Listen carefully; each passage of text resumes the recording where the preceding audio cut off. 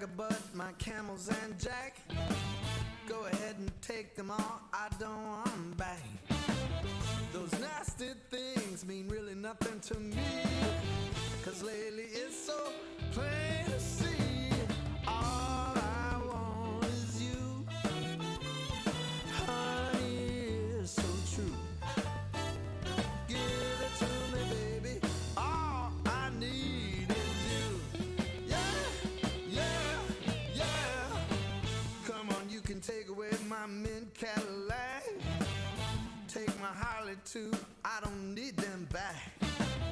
I got an engine, Lord, it runs so right. As long as I get your loving each night, all I want is you, honey, it's so true. Give it to me, baby, all I need is you.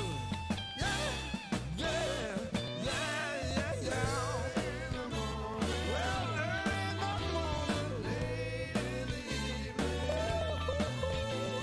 right around noontime, right about noontime, baby, 24/7. Give it to me, baby, all I need is you. Yeah, yeah, yeah.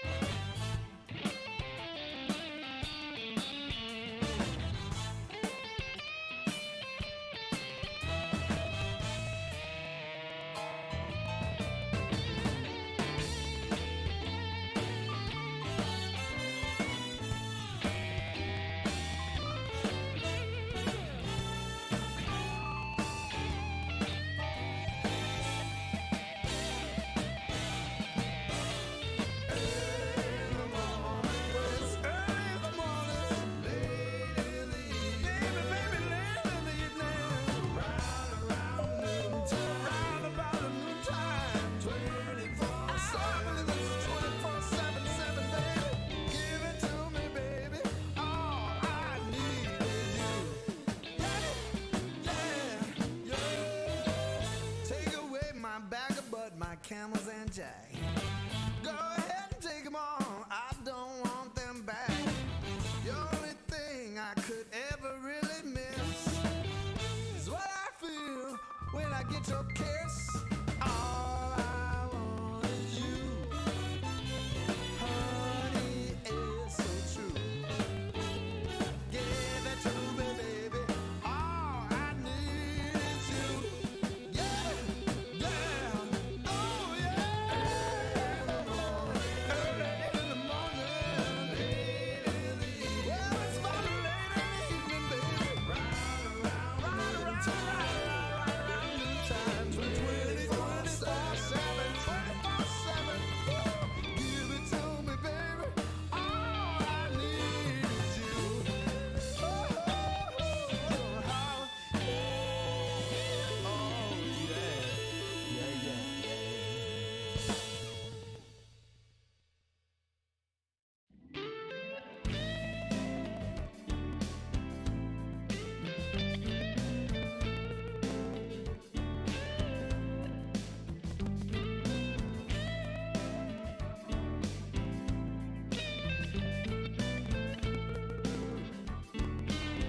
I've been running from a dark cloud.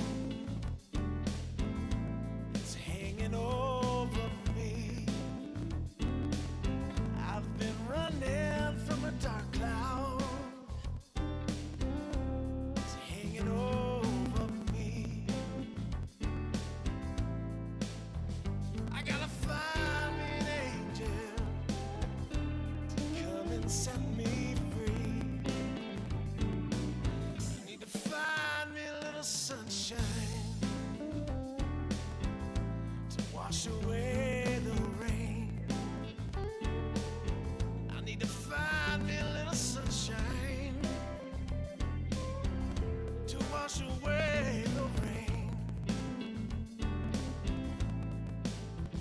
It's the only thing I know that will take away the pain.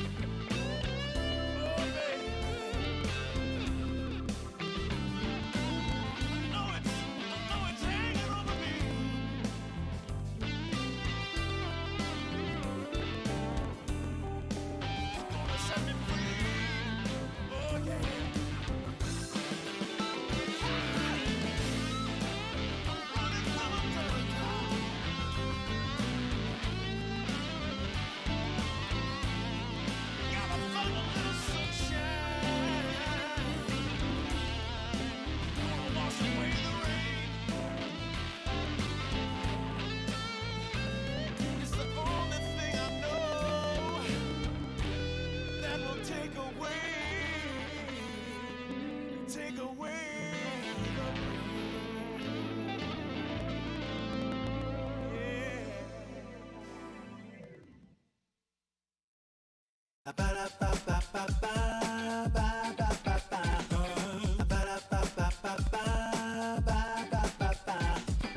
If you wanna get with me, all you gotta do, call me when you need me, I'll be waiting for you.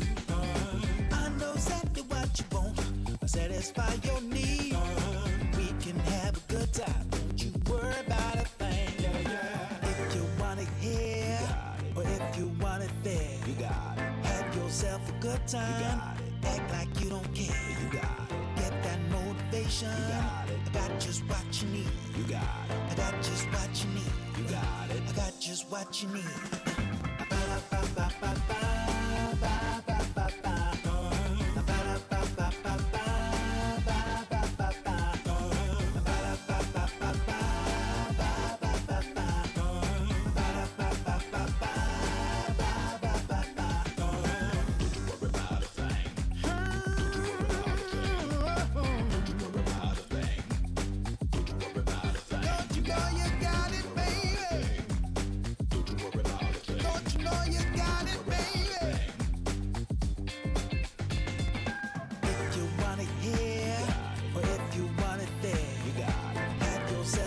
Act like you don't care. You got it. Get that motivation. You got it. I got just what you need. You got it.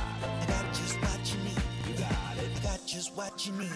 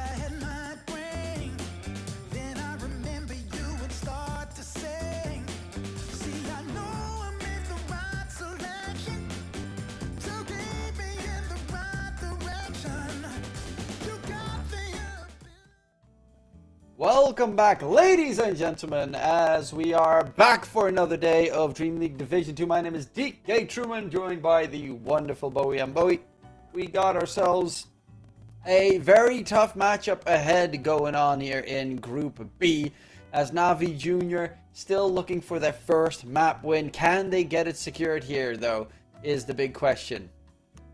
Yeah, I mean, it's going to be hard. Looking at the Navi results, they have not been very promising, which, you know, makes sense. The old Navi Junior became the current Navi roster, and this seems, I mean, I really like what Navi is doing with their, you know, secondary teams, just fostering new talent and building them up, and that can take time.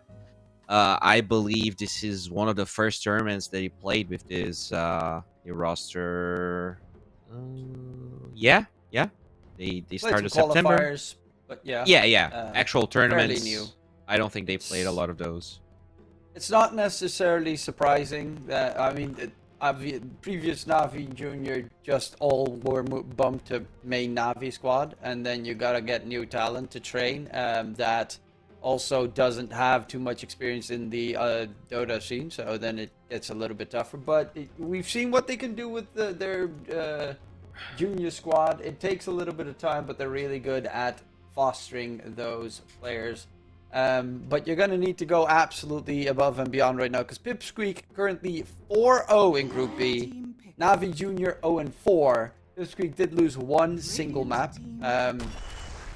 They lost one map against Hunter Z, and for the rest they have won all their matches. Navi Junior has not won a single map. So based off of just those statistics, Bowie, I don't really expect Navi Junior to have the biggest of shots.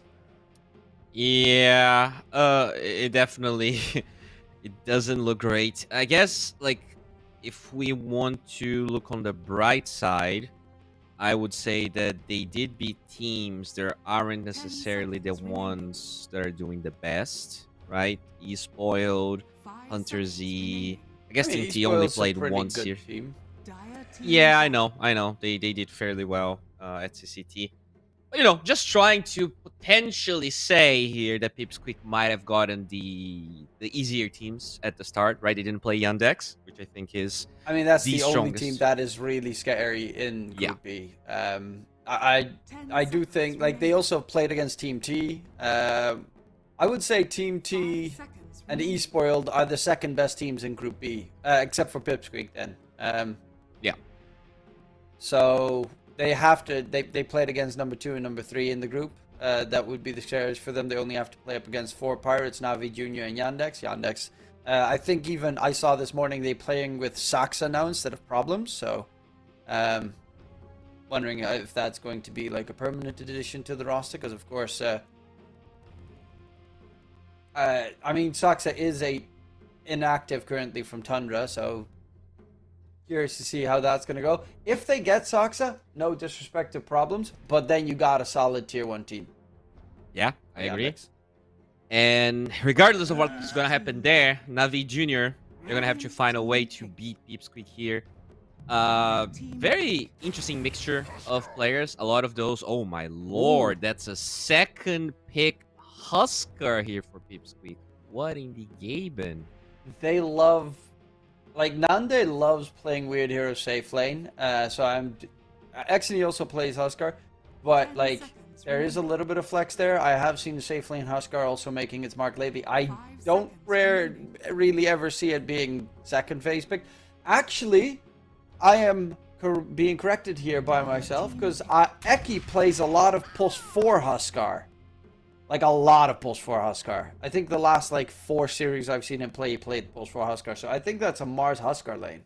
So they played 2 Husker games the last month, and in both games it was an Eki hero. So you are right in that sense. I don't think that for now we don't really have any data to indicate they would flex this to another role, but yeah, very curious. Maybe, you know, they're playing against Navi Junior. It's a BO3. They feel like they're the favorites. They want to try some stuff out. And speaking of trying stuff out, Spirit Breaker. I have not cast this hero in months. I've seen a couple of them. I have casted 1 or 2 over the last month or so.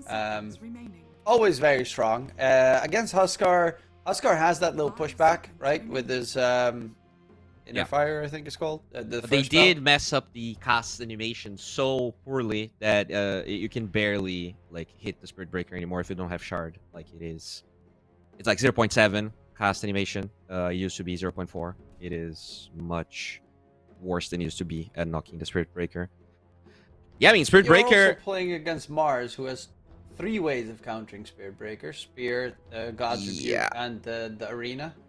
I very much do not like the Spirit Breaker pick, but you know, maybe they have a specialist here. Looking at just competitive data, 10 games, so one of the lowest pick heroes in competitive at the moment, with a 50-50 win rate. So might be good, might be bad. We're gonna figure out.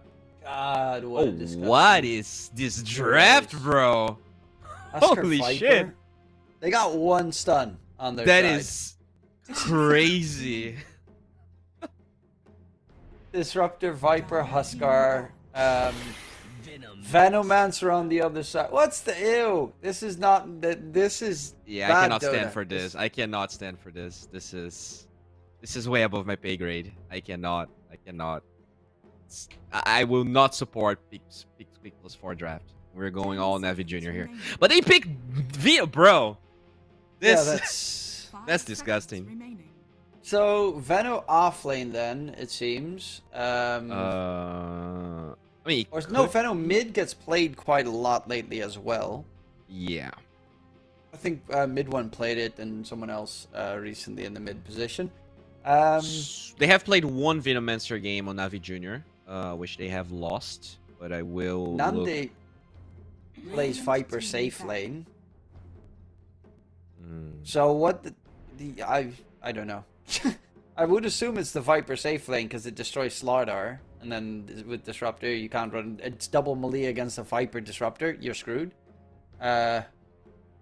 So the Venomancer game that they played yesterday, actually, it was 5 seconds remaining. who played the Venomancer here? It was a Crowlash Venomancer. So I think this is just a 5v now. What are they playing? Core Bata then? Yes, could be mid bota. Oh, Korolash is their offlaner, by the way. Oh, okay, yeah, he was drafting, so I just assumed. So it is offlane. Okay, Venomancer. then offlane Veno. Mid slaughtering to a Viper? That sounds even worse, Yeah. though. I mean, that's because I think Nande also plays Viper. Like, that's the weird thing. Nande plays so much. He's been in the scene for way too long. Yeah. 10 seconds remaining. I don't know how they could just always still put the So, Huskar mid. That's always They still also there. play a slaughter with QBC, GBC, which is their here mid. So they did play a mid slaughter game 2 days ago. So this could be mid slaughter, 10 seconds. offlane Venomancer, Snap 5, Spirit Breaker 4, right? 5 seconds remaining. Okay, and then you'd have, as you said, the Slaughter versus Viper. Then you'd, because last pick is for Pipsqueak, they just put the Viper mid and you win mid, easy peasy lemon squeezy. And then you. Well, just they are put banning some, carries, so they do feel like it is going to. That's the hero they're missing here. Well, Navi Junior definitely needs a carry. Can you play Void here? Like you don't care about Arena. You get destroyed by Huskar in lane if this is a +4. 5 seconds remaining. Like, that's the thing. You have Snapfire, which is kind of nice, but Huskar is really annoying with the Burning Spears in lane. Yeah, you don't really time walk that damage effectively. You can't really TA either. Radiant team pick. Well, they're going. Oh, okay. That's I mean- actually not too bad, all things considered. Yeah, with the exception of Mars, you do very well And against Viper everyone Strike, else. but yeah. Yeah. Well, you're still gonna be dodging, right? You don't really have any dispel for the wind run. Yeah, that's true.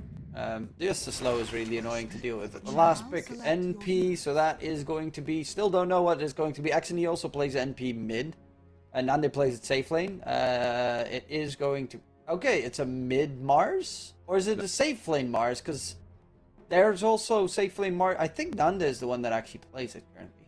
Yeah, he's playing safe lane Mars. Okay, this is such a weird draft. This has to be one of the craziest drafts we've cast in so long. Okay. So yeah, it's a mid slaughter on the enemy side with the Venomancer off lane Spirit Breaker 4. Is wait, I'm mid and gonna- P, by the way, against the slaughter. I'm quickly gonna have to check one thing on the side of. Where is it? Where is it? Palantimos. Is his second name Yayo? Ah, yeah, okay, that is Palantimos. Yeah, so it is Viper off lane. I was just making sure because I know Palantimos is on Pipsqueak, but his other name, I guess, is Yayo.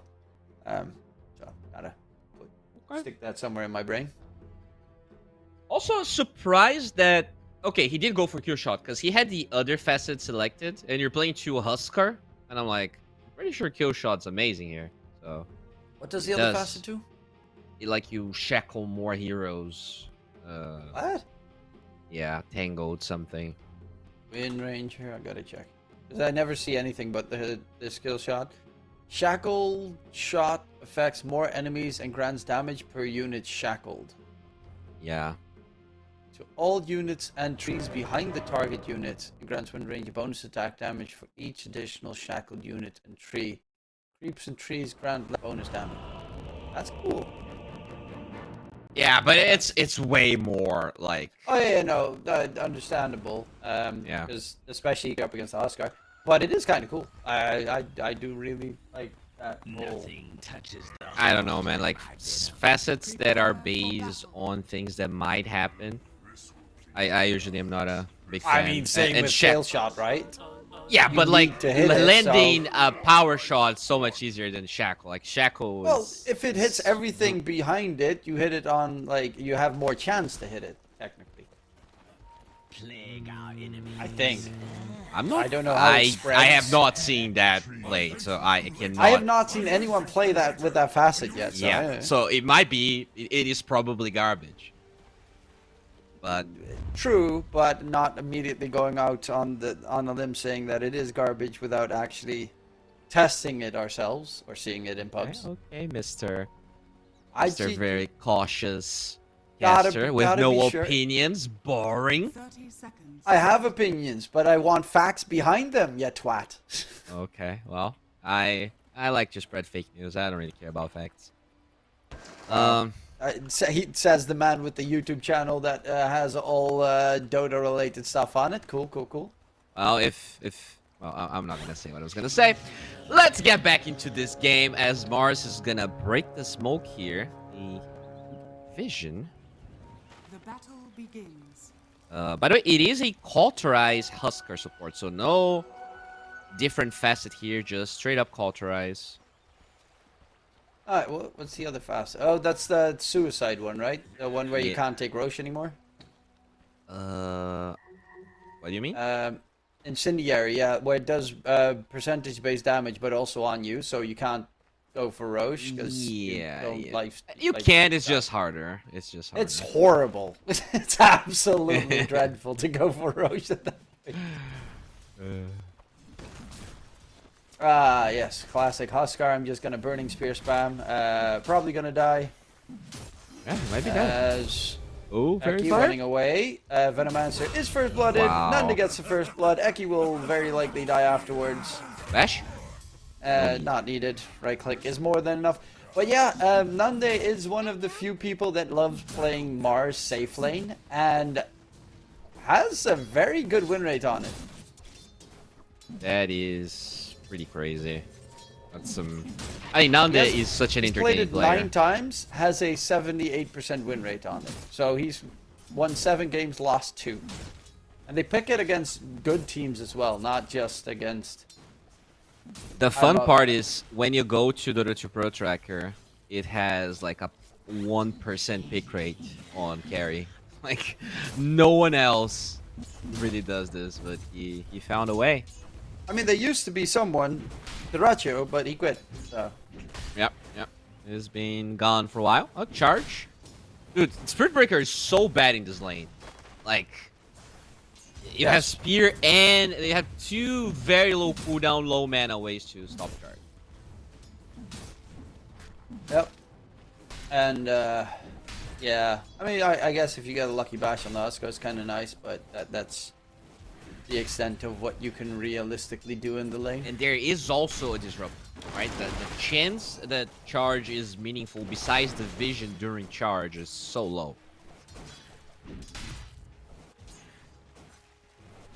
Currently in mid lane, it's an NP versus Slardar. Slardar has the advantage, of course, of being melee and reasonably tanky in the early laning stage, so should be fine. Also has a bottle that will help him to try and sustain in the lane. The only one that is really struggling is that Venomancer. Unsurprising, just got right click down at level 1.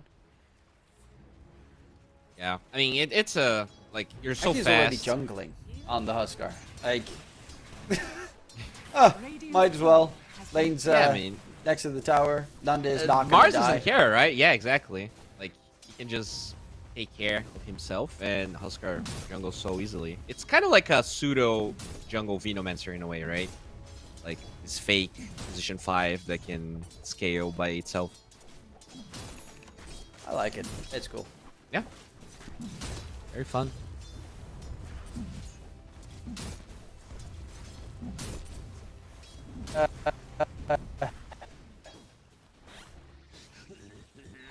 Yeah.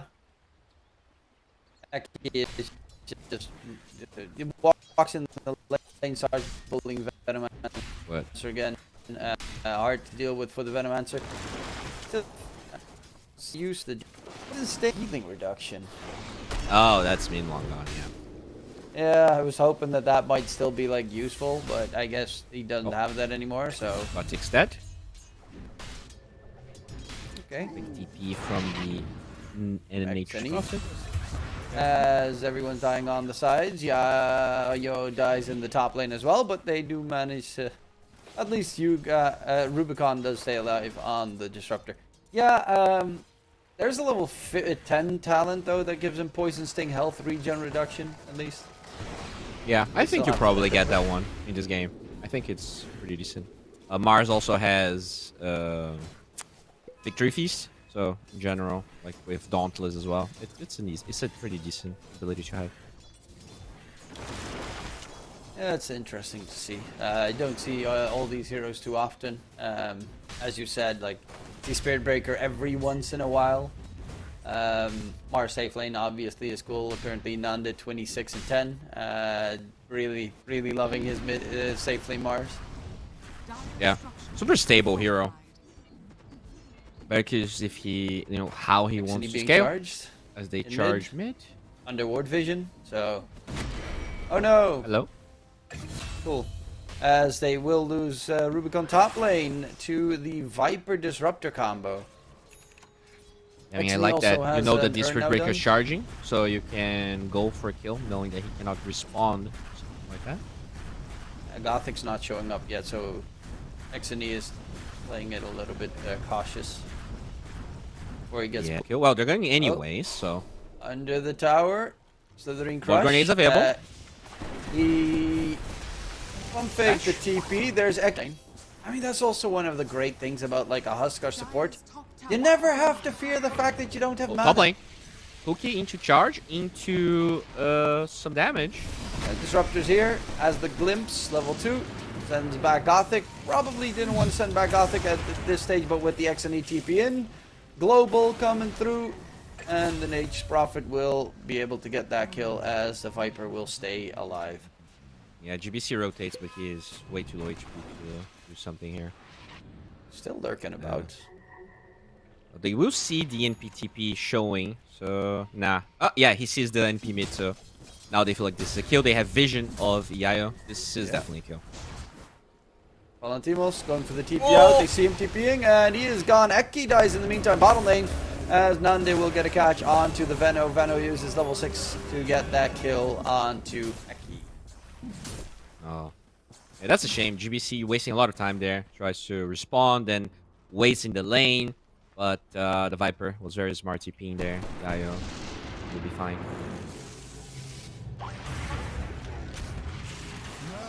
Exony closing in on the Spirit Vessel. Nande top net worth by almost 1,000 gold of anyone else. The second place is Krola, the Venomancer. So that's sorry, the Venomancer. That's actually pretty neat. Kind of does the same thing as support Veno does. Just summon a lot of those Blade Wards and farm jungle camps. They stole the Wisdom Rune, which is very sad because the Snapfire was extremely high level. And now the Disruptor is 5.5 minutes 7, which means we're gonna see Static Storm extremely early in this game from Kidaro. Oh, they find the Wind Ranger. No arena. Rubicon on the run, but there's the TP coming in. Glimpse back as well, which might have actually not been the best of glimpses. Does he get away? Viper Strike, yeah, he's dead. Oh, no. They also catch the Spirit Breaker. He's going for the TP out. We'll get the TP to safety, but yeah, Wind Ranger is struggling. Eki in the meantime on that Huskar, almost level 6. Oh, they want to get more mid. Yeah, he's dead. Exony, and he gets some help. The Sprout keeps him alive for a little bit longer. The charge comes in. They get the full vision. He's going to get taken down. Iaio, Palantimos is here. Going for the Snapfire. Can he get the dot damage in? Sure. Okay, are they going for Viper? Yes, they are. Power shot comes through. Double kill for GBC. And yeah, they do manage to get a good turnaround there for Navi Jr. Okay, that was pretty good. Like, they separate the enemy team. They kill Viper and they kill 2 cores. This is awesome for the Slaughter. He is recovering despite his CS being bad, he is pretty rich. And they're looking for Nande bottom. It's 5 heroes heading towards the tier 1 tower bottom. Does have the arena. Is also level 8, which is pretty high level. GBC. Slardar catches the Mars. He's going to need help. TPs are coming in aplenty. Mortimiscus is coming up from downtown. The Mars is going to hold him in position, at least with the arena drop. But they're looking at multiple targets here, charging for the fight. Exony, they're going for the Snapfire, but Exony is dropping low to the Wind Ranger. They're losing their lives on the Radiant side, and a big fight here comes out for Na'Vi Jr. Triple kill for the Venomancer, and they try to take this fight into this extremely strong Slaughter, and I am honestly very surprised. Like, when you look at the heroes for Pipsqueak, they are very strong in the early game, but they are still not able to win this fight. Like, I mean, the big part is, you know, the numbers advantage was not on their side, but still, I'm very surprised that Na'Vi Jr., at least so far, is making this extremely competitive. Yeah, they're rotating nicely. Nande kind of knew what was coming, but still got caught off guard behind his tier 1 tower. They take the tier 1 tower. Top net worth now is the Venomance of Krulkash. GBC third. Rubicon as well. Like, he gets his ulti on the win rate on the Nate's Prophet, and the Nate's Prophet can't do anything at that stage. He's just a sitting duck. And I honestly think the one thing that they just really need to do on the Radiant side is farm at this stage, because they do have insanely dangerous late game. Oh, GBC caught in mid. As Palantimos comes in with the TP, but a good charge from Gothic keeps the Slardar alive. Yeah, very patient from GBC. He wastes the Viper TP to get the Zithrin Crush, just because he knows that it's better to stun the Viper than the Disruptor, and he lives. At the end of the day, you know what surprises me the most this game is the last pick, Nature's Prophet from Pipsqueak. Because if there is one hero that's weak against what Na'Vi has, is Nature's Prophet. Slaughter, Charge, Wind Ranger, Kisses from Snapfire. Considering how many NP counters they had, I'm surprised that that's the last pick they decided to go. I think it's more of a comfort pick, trying to help anywhere a fight would break out. Kind of a situation, but yeah, I do agree it's slightly interesting that they went that route this game. Yeah, I mean, we'll see. Maybe it still pays off. He already has a vessel completed. So, smoke on smoke situation as the Blink Dagger debut from GBC has to be utilized. Oh, they fight 2 heroes here. This is huge. And charging inside, so Marina catch comes in. They're gonna go for GBC. They're fighting in 2 different areas. GBC dropping low. Darrow doesn't have the mana. Now he does have the mana for the glimpse. They take down Oh, he gets boost back. Nande power shot taken out, and GBC does die to Kadaro, but they're gonna chase in for more as the Nature's Prophet has the TP out, and Kadaro is dead once more. 4-for-2 trade. Another huge teamfight victory there for Na'Vi Jr., as they are struggling against all of this magic damage. Snapfire, Mortimus Kisses, the Venomancer with the poisons, the Wind Ranger with the power shot. Has just been too hard to man fight into. The big problem here is you need a pipe. And Viper doesn't farm fast, and he's not a pipe hero.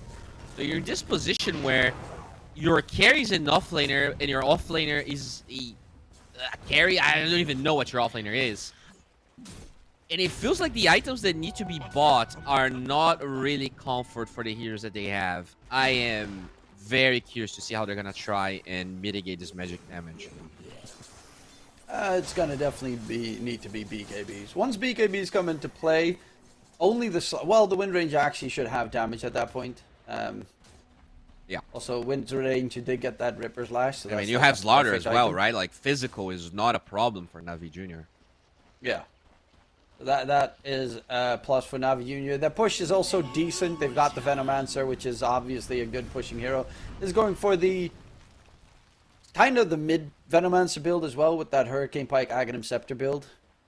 Throw it a lot of dots. At one point you also get the Skadi, and then you have so many nasty dots and a lot of damage. Especially against the Huskar, you're going to need a Skadi at a certain point in the game. This is going to be a more interesting game than I expected here. When you look at the odds, they were definitely not on Navi Junior's side, but they are definitely proving to be quite cheeky with this draft that they cooked up. Yeah, Radiant's it's middle tower is under attack. a lot more problematic to deal with than they initially expected. Dire are And that's with Pipsqueak stealing the Wisdom Runes, and they're still like that was such an early Static Storm available. All of the supports had their level 6s. I guess, maybe a lot of this comes down to the Huskar support, right? Like, he has an armlet. I understand that, he might scale later on. But so far, I can't really say I've seen the impact.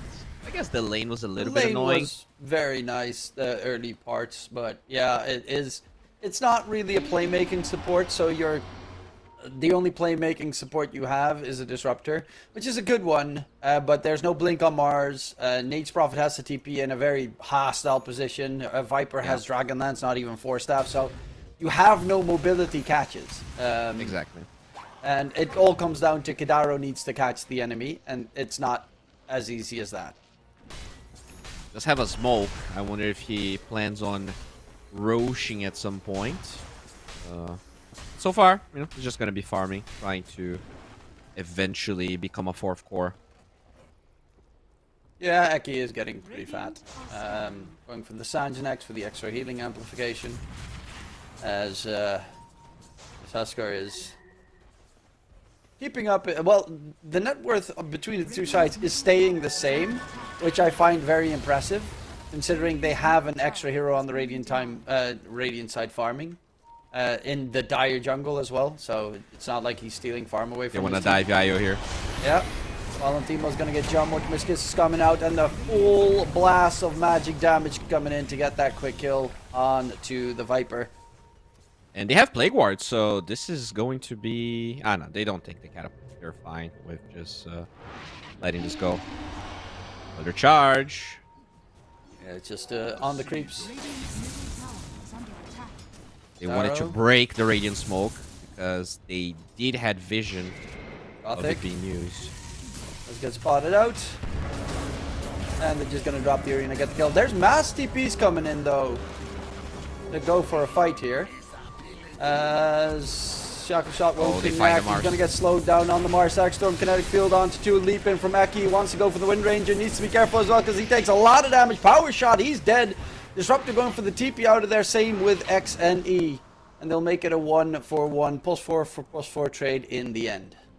Yeah, but a lot of cooldowns being used here for Pipsqueak, which means they are going to lose some map control. There's no real pressure that they can apply with Static Storm Arena being down.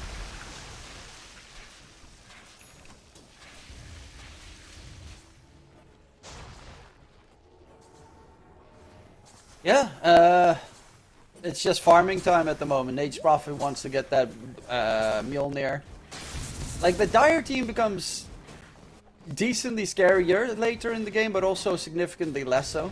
It's once BKB's on the Radiant side of there, it becomes less of a problem, but BKBs are going to take a long time. Glimpse catch onto Venomancer. It's a big kill if they can secure it. X and E does need to be careful. They're going to leap forward. Power shot in. The kill gets secured. And Slaughter's they're here. going for the Disruptor, chasing for more. Palantimos tries to get the damage in onto Spirit Breaker. Nanda doesn't have his arena available. Spirit Breaker is going to die. Nanda with the spear away, but the Slaughter is obnoxious. Palantimos going for the TP out. Does he get the TP away? Power shot not going to finish the job, as they do manage to get Palantimos out, but they lose again a 4-for-3 trade. Every single engagement favors a Navi Junior here. Yeah, and I mean, the thing is, you're talking about, once they have triple BKBs, they're fine. They are not building a single BKB. Like, the only hero that has it queued up is Mars, and he has Radiant's middle tower 200 is under gold. attack. So, how long can they keep up losing fights like this? Because, as you said, they can Roche on Navi Junior. They have the minus armor. I feel like the next fight they lose for Pipsqueak, it's going to be an Aegis into even more map control being taken away. They do have, well, they didn't have Arena in that previous fight. I think the Dire had everything there as well. So that was a little bit of a problem. But he also has the Blink now on the Mars, and that was kind of what they were lacking on the Radiant team. They had Huskar leaping in, which is not ideal, because then he just gets a little bit of damage. And that, honestly, the Wind Ranger doing a lot of work this game, but does exactly about the same that a support Wind Ranger would have done. It's literally, Power Shot is king here. Yeah, it's so strong. Dire's Like you have middle this tower is under insane amount of magical damage that isn't really mitigated by any magic resistance. Charge. Smoke. To Palantimos, Axstone Connect Field does get thrown out. They get the catch onto the Slardar, spear him in. Stunned up, going in for the Spirit Breaker next. Can they kill him off? The Mortimer's Kiss is coming out though, and they need to interrupt it. Exony is going to for the man fight. Hurricane Pike immediately TP's out. And the Radiant team needs to disengage. Nande, spear away, misses the spear. Gotta be careful of the Power Shot. Is hiding behind a random tree. missed Power Shot. Palantimos is still man fighting here in the area as the Venomancer is dropping very low, jumping from Nande. They get the kill. Exony also steepied back into the fight. Power Shot. Power Shot not going to connect onto Disruptor. And this time, though, it is going to be a very big win for the Radiant team as they do manage to keep the Mars and the Nature's Prophet alive. Yeah, the big problem that fight is the lack of BKBs on Navi. Like, this Larder initiated a little bit too early. And, you know, he got Static Storm, doesn't get his Leading Crush off, and he just died way too early. He is a big part of their damage, a big part of their control. I think for now, maybe Navi Juniors should relegate themselves to either getting pickoffs or finishing GBC's BKB. Well, Eki, in the meantime, he does have that Sange done. Is getting the BKB as his next item. Mars is building a BKB. Palantimos is going Blade Mill. Actually, it's a really good Blade Mill game for the Radiant side. Dire going for the Tormentor top. And in the meantime, they're going to go for Roche on the Radiant side. And that's a trade-off they're willing to make. Tormentor for Roche. I mean, this is pretty slow, actually. They are scanning this. They might be able to do something about it. They have tier 1 bottom. They have pieces in 20. Yeah, no, they're not even attempting it. Their Experience Shrine is spawning soon. That's going to be their target instead. Yeah, get tier 1 and Experience Shrine. That's a fair trade. Radiant structures are And Nanda gets that There you go. Aegis. But who got actually... Okay, Bara got the shard, so extra charge of darkness movement speed. Oh, it's okay. Especially once he finishes the Shadow Blade. That is the one way to prevent glimpses and the charge itself from being cancelled. Dire's middle tower is under attack. And the Experience Shrine will be Kadaro? picked up on... actually, Kadaro a little bit too slow with trying to get that glimpse off. Radiant's top tower is under attack. Honestly, if he just dropped the Saxon Kinetic Field on... Oh no, Bara did have a great healing load, so he would have probably survived, but it could have gotten a bit dicey there. Radiant are scanning. Yeah. I guess they just don't want to force the fights. And P also didn't have TP ready, so couldn't really assist in that fight. Dire's bottom tower is under attack. Nanda is... Ag's done, by the way, going- on the Venomancer. Is Nande going BKB or is he going Deso here? I think you bided me through Hammer, and, you know, and you get a feel for the vibes as the Snapfire vibes. Amplified damage rune as well on the Mars, plus that Aegis. It's also fun that they have a Husker in the team and the Aegis goes to the Mars. But it would be very weird to give it to the Pulse 4 Huskar, who is... I mean, currently you also have Spearbreaker, as Shadow Blade is done. That is a Silver Edge potential hero, so you will have a possibility to get that break. Ooh, Nande. Spots out Gothic, but no detection. Yeah. They're gonna keep farming here. The BKB for the Slaughter is finally done. But unfortunately, into an Aegis, you don't really want to 5 versus 5 anymore. It is... I'm actually curious, do you prefer the current Huskar Inner Fire or the old one with the disarm? Honestly, like as a player or like as a concept? Both. I think the other one was cooler, to be completely honest. I really like this arm. I think, you know, he's a brawler. It made more sense to me. I get that, you know, the silence is good. You can like buy a blink. I think it definitely makes support Husker a bit better because you can buy blink and silence people. You know, it can be good against some heroes. But I feel like it's a bit wonky. I prefer the old one. Slaughter does have BKB now. Ags on the Venom, as you said. Walking up the high ground. They're trying to scout the area out. They find Exony on the side. Take him down, and that's a big kill. They're still looking to continue a fight here. Oh, Eki with the kisses as well. It's gonna hurt.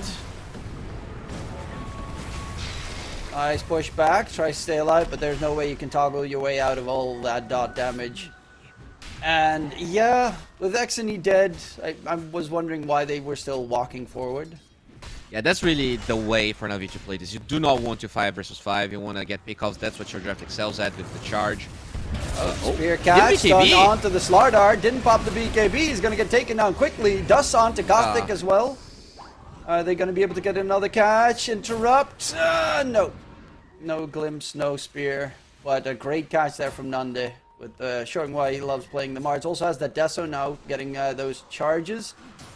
Can't get the stun onto Rubicon for the glimpse back, but it is it's still not a safe game. Yeah, definitely not. And you did ask, Nande did finish Desolator, has 2 charges now. So going for the... I do feel like they have a damage problem on Pipsqueak, so you know, you can... when you have the Aegis, you can argue for the Deso. The problem is they never found the fight that they wanted to, you know, make this purchase worth it. So I wonder what happens once this Aegis is over. I feel like Navi is not going to be shy at forcing fights again. Yeah, that is really it. The BKBs on the dire side keep them very survivable. There are some tools. The Viper Strike especially is one of the more obnoxious things to deal with. Speaking of Viper, is going for the Aghanim Scepter build, which also, back in the day, used to disarm. Now it does attack speed slow. Yeah, it's just about corrosive, right? Because you get like more... You just want to maximize corrosive skin, because he went for caustic bath. So you just want to nether toxin and slam into your nether toxin and just bathe yourself like a little pig. Oh, Aegis is gone. Not done just yet. Doesn't get to blink out. Get to jump away. Arena onto 4 enemies, but he needs to get some help quickly. Gothic is going to get taken down in response, but nice 2-man. Initiation. And the BKB from GBC is looking for targets here. They're actually diverting their attention completely. They're dropping pretty low on the dire side. A lot of spell reflect, damage reflect coming out. Eki from the side will get the kill onto Yuga, but again, a 3-for-2 trade favoring Navi Jr. with Nande, Aegis, and first life gone. Yeah, that's... It kind of looked a little bit dicey in the middle there, with GBC not really playing with the team, just zoning the Disruptor away. But it did pan out. This Wind Ranger's just doing so much freaking damage. Kinda crazy. I'll be honest, I was not a believer of this hero at all. And for now, at least. I mean, it is one of the best Wind Ranger games I've ever seen, because you never get to see Huskar Viper in the same team with no dispels against your Wind Run. But still, you know, it is looking good. That's one of the better ones, definitely. Obviously, a hero that also gets very scary in the ultra late game with Focus Fire Advanced cooldown, for instance. Oh, charge in. Gothic continues, but look how fast he is. Dusk gets thrown out. Doesn't really care. He's already out of there with the bulldoze and that bull rush facet. Honestly, I wouldn't even be mad about getting the Wind Run cannot be dispelled. Because how do you ever have the damage to kill this Wind Ranger if Wind Run is just going the whole time? Like, and he even went for the Wind Run cooldown. So, in my opinion, I would probably just get the other one. I feel like she's just unkillable this game. Yeah, BKB makes it significantly harder to kill.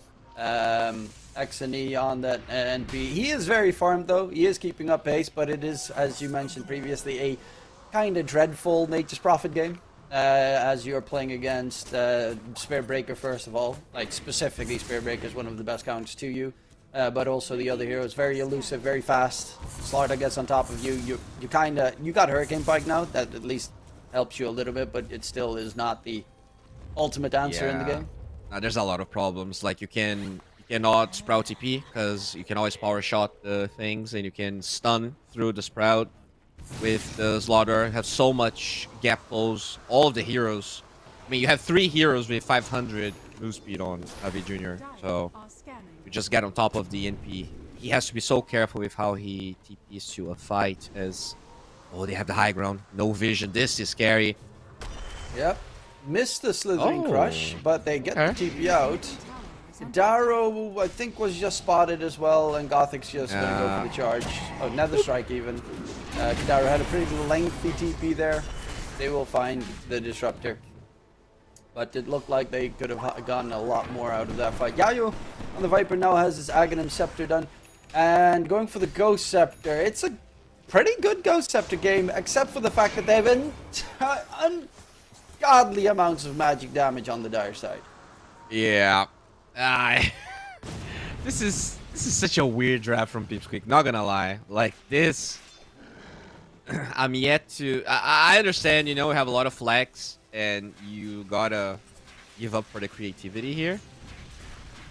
But yeah, the draft is just really hard to execute. Like, offlane Viper, support Husker, there is a lot of very unique ideas. And when you add all of those unique ideas, you know, having a little bit of flair in a draft is always nice, but they might have overcooked the steak in this one. Yeah, it's still early days, obviously, and it's I mean, not even the if first they time win, that Navi like... Jr. has let a advantage go. True. No, I'm fine. Like I'm not saying they're not gonna win. I'm just saying that you would expect. Oh, Nanda! Oh my He's just lord! dead. Didn't even pop the BKB there. Eki going for the TP immediately afterwards. Kadara, they're all trying to disengage. And they only lose Nanda, but he's dead for 60 seconds. No buyback available, and that should be a tier 2 tower bottom lane gone. And yeah, he jumps in, immediately gets hit by the bash into stun lock, control, dead. And Rosh is up, and they did scout it. So yeah, this is also Roshan for Navi Jr.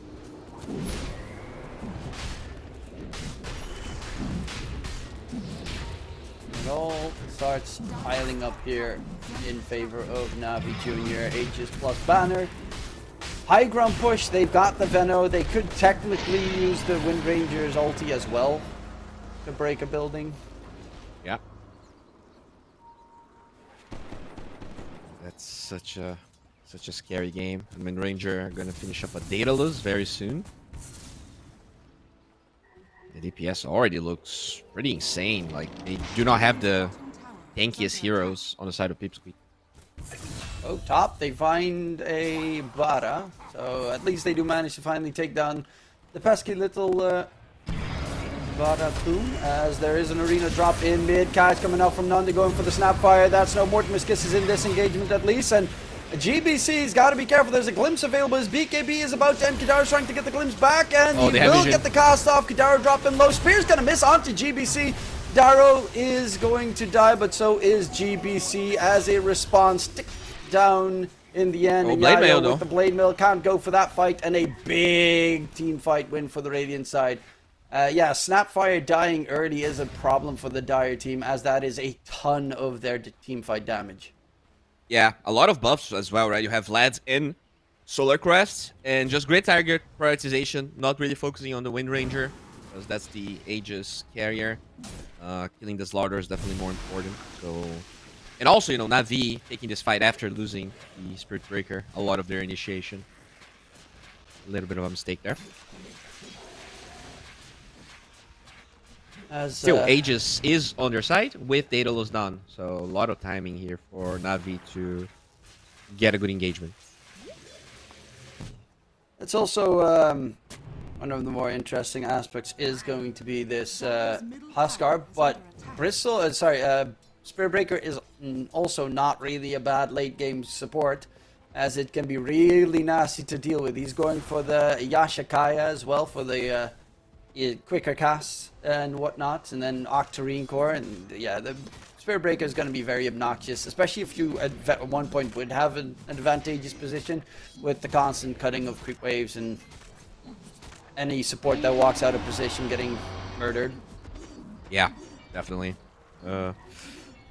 Can be super annoying in the waves, but you can also hunt for supports. There's Kadaro. There's an MPT being right back in though. Gothic does get the cut out of there. There's going to be a catch onto the Wind Ranger. Can they kill him off? Select Storm comes out. Wind Ranger doesn't want to pop the BKB. Has that. Aegis still left. Leaping from Eki. They're going to pop that first life. Eki, does he manage to get away? The charge is going to get interrupted. Gothic dies, as does Palantimos. And they're going to try and disengage on the Radiant side. Look at the slows. Nande, can he get away? He does have that blink. Glimpse. But no. Nice glimpse coming out. As Nande needs to get over the edge. Will be able to get over the hump. Exony pops the BKB going back in. Nande gets the damage out of there. Exony dropping very low. Power shot's not going to connect. Nande dropping onto the Radiant high ground. He goes trying to armlet toggle his way out to safety, but they get everyone as they dive deep, and the constant damage keeps slowly dropping with those pesky Venomancer dots and the Wind Ranger with the long range power shot spams. Hard to deal with here for the Radiant side. I mean, this is just like this game is unplayable for so many of Pip's quick heroes. Like this Huskar, he cannot man fight. Like he's extremely farmed for a support, but he pops BKB and dies to a power shot. Then you have this NP that cannot show, or else he gets charged, then crushed, and bashed into oblivion.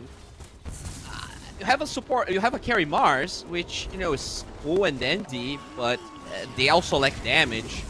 This is a really hard game for a lot of their heroes. Yeah, Like, you could argue that they're playing better than Navi Jr. Navi Jr. made a fair amount of mistakes this game, but their draft is... It just feels so much better to play. And it is looking very tough here. 11k net worth lead now for the Dire side. Wind Ranger is almost done with the Aghanim Scepter as well. So then you get the Wind Run reduces physical damage taken by 45% and grants invisibility that is not broken by attacking or casting spells. So that is going to be pretty tough. 25 is almost reached on the Wind Ranger. And then it's going to be hell to try and kill off this Wind Ranger. Yeah, I mean, if you go Ags, you're 100% getting the... Windra cannot be dispelled, because now, I mean, we were saying that she was unkillable because of the evasion, but even if you can hit her, 45% physical reduction. It's just impossible to kill Rubicon, and you know it shows. He's 15-3 arena. Well, they find Snapfire roaming about, so they at least got a kill for their trouble. Tormentor is up, so they could try and take the gateway and get a Tormentor. Okay. Oh, one big one that is coming up soon, though, is the Huskar Aghanim Scepter getting close.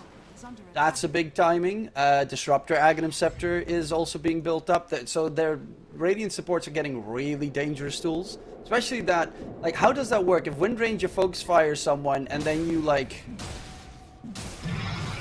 wait. taunt the Wind Ranger, what happens? Does she... Huskar eggs you? Huskar eggs out you? Yeah. You don't attack anyone. Like, you don't attack the Huskar, but you're just standing still as the Huskar hits you. Okay. Well, you know. Yeah, because it's kind of like you're dueled, right? You're just... cannot attack someone else. And let's see, Viper going for the Shiva's Guard, wants to get some extra armor. In the meantime, Xne, he's going for the MKB against the Wind Ranger, so that they at least have someone that can hit the Wind Ranger. We haven't really talked that much about this Venomancer, but he's also breaking 25, so we're gonna get the Plague Ward talent, and he has a Scotty. Like, he is obscenely farmed, and he just counters so much, right? You have all of this health reduction coming from him, as well as just all of these extremely strong Plague Wards that he's gonna be spreading through the map. The Venomancer's really showing why they picked it in that off-lane position, as he has been very dominant this game. Honestly, I'm not even sure if you get the Plague Ward, because yeah, the I was other also talent, thinking the other talent, Yeah. 200 attack speed reduction. insane. Is And it a spreads lot. because you have eggs, right? So, I mean, it's from the ulti thing, right? Not the plague. Yeah. oh, you're right. You're right. Still, though, 200 attack speed. That's true. It might not be worth it, honestly. It's only 5 seconds. I think you can still get the other one. Yeah, I can see either, really. Radiant's top I tower would is assume the under play attack. wards is just easier, especially if you're going to try and go take down the rats. Yeah. Exactly. Scar Ags is now done, but as you said, couple of seconds in the fight, then a power shot kills him. They find Nande as they go for Exony. He's just dead. wow. I mean, he's Oh, fighting my. right outside of his high ground. Nether Strike in onto the Viper. Static Storm Kinetic Field drop comes in. Eki gets the duel going onto the Slider. The break is there as well. Slider trying to run away. They've dropped the arena, but they already lost pretty much everyone. And honestly, this might just be game. Yeah. Viper level 25 now as well. Venomancer. So they got all the tools to finish that. Is going for the Noxious Plague Aura. They don't have Reduces attack waves speed, but because of the NPOT, but they will come. They will come eventually. Disruptor is cutting the creep wave in mid. Yeah, but top's coming, so they... Oh, they're going throne. All right, look at the balls on these guys. Yeah, Radiant's middle their pushing power is pretty solid. There is a buyback on Nande. Has to use it. Disruptor is First one by. close to his Ags. If he sells his magic wand, he does have Ags available. Yeah, but they need more people, right? Buying Ags here, you cannot win a fight even with Ags. Like, you would need more damage. Going in onto Disruptor. Oh, He's dead. Lord. Now he immediately buys back and they're going to go for the Ancient. There is a fortification available. Radiant's What? is under attack. Huh? Wait, what? Why does Wind Ranger not get pushed he- back? They call GG. They fortify, Do you drop the arena, and disjoint? call GG at the same time. What the hell? Felt like he disjointed Spear, right? Yeah, I have not seen that interaction. that was kind of strange. But yeah, it is Na'Vi Jr. with their first win in the tournament against the top team in their group, where Pipsqueak does get taken down, and Na'Vi Jr. The Venomancer looked absolutely fantastic. Wind Ranger as well from Rubicon, and honestly, Pipsqueak, they let the ball drop so many times this game. Like Exony at the end there, standing in front of his high ground instead of on his high ground. Yeah, not the greatest of plays coming out from the Radiant side, but great job from Na'Vi Jr. It is tough for them to still advance on. We'll have to wait and see if they manage to win this series and maybe make the impossible possible. But that was the first of this best of 3. We're going to go towards a short little break, and we'll be right back for game number 2 after the break.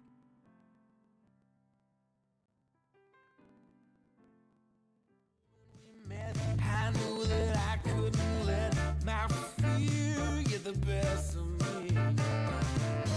And every moment since then has proven time and again that we're exactly where we're supposed to be. Yeah. Oh, won't you take a chance on me? Ooh, oh, won't you take a chance on me?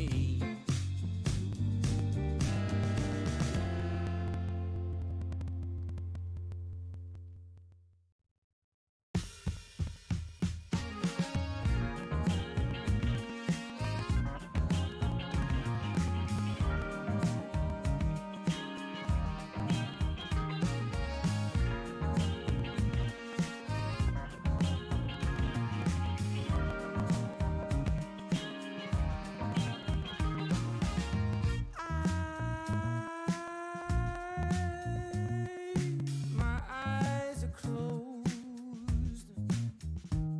so long after the sun comes up. We do a dance in the dark, down the hall, pictures fall, even the neighbors call. But then you rip out my heart, every artery, a part of me. Ooh. It's obvious to me that you love to watch me bleed.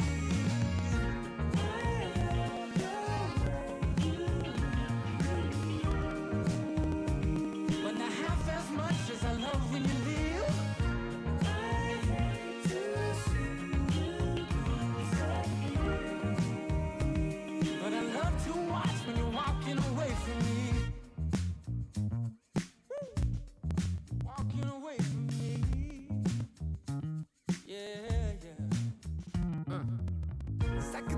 anything you want. I could be anything you need. Baby, tell me it's something real, and I'll give you everything. Every now and then we can smile. You know I can't help myself. They play around with me for a while, keep tearing me up until there's nothing left. Ooh, it's obvious to me. Yeah, you love to watch me bleed.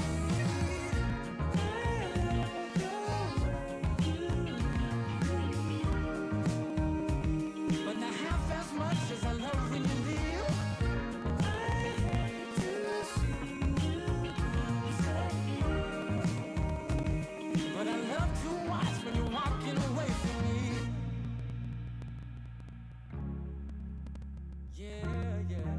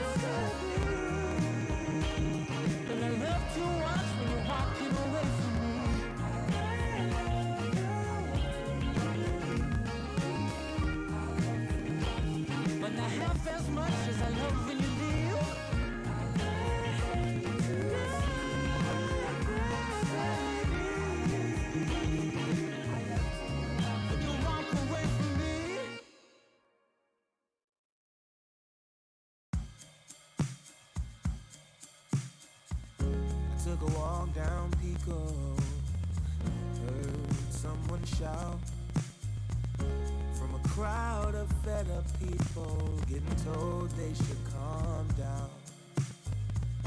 Didn't wanna fight, but the tears that fill their eyes are brought by the people sworn to preserve their rights. Oh,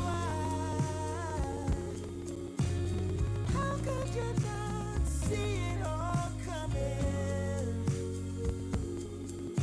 Stuck in our ways and running out of time. Time to change. We've got to at least try. But what will they do when the people are stepping out of line? Oh, oh now, oh yeah. What will they do when the people are stepping out of line? By the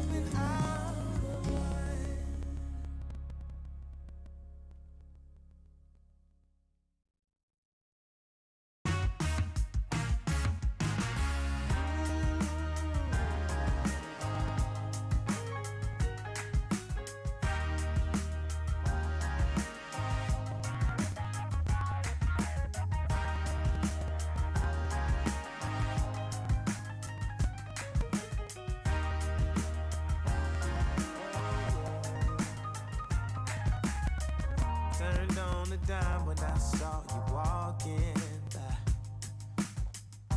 Something about you caught my eye, yeah. Ain't trying to waste my time, just standing in your line. Gotta take a shot before you pass me by. So you wanna be alone for a minute?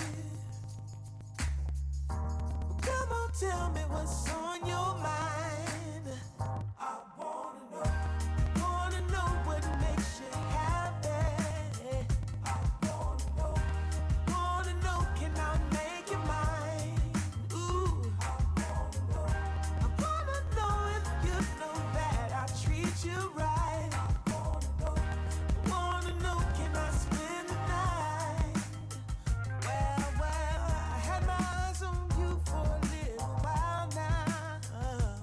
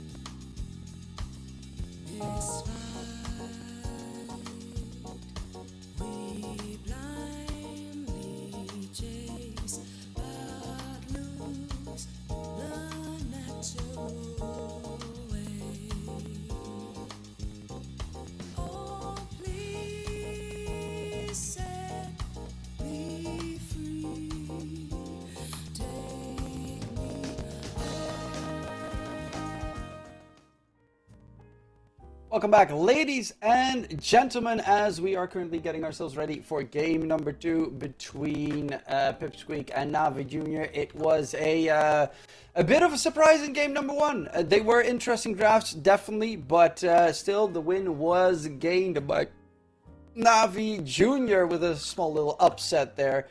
Yeah, looking forward towards map number 2. Are you expecting another one of those very interesting drafts? I think we're gonna get to see something a bit more cohesive, maybe, from Pipsqueak. Like, considering how weird of a draft they had, it was pretty impressive that they made it look quite competitive at times. But in my opinion, it still felt like they were the better team, even though they lost. And to me, it's just about flexing a little bit less. Like, they were...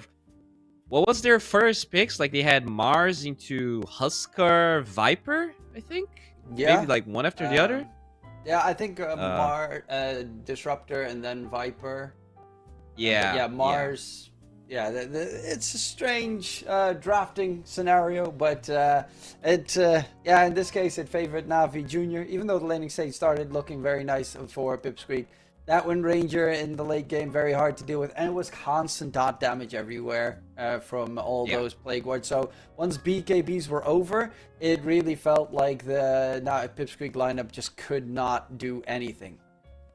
Yeah, and if they had a pipe hero, right, I think it could have been a much easier game for Pipsqueak. But as a Viper, you know, it feels so bad to rush that item. He tried to go for this sort of carry style as well, but it just... far much slower than the Venomancer. He also didn't win the lane because the matchups weren't as good. But yeah, there we go. Just ban all of the heroes that they played. And I think Slardar, Venomancer were probably the highest impact ones in my opinion. Yeah. Very hard to deal with. The Slardar, I mean, it wasn't even like the Slardar had like the most amazing lane or anything. It's just there were a lot of mistakes on Pipsqueak's side that game. A lot more than you would normally really expect coming out from such an experienced team. I mean, they were 8-1 in the Group A, and now they are 8-2, as their opponents went from 0-8 to 1-8. Yeah, I would like to see Navi Jr. ban the Nature's Prophet, because I feel like a lot of the heroes they had were very good against NP, and if they're going to be banned, maybe you're not gonna have an easier time dealing with it. But so far, they're just gonna pick up a hoodwink for themselves. You can get Snapfire. I think they played a fairly good game with Snapfire. You get Vision from the hoodwink with the kisses. It's probably, you know, 2 of the best supports in the game right now. 10 seconds remaining. Yeah. I think that would probably be the best way to go. They're going to go for the puck instead, so a little bit more mobile. Something they lacked last game was that control. With that puck pickup, they do have way better control into this game. Interesting that they're forcing this so early. It's definitely the type of hero you can pick second phase, so I wonder if there's any chance to flex this to a weird position. Let me just double check here. I don't where they play think puck. they do, but you never know after that previous game.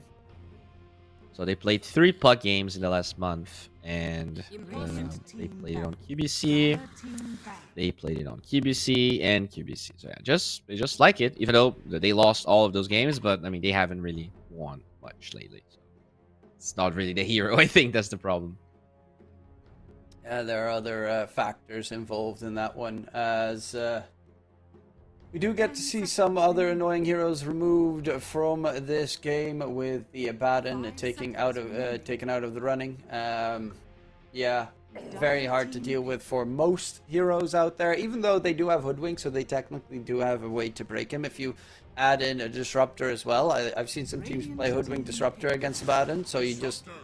Oh, the enemy takes the Disruptor. So the way that they run it is you just throw a Static Storm on top of the Abaddon and then break him right before he gets to the mark of being able to pop his ulti, and then it's easy pickings.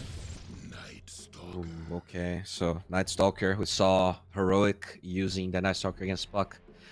very effective in the finals of Fissure. Warlock's just one of Squeak's most favorite heroes. It's actually the hero they play the most.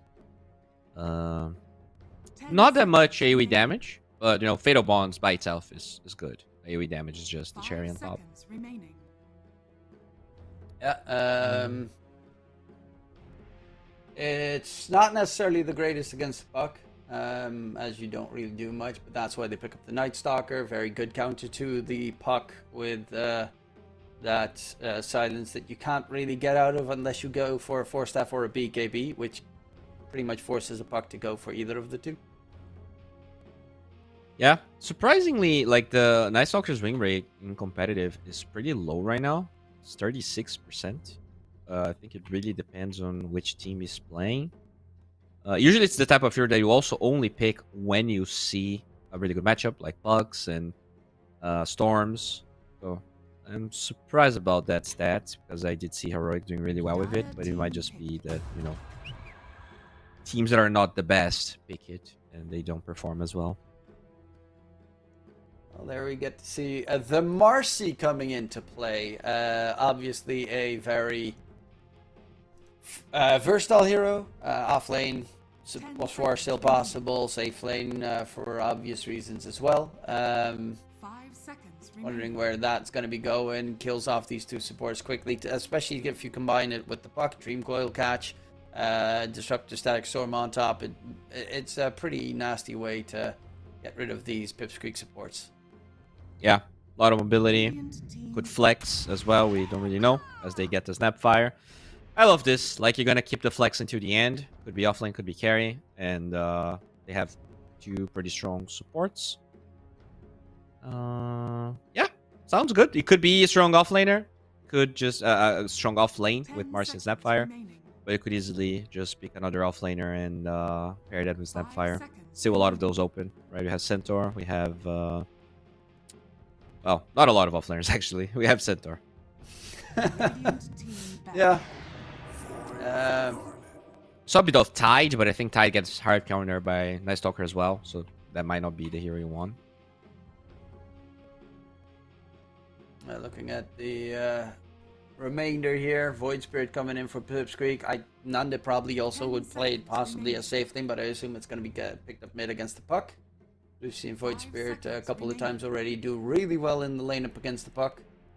I mean, as far as I'm aware, now they could even play carry Night Stalker, right? I think that's even more common than carry Mars. So either true. one of these two Pipsqueak heroes could be carries.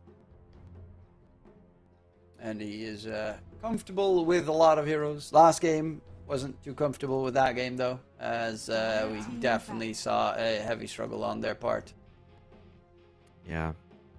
I would rather see him play a normal carry though, because to me, Night Stalker role here is just to be... It's not that Night Stalker is an OP hero by any means. It's just a puck counter, a way to prevent Static Storm from being used, cancel kisses. So you just want a Blink Dagger, and you want this hero to be giving you vision.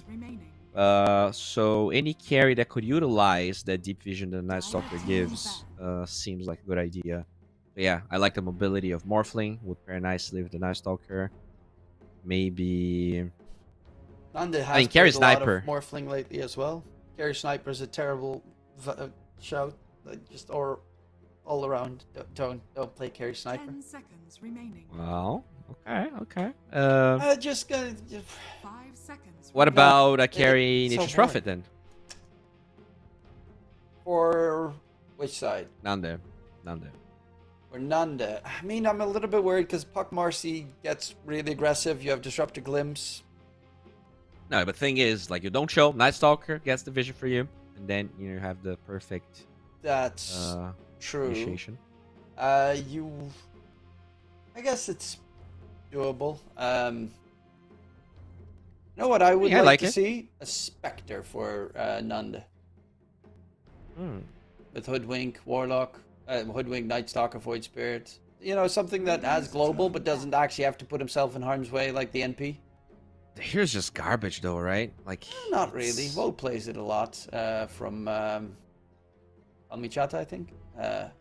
We have, okay, in the entire competitive scene last 2 weeks, picked 7 times, 10 won seconds 1 time. remaining. Yeah, but all you need is that one time. Okay, well, 5 seconds remaining. even the Pudge. Interesting. So wait, yeah, it's probably carry Marcy then, because it is a counter to Marcy's lifesteal. Probably you're gonna pick off lane. I would ban Centaur here. It's just like stable. Yeah.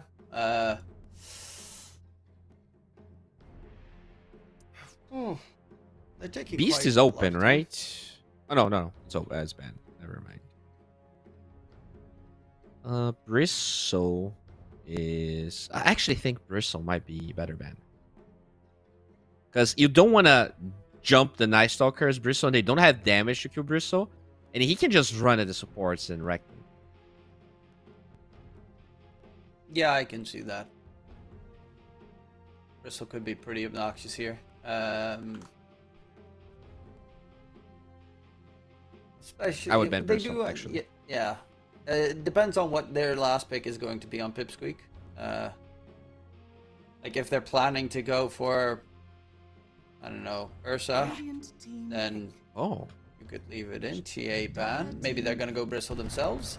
They go for another Nande Mars. Okay, so yeah, Huh. that's That is one of the choices. That's so curious that they are. 10 seconds. I mean, they really remaining. believe in this. yeah. They're, I I guess. I mean, in his defense, I don't think he was the reason they lost game 1. I think he played pretty well, honestly. But it is pretty unorthodox. Yeah, it definitely is not 1, 2, 3 hero that you think of as a safe laner. It also doesn't have like consistent damage, and Ursa against 3 melee cores seems pretty good. Yeah. Just buy BKB early on. You don't care about Night Stalker, don't care about Arena. You can explode the supports. You were gonna lane fairly well. I really like Navi Junior's draft. Again, I'm not saying this is gonna be as easy as game 1 was. But I do feel like this might be much closer than we anticipated. Yeah, it's definitely doable here. Navi Junior, they have a solid catch. They have a lot of damage as well. They have Ursa against 3 melee cores, which is almost always great for Ursa. Obviously, skill involved is going to be an important factor. Can Navi Junior get that early lead and also turn it into a win? Because you're going to put that Mars up against the Marcy, and yeah, Mars can be pretty nasty to deal with in the laning stage, especially if Nande gets a good start. So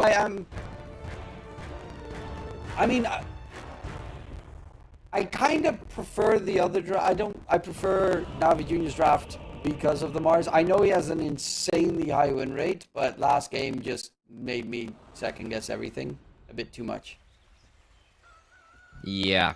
I mean, and you're talking about Mars, but what about this Night Stalker into Disruptor Ursa? Like, that lane sounds atrocious for the Night Stalker. Yeah, it's not solid. At least he'll get nighttime in the beginning, but once 5 minutes in the game has been breached, it becomes significantly harder for the Night Stalker to stay in that lane. You get caught by a kinetic field plus Ursa hitting away at you, you die. That's just it. GG, well played. Yeah, that's not gonna be an easy game for him. Then again, last game on the Viper also had some struggles. Didn't really get too much. Not. Yeah. Yayo Palantimos. You're okay there? Yeah, sorry. Yayo Palantimos really did 30 seconds struggle a lot in having any effect in that previous game. With the Night Stalker, he has more potential with that Dark Ascension, just being able to scout out the puck and kite them, because that's kind of the game plan right this time. They have to keep kiting them. Yeah. definitely. Um, I guess one thing we didn't talk about that much is this Void Spirit matchup into the puck, right? It's a very Void Spirit favored matchup. You're gonna get an Aghanim Scepter, which is another way to kill Navi supports. So to me, that is like the goal for Pipsqueak. You want to have the vision advantage and just eliminate the supports at the beginning. If you can do that, maybe the team fights become too hard for Navi to play. But if they are the ones ahead, if they have the vision, just from having advantage in the laning stage, that's when it might be harder to play this game if you're Pipsqueak. It's definitely not going to be an easy game for either, because Navi Junior showed that they are here to play and maybe even try and keep it going further. Rubicon already taken a lot of damage from the two supports, had to TP towards his tier 1 tower while standing next to his tier 1 tower, so that's not a great way to start the laning stage for the Ursa. Yeah. Not ideal.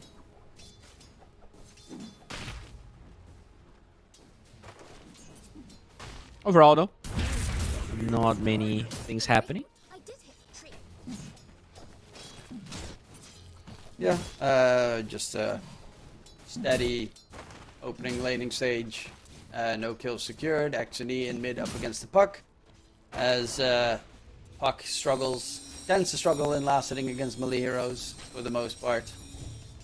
Once level 6 comes out, though, you have to be very careful on the Void Spirit with that Dream Coil and any rotation from a support. Like a Snapfire, Scatterblast from range can be plenty of damage. Yeah, the support levels are going to be very important. You have to be careful here on Navi Junior to not allow the Wisdom Shrine to be stolen again. Because there's definitely...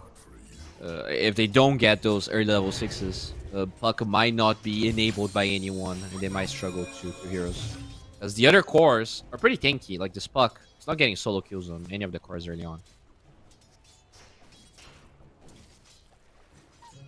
The puck is, yeah, exactly that. It's just not going to happen. They are tanky Raven. You're going to need the Ursa, and that's, I guess, the biggest problem for maybe the dire side.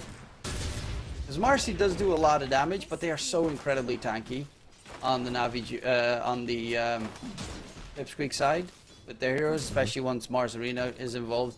It's going to come down to this Ursa has to finish them, and finishing off 2 strength heroes plus a Void Spirit that is universal but has that big resonant pulse shield. You might run out of steam quickly in a fight. Yeah. So, laning stage wise, again, it's Pipsqueak doing pretty well. You have 2 of the top CS. Ursa struggling quite a bit against. First levels for us are always a bit rough. Really start to play the lane level 4, which might be when the nighttime is over anyways. That's really what they're playing for. You just want to make sure that you like get your boots at mina 5.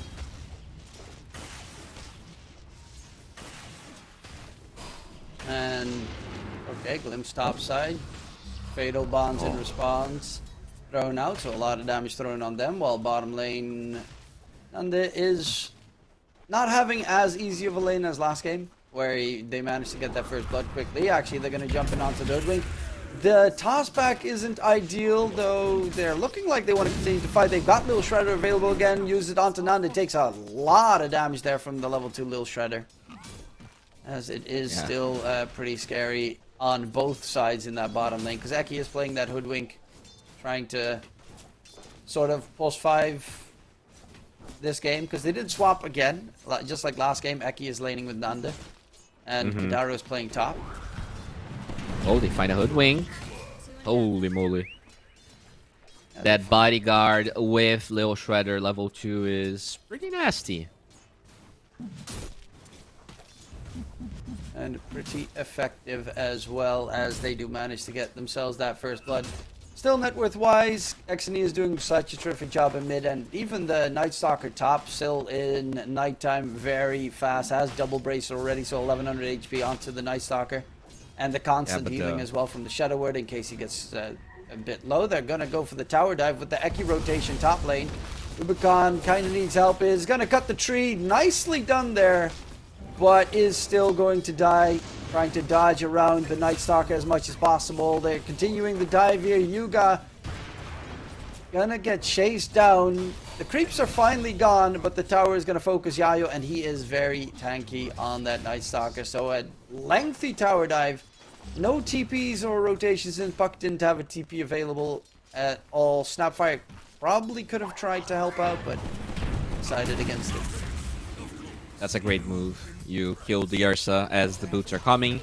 So you're gonna make this daytime timing they would have with boots level 4 Ursa a little bit weaker. Under attack.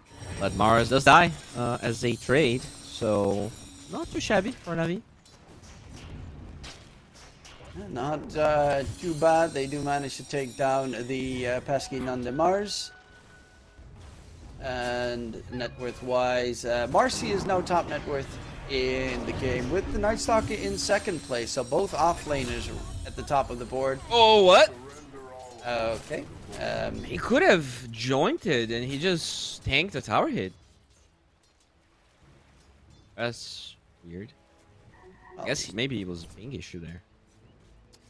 Mistakes were made, I guess. Happens to the best of us. Yep, it does indeed. Marcy, in the meantime, is going for that Helm of the Dominator's almost done with it as well. Are there any other... Night Stalker might... No, he's not going to go for the Helm of the Dominator. It's one of those heroes that actually... it wouldn't be bad on. Like, farming speed-wise, Night Stalker tends to suck. Ooh, Oh, in mid. pressuring lane. Yeah, GBC needs that level 6. Needs the Dream Coil. Oyuga glimpse back onto the Hoodwink. Can they kill Eki off? No, they're a bit too scared of XNE. Bushwhack comes in, control onto the bucket. He is dead. Yuga's going to be another one. XNE going hard here as they manage to take very likely a double. Eki's got his cooldowns coming up. Disseminate even to get closer. And XNE with a double kill on the Void Spirit. And yeah, now he's tied up with the rest of the top net worth positions. Experience Shrine spawns. That does get picked up one apiece. That's so unfortunate. The Puck had Fairy Fire 19 one charges, but he just gets 100 through 0 from the Bushwhack and never really gets to pop anything. That is not how this Puck wanted this game to go. He was having a pretty nice time. Now all of these kills to the Void Spirit, there's a 2-level difference between both of them. Yeah, the Void Spirit is pretty comfortable at this stage. As only The supports though Nanda are happy. is Gothic. Sorry. yeah, Nanda is the most struggling core on the Radiant side, and he's still ahead of 2 of the Dire cores. So all in all, their laning stage here is going very well for the Pipsqueak side. Yeah, they're fine. I was just gonna say that the supports are getting close to level 6, so they might be able to... really Void good cooking. Spirit does get a nice shield. Nice Stalker ulti comes in. He does get glimpsed back, and they will take down XNE. But with the Night Stalker here, they should be able to get 1 kill, chasing in after Gothic, maybe. As there's also the jump in from the Marcy, misses the leap from the rebound. Bushwhack does connect, but they lose Gothic.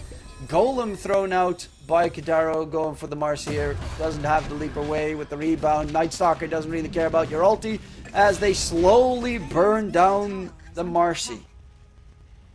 Damn. A lot of aggression here. Double kill for Eki.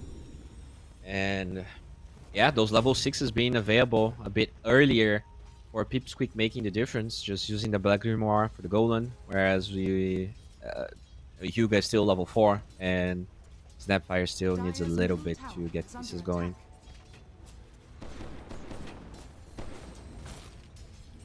And Yayo showing that early advantage, being very useful, is going for the armlet on Night Stalker as his first real item. But this Buck is very much in trouble this game.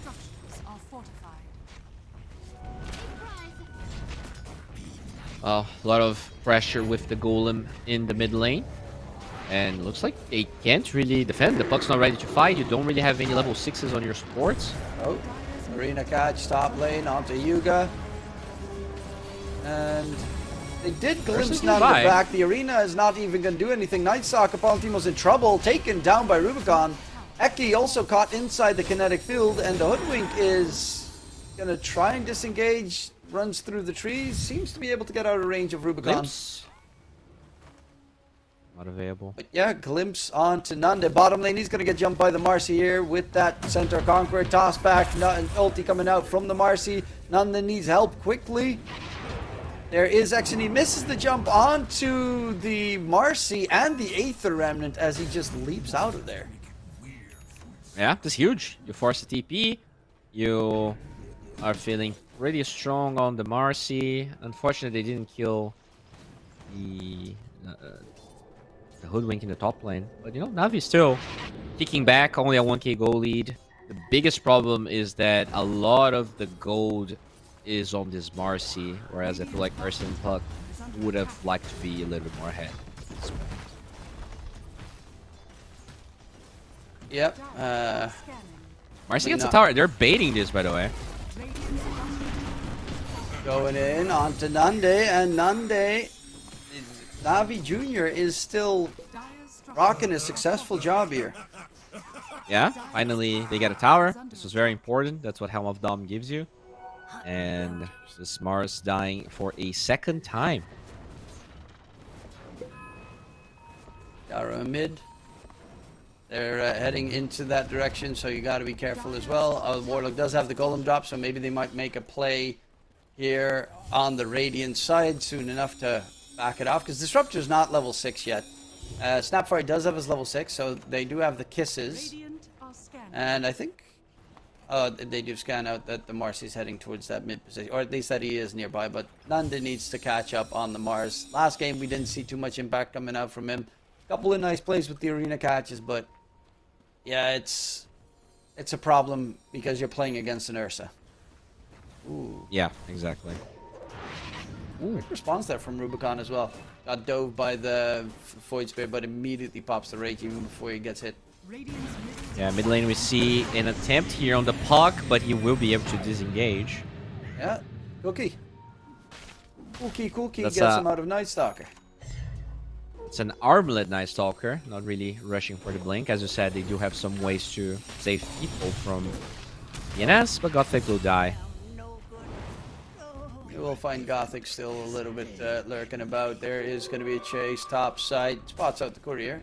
Spots out the heroes behind it. There is an Enrage on cooldown for another 30 seconds. But Yayo's ulti just ended. He's going to get spotted out. He wants to go for the Disruptor, because if he doesn't kill the Disruptor, there's going to be Glimpse. And speaking of Disruptor, some kinetic field. They toss him back in. Yayo is dead, going in for the Hoodwink. They have a golem, but it's a waste to throw it, and a big fight there for Navi Jr. again. Oh, and they're looking for Kidaro. They want some Warlock action here. They have Dream Coil. Kidaro doesn't get spotted, though. Damn. Yeah, that nighttime. Not allowing them to get a glimpse of him. Oh, yeah, because Disruptor's dead. Still, I mean, the gold lead is now even. This Ursa is 30 net worth, so he's not really struggling anymore. In fact, his Battle Fury is flying out at the moment. Marcy already is working towards the BKB. Things are looking pretty decent here. Yeah, there's going to be the arena drop bottom lane, though, onto the Marcy. That's a big kill to secure. Taken down as Nande gets that one. That builds up his bank a little bit more. Is ready to build up a Blink Dagger or go for the Armlet, depending on which route he wants to go to start the game off with. And Eki They find Eki is very likely dead. Glimpserino time. Taro has Golem. Does drop it onto, and the Fatal Bonds connection comes out as well. But Kidaro almost gets taken down. Nande on the side, rushing forward. Rubicon did pop his Rage, but Miss Spear comes out. Can they kill off the Puck, though? He is being chased by the Night Stalker. Actually, GBC is going to stay alive, and the return kill onto Yayo. Can find the Night Stalker. Glimpse onto the Night Stalker. Send him back towards the Ursa, who's trying to catch up. But Yayo, it's nighttime. He is very fast. Has the Armlet, toggling his way to victory. So far, Shotgun Blast comes in. No mana for Gothic for the Cookie, and Yayo gets the ulti out of there. While honestly, in the meantime, in mid, Void Spirit, Exony has to jump away. Still a very big team fight win for the Navi Junior side. I think it's better for Navi to have Night Stalker pop his OT there than dying. Because it's a really long cooldown. It's 2 minutes. Sure, it would be daytime, but at the end of the day, this is gonna buy time for Ursa to finish his blink and Marcy to get closer to the BKB. Like, the real big problem on Pipsqueak's draft is this Night Stalker counter to the puck, and every OT that doesn't get a puck kill is honestly a big loss, in my opinion, for them. Because he will itemize, right? You're going to get BKB, you're going to get a 4-step. There will be ways to eventually prevent the Night Stalker from killing you. Yeah, and that really is the big issue, is you're going to get BKBs on the Dire Heroes, and the Night Stalker's a lot less scary. There are those Night Stalkers that really do become right-click force in the late game. They might need to get that going this time around, as they are going to struggle without it, though. Gothic. Smoke finds Gothic. Oh, Yeah, he might be baiting here. And he does. They're going to go in onto Hoodwink, get a quick kill, chasing onto Kadaro, make that kill number dos for the Marcy. And he's close to his BKB. And that's sad. They wanted to show the supports and get Nande to initiate later, but they do so much damage that he doesn't even get to be there. Yuga, in the meantime, being chased topside. Wanted to get the glimpse off, but the silence was a little bit obnoxious. Sends out at least one glimpse, but will get caught by Exony and taken down by Yayo. In the meanwhile, though, the Aghanim Scepter of this Voice Spirit is getting very close. That is really one hero we didn't really talk about too much in the last couple of minutes, but... Nanda, they're gonna go in onto the Mars silent stop. Can't get his spells off. Dream Call even thrown out onto the Warlock backline with the Mortimer's Kisses flying in. And that is Kadaro chase underneath the tower. Taken down. Gothic gets a double kill on the Snapfire. And Nande with his fourth death this game. Is this going to be a 2-0 for Navi Jr.? Like, that has to be... I don't think a lot of people would have ever predicted this. Like, you know, game one, you're like, yeah, sure, they had Huskar Viper. They were testing things. Like, I don't think you can really excuse this one. Obviously, it's still only a 3K goal lead, but to a lot of people, like, this is supposed to be a stomp for Pipsqueak, right? Yeah. I mean, the odds were like 1.07 or something at the start. So, yeah. It was expected to be a very quick one. Possibly, or at least one-sided. I mean, a quick one to Pipsqueak, right? Not the other way around. Navi Jr., they're looking good. They have, however, had a lot of massive leads that have fallen flat in the later portions of the game. So, like, laning stage, early game, they tend to be very solid, but they still have that inexperience for the late game macro. And lineup with Nanda tends to have pretty good late game macro. So it's not over in the slightest, but the Dire has a really scary late game.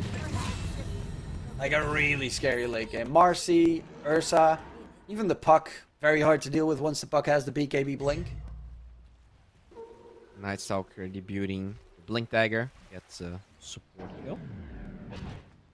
And that's also with the eggs being done for the Voice Spirit. This is a really scary time if you're a Puck. You have to be extremely careful. Because that BKB he wants to build still pretty far away, especially if he stops for the Blink Dagger.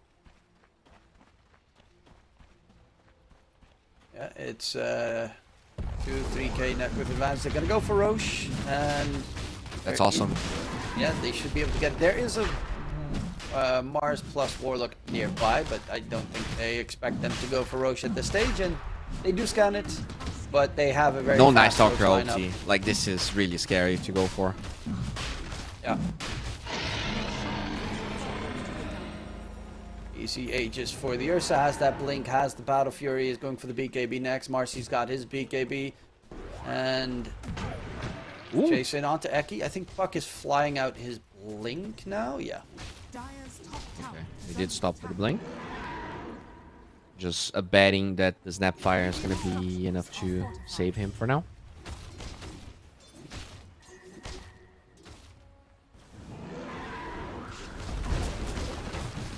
Oh, toss back. Eki. Spotted in the trees. Little Hoodwink nut gets busted. 30 seconds until Tormentor's also up. It's going to be a bottom Tormentor, because of course Night Stalker in the game. So always have to be aware of that one. There's a scan coming out as the Warlock of Kidaru is walking nearby. GBC Hello. says hello with that illusory orb, Dream Coil catch, and the Warlock dead right next to the Tormentor that is about to spawn. And that net worth advantage is growing here for Navi Jr. Yeah, I mean, I'm not gonna lie. I feel like those two Night Stalker ultis have been very problematic. Like that first one, just putting no pressure on the puck, and then he used it to kill a support, which gives them free Roche, and now they get the skills, they get shard. This is looking like huge timing here that Navi Jr. has. There is an arena already tossed up, but glimpse onto Nanda sends him back in the loving embrace of the Dire team. Golem drop. It's all disoriented. Kidaru's going to get jumped. Void Spirit back and forth he goes, but they have that Aegis still available. And Night Stalker coming in from behind with Eki as well. They're going to go for the quick two supports. Bushwhack connection. Nice catch there. Onto the puck. Does the puck get away? Still alive! He does seem to be able to disengage in time. Night Stalker's going to fall. Eki's going to be chased down. Glimpsed up. Dead as well. And they get no kills. I mean, your Mars is dead. You lose your Warlock under a tower. Why would you engage into an Aegis? Like, that is so cocky from Deepspeak. And they might even take some tier 3 damage here. Like, you know this Night Stalker OT is on cooldown. You have no team fight. Yeah, and OGBC puck in mid does not get taken down. Has the regen rune going as well, so it's not an easy kill to secure. But, we're looking for a Void Spirit. He has Coil here. yeah, and no BKB on the Void Spirit just yet. Bushwhack is going to connect as they are going to kill off GBC without any response coming in. Everything used on the Void Spirit. He doesn't have any spells left, so XNE drops. And the Marcy's going to immediately chase for blood. He's got the Chrysalis as well on the Marcy, so he's got a lot of damage in a quick burst.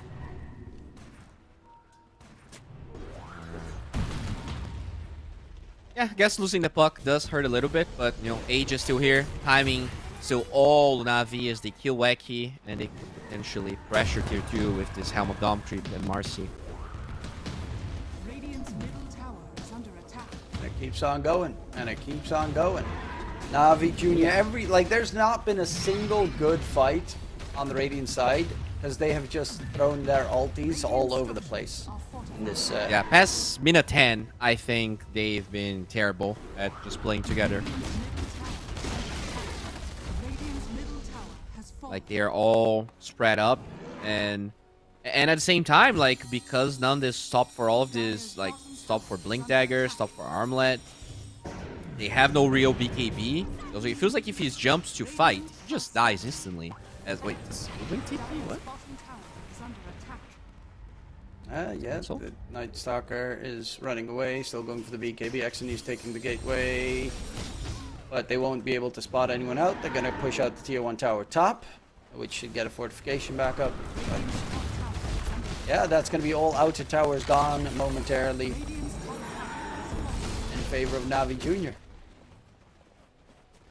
Yep. Literally every tier 2 tower falling when you have Van Ursa. Definitely not an easy thing to do, but Marcy plus Snapfire giving them the push they need. And this is the dream scenario. Like, it doesn't really get much better than that. They'll have the Aegis for 20 seconds, so they kind of have to get the damage out there if they want to pop the Aegis, but this is also a dangerous moment where they could get jumped. The moment that the Aegis expires. Marcy, Ursa's not even hitting the buildings, it's just the Marcy with his little unleash spam. Bottom tower is under Yeah. attack. They're gonna smoke Yeah, up. that's beautiful. Get the tower, Immediately. you get out. They want to use this timing, but nighttime is about to have a minute until nighttime's over. Smoke breaks. Silence onto the Night Stalker, pops his ulti. There is a Dream Cold catch. Arena in response onto the Marcy. Can he get the BKB cast off? Yes, he can. Gets out of the Arena Saxstone Connect field onto everyone of the Radiant team. In comes the Ursa. Rubicon going for Nande, and the Mars is dead. They will lose the puck in response, but can they get the control in onto the Void Spirit is the question. XNE does get away. Doesn't have any spells left in the bank, but the Blinking Marcy too. is looking for blood. Catch Void Spirit. Cookie Stun comes out. He has to disseminate in 1 second, but the stun lock is there. And they find another big fight. Yes, they lose the puck, but they do manage to bait out everything and still win it out. Because they got BKBs and they don't fear nothing. Yeah, that's the problem. Like, your Night Stalker kills the puck, but it baits everyone into a fight you cannot win. Those BKBs are... They just do not have the damage. We talked about it in the draft. Like, they needed this Night Stalker to scale a bit more. And he is, surprisingly, the most farm hero on... But it doesn't really matter. Like, this Mars feels like an offlaner more than he is a carry. I mean, that fight started terrible for him because he pops his ulti, but didn't pop Crippling Fear. So Puck was underneath him, Puck hits him with the silence, and then the Puck can get his spells off with the Dream Coil and whatnot. So that was kind of obnoxious for him to deal with. But yeah, they get a full set of racks out of that engagement. They honestly, if Navi Jr. is smart, they just wait for the next Roche. As you still have to fight into the arena, which is kind of scary if BKBs are on cooldown and if you make a mistake. Because that Void Spirit is doing quite a lot of damage. X and E bursts down that puck very quickly every time. Yeah, but that was pre-BKB. Despite the puck dying twice, he actually gets the BKB done, and killing him now is close to impossible. Well, there's a glimpse onto the Warlock. Didn't have a golem available anyway, as Xne quickly dodging away. Yeah, the Marcy has a full Daedalus ready, going Blink Basher next. Spear catch onto the Marcy Static Storm in response though, Void Spirit, no BKB on the Radiant side to be used, and there they go! That should be G to the G here, as Xne is the last one left. GG called, and Navi Jr. with... safe to say, an absolutely massive upset. Take the series against Pipsqueak, and maybe there's a shot for Navi Jr. to stay alive in Group B. I am going to quickly check. What teams do they still have to face up against? They still have to face up against... Oh no, they have to face up against Team Tia and Yandex. No, they're screwed. Well, I mean, Yandex has a stand-in. Yeah, but it's like the best possible stand-in +4 you can get, so no. He's tired after TI. We don't know how much he's been playing. So he didn't do all those qualifiers and stuff, so he actually has a little bit more of a break than the rest. There is a chance that he is a little bit washed up. So I don't want to count Navi Jr. out. I think they played very well. I do want to say, though, I feel like Pipsqueak, the way they've been drafting this game, at least, forcing that Mars, I'm not sure about it. I get it, but at the end of the day, I didn't get it because they played and nothing really happened. But yeah, kudos to Navi Jr. They played really well, and it's nice to see an org actually investing in players and seeing them, you know, slowly grow. It's awesome. Yeah, exactly that. You know, they finally get their chance to show themselves in the series. They also managed to win it out, even though a lot of games they do get a good laning stage, but closing it out is normally the problem. So big props coming out to Navi Jr. with their academy players, and I'm looking forward to seeing what they can do further in the tournament. But of course, that does mean that we are gonna go on a we're gonna go on a break because pretty lengthy one. We expected this one maybe to go quick, but it in the opposite direction, as we will be heading over towards Passion UA versus Kalmychata in the next series, and that one will, as you said, be in 1 hour and 45 minutes. So yeah, we're gonna go on a break. We'll be back for the next series. Don't forget to check it out on the ESL Dota 2 Storm channel. My name is Dikachum, joined by the wonderful Bowie. And in case we don't see you, good afternoon, good evening, and good night.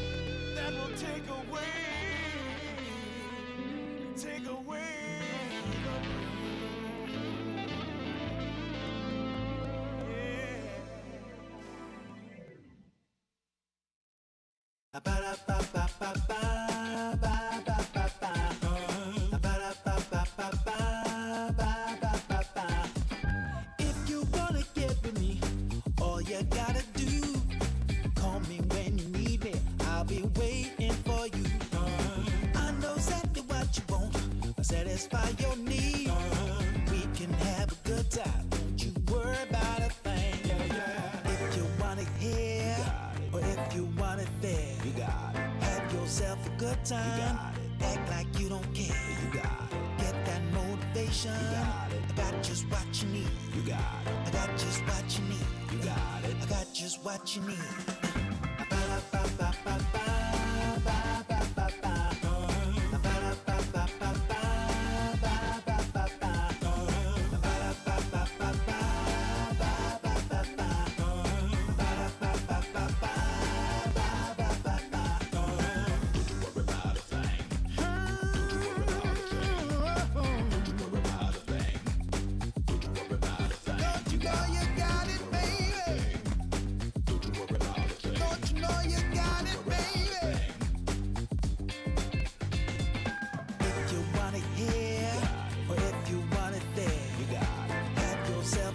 Act like you don't care. You got it. Get that motivation. You got it. I got just what you need. You got it. I got just what you need. You got it. I got just what you need.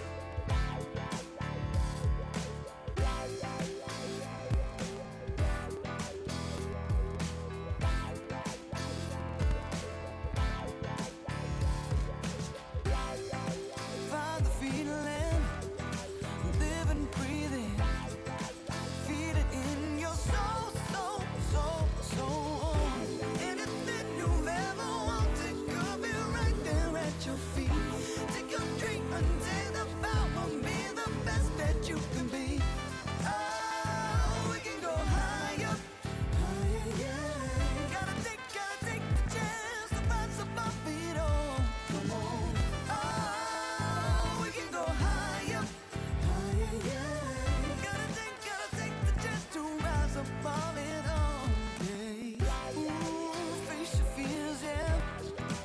There's no limit. Can you reach the sky?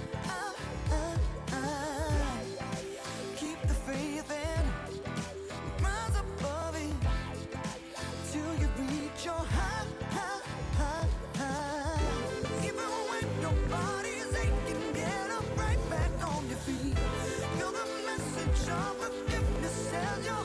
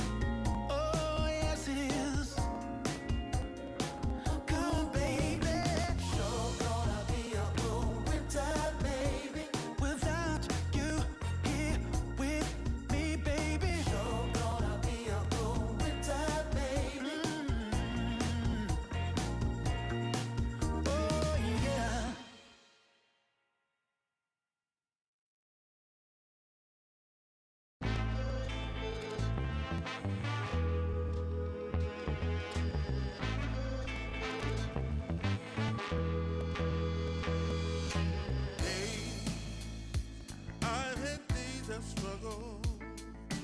Nothing quite as rough as today. Held, I've been held up. Nothing seemingly goes my way. Oh, I, not a man for crying. For a storm of tears I crave.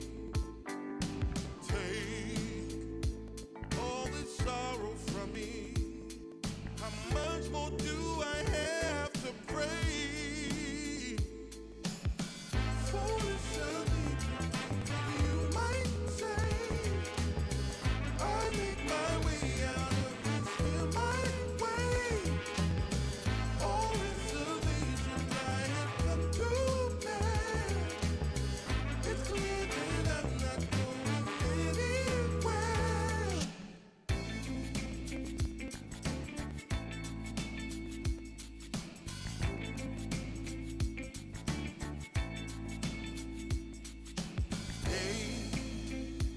I've had days of struggle.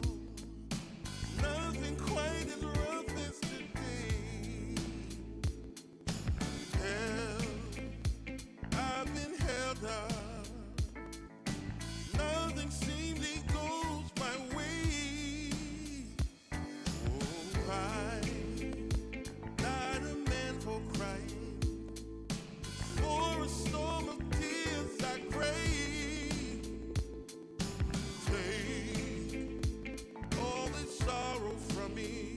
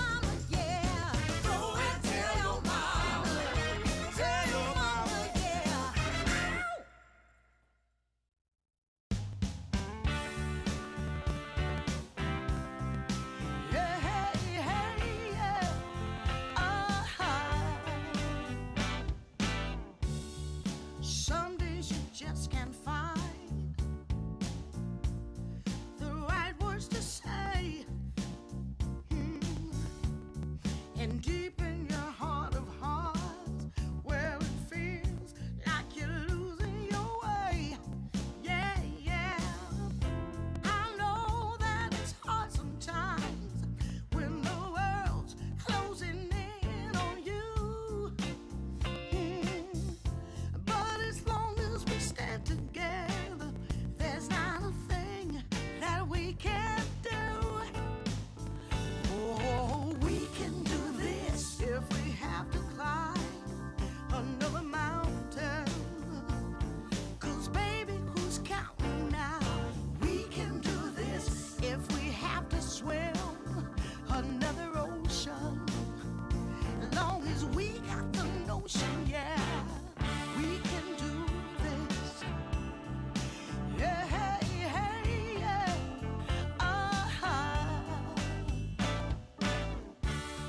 Sometimes you just can't see your way through the dark. And sometimes you're deeply hurt by some innocent remark. Oh, well, I know that this too shall pass, though I don't know exactly how. Yeah, 'cause as long as we stand together, there's not a thing can stop us now. Oh, we can do this if we have to climb another mountain. 'Cause baby, who's counting now? We can do this if we have to cross another river. Got to stand and deliver now. We can do this. Hey, hey, hey, hey. Yeah, we can do this. We can do this. Woo, woo, woo, woo. We can do this.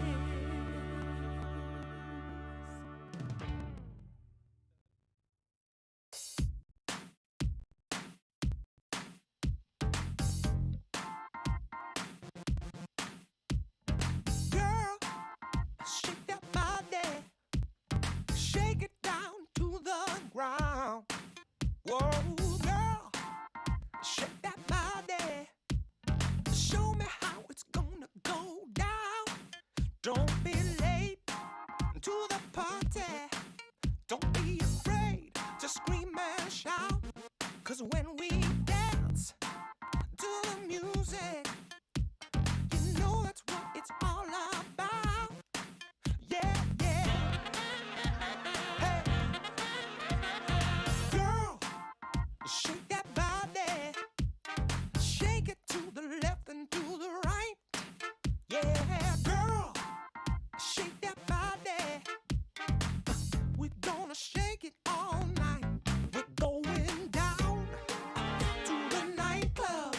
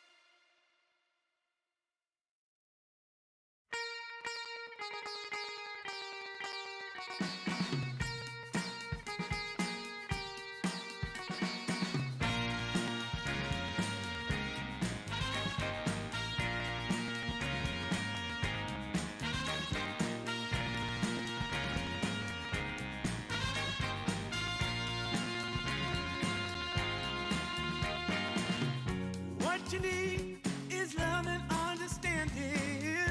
Find a heart whose love is true. Deep down, there's only one companion who's there for you when you need him to be. Your heart was broken in 1,000 pieces. So much pain that you've been through. Here stands a man who's your salvation. Just ask yourself, am I ready for you? 100% now. I'm ready. 100% now. Yes, I'm ready. Eyes wide open. I'm ready to move. 100% now. Take a chance in a new direction. Any place you wanna go. I don't have all the right answers, but one thing I know, I'm so ready for you. 100% now. I'm ready. 100%. You know I'm ready. Yes, I'm ready. Eyes wide open. I'm ready to move. Well.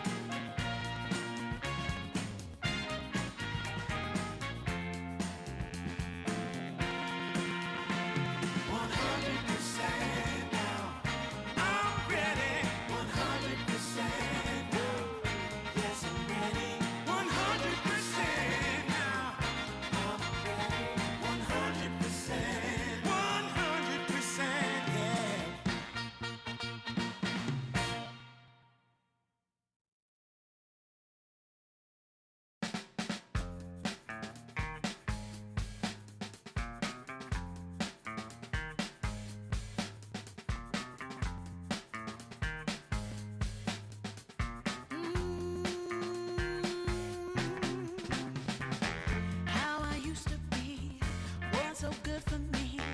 In my mind all the time, no one I could turn to. Now that I can see your love has set me free. You came along, made me strong. I've waited such a long time, and I just can't believe in this new love I have found. Yeah, don't want it to stop when you know you got a good thing that makes me feel fine. Ooh, wherever it leads me, you know it's all fine. I never thought that this could sweep me off the ground. Oh, I don't want it to stop when it's feeling this good.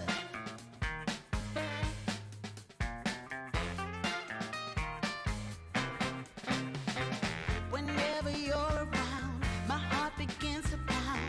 Though I know you'll take it slow, no way to stop this feeling. For every single day, whenever you're away, in this place there's a space where I'll be waiting for you.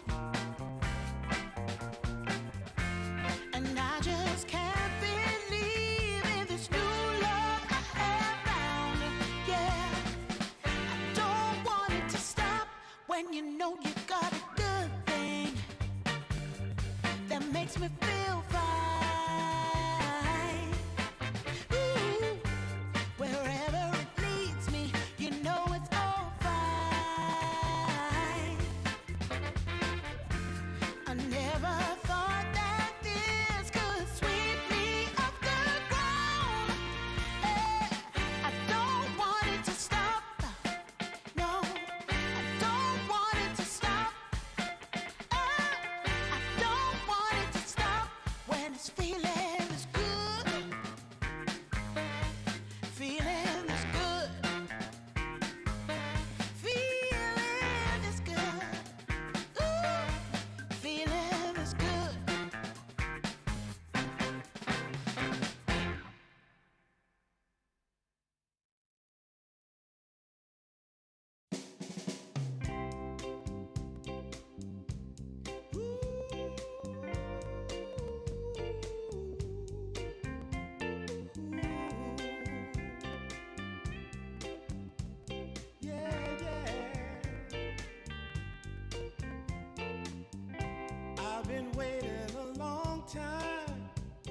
just longing for a glance from you. Yeah. A chance to look in those big brown eyes. No telling what my heart would do. Hey, when we met, I sure knew it felt as good as it could be. In that moment, though it felt so good, I wondered why you noticed me. If you gave me just a little time, it would sure ease my troubled mind. Don't tell me that you don't feel the same inside. Don't tell me. These are feelings that I ought to hide. I don't care where you came from. Just tell me where you wanna go. If there's a chance to be together, that's all I really need to know. Is it real or make believe that keeps me thinking of you? If you've got time to walk with me, I'll show you how my heart is true. And here I stand waiting for you.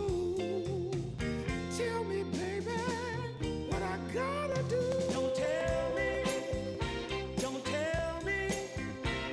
that you don't feel the same inside. Don't tell me. These are feelings that I ought to hide. Don't tell me that you don't feel the same inside. Don't tell me. These are feelings that I ought to hide.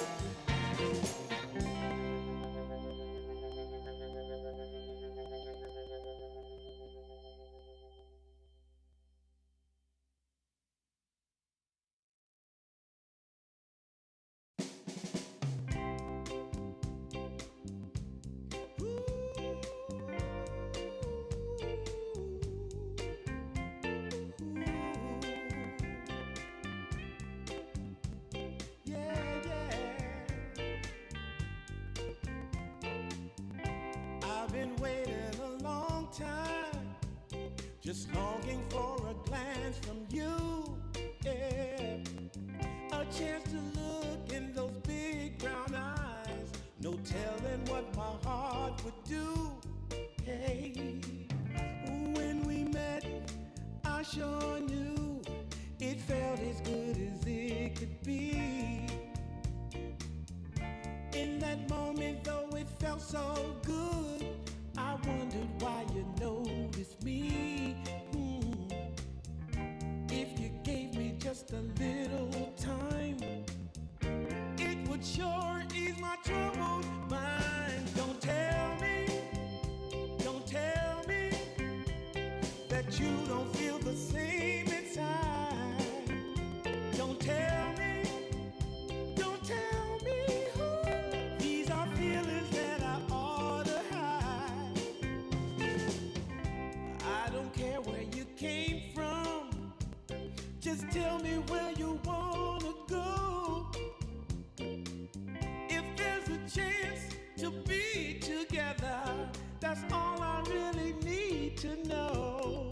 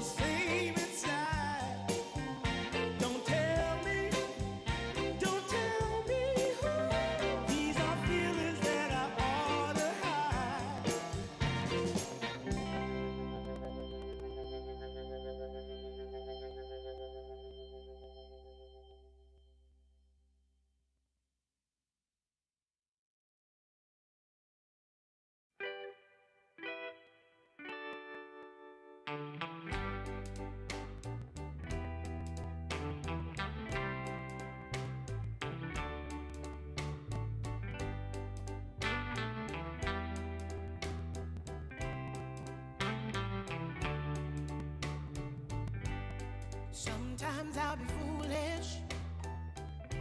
Sometimes I know I get mad. Sometimes I say the wrong thing to you that makes you feel sad. But one thing is true in all that we've been through. You never stop loving me, no matter what I do. So let me say, yeah, that every day I try to find the words from my heart to say thank you. 'Cause you take me as I am.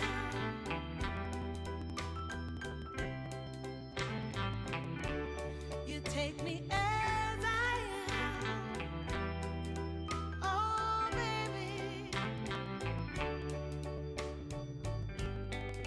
If you stop loving me, well, I would understand.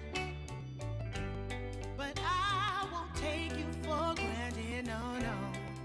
When you hold my hand, your love makes me feel that I could fly to the moon. Not even the birds above can sing a sweeter tune. I needed to say that you find a way to make me feel anew. And I want to say thank you, 'cause you take me as I am. Oh, baby, take me as I am. Oh, no, no. Take me as I am. Oh, take me. Oh, take me. Yeah, take me. Take me as I am.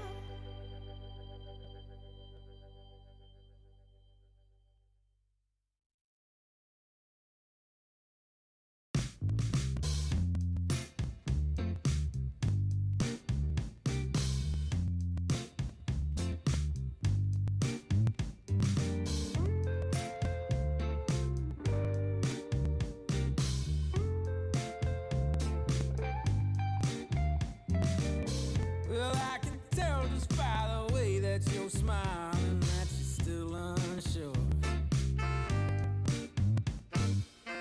And I can tell just by the look in your eyes that you've been hurt before. But baby, no one can promise you forever. Right now I only know that we should be together. Because it's now or it's never, so won't you take a chance on me? Well, it's fine if all your previous guys, they made you run away. You can bet you'd only have one regret, and that's if you didn't stay. Walk my way. 'Cause baby, no one can promise you tomorrow. But today you take away all of my sorrows. You know I'd beg and I'd borrow for you, so won't you take a chance on me?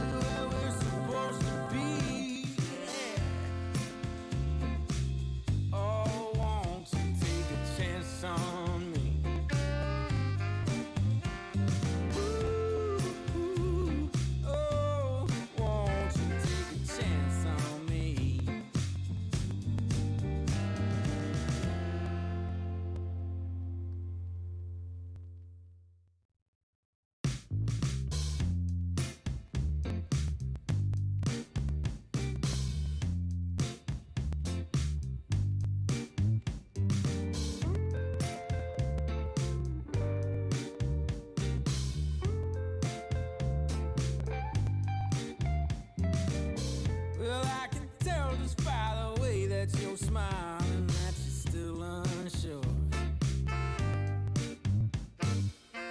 And I can tell just by the look in your eyes that you've been hurt before. But baby, no one can promise you forever. Right now I only know that we should be together. Because it's now or it's never, so won't you take a chance on me? Well, it's fine if all your previous guys they made you run away. You can bet you'd only have one regret, and that's if you didn't stay. Walk my way. 'Cause baby, no one can promise you tomorrow. But today you take away all of my sorrows. You know I'd beg and I'd borrow for you, so won't you take a chance on me? Right from the moment we met, I knew that I couldn't let my fear get the best of me. And every moment since then has proven time and again that we're exactly where we're supposed to be. Yeah. Oh, won't you take a chance on me? Ooh, oh, won't you take a chance on me?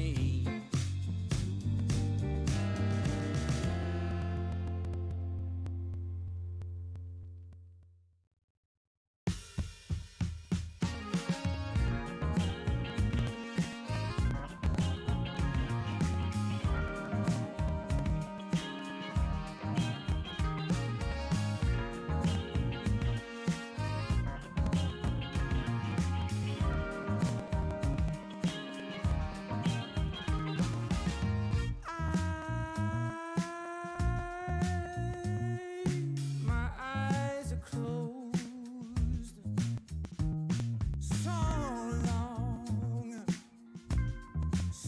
long after the sun comes up. We do a dance in the dark, down the hall, pictures fall, even the neighbors call. But then you rip out my heart, every artery, a part of me. Ooh. It's obvious to me that you love to watch me bleed.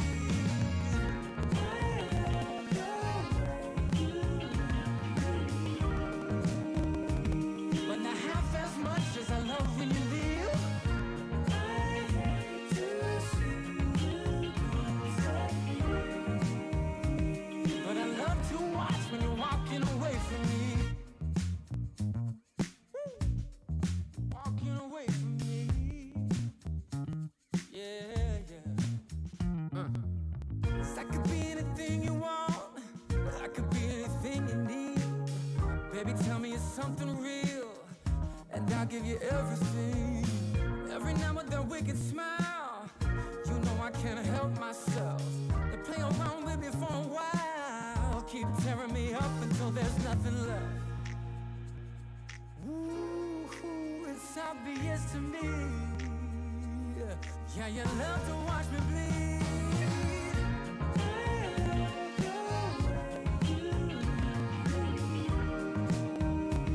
But not half as much as I love when you leave. I hate to see you go. But I love to watch when you're walking away from me. Yeah, yeah.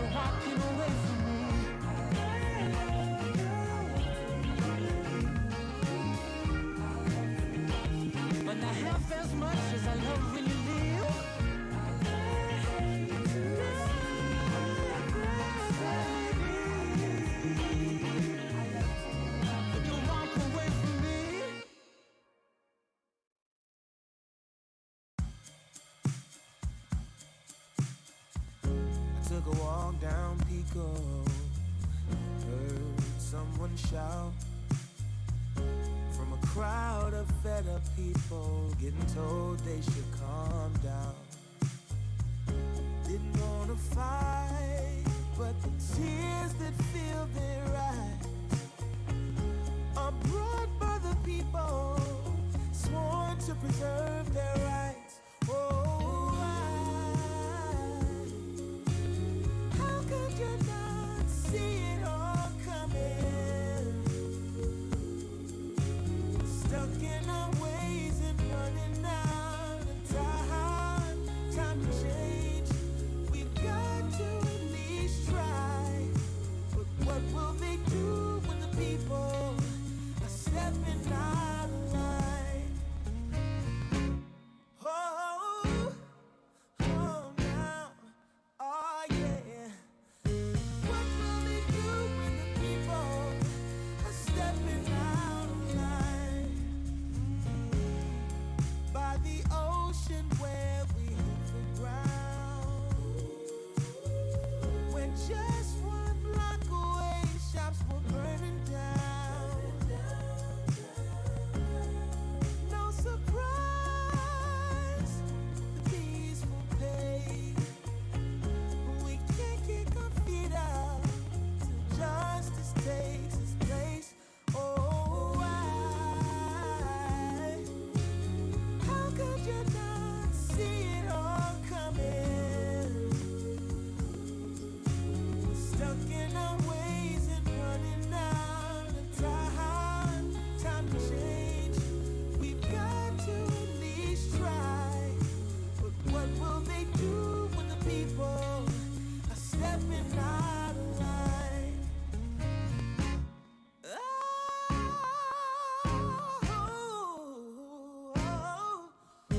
What will they do when the people are stepping out of line? Oh, what will they do when the people are stepping out of line?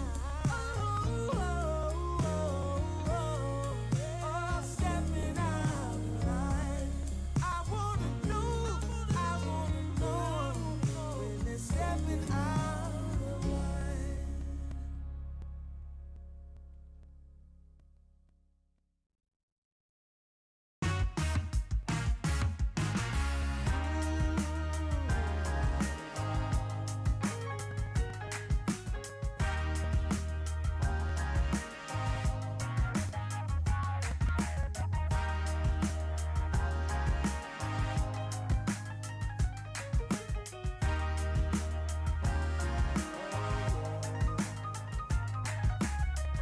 Turned on the dime when I saw you walking by. Something about you caught my eye. Yeah. Ain't trying to waste my time, just standing in your line. Gotta take a shot before you pass me by. So you wanna be alone for a minute? Come on, tell me what's on your mind. I wanna know what makes you happy. Wanna know, can I make you mine? Ooh, I wanna know if you know that I treat you right.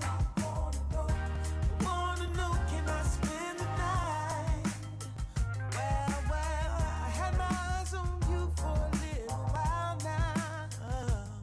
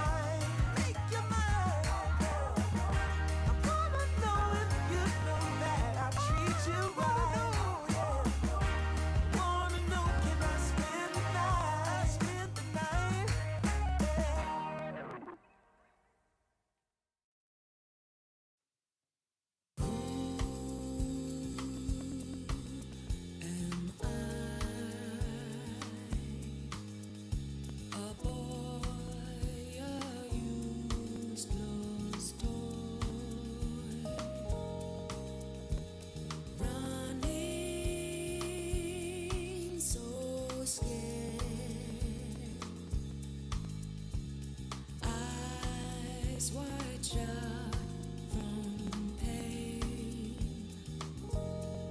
this fight,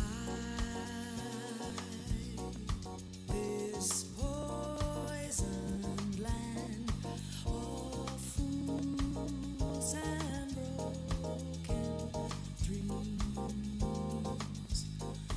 Oh, please set me free. Take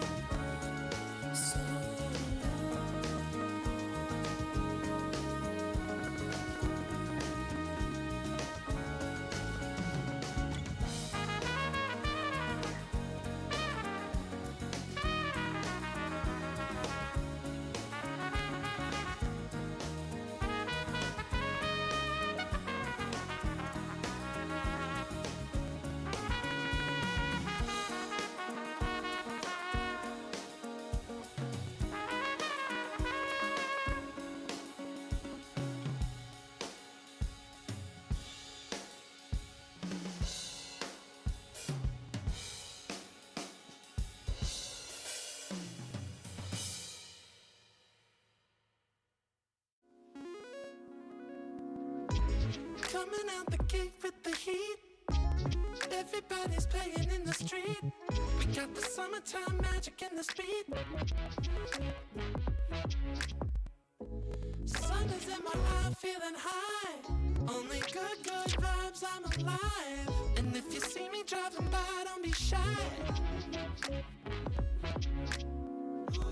I'm so excited. You know just what I wanna do.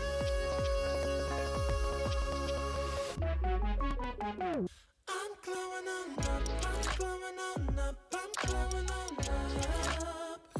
I'm glowing on up, I'm glowing on up, I'm glowing on up. Don't it feel like summer? I'm glowing on up, I'm glowing on up, I'm glowing on up.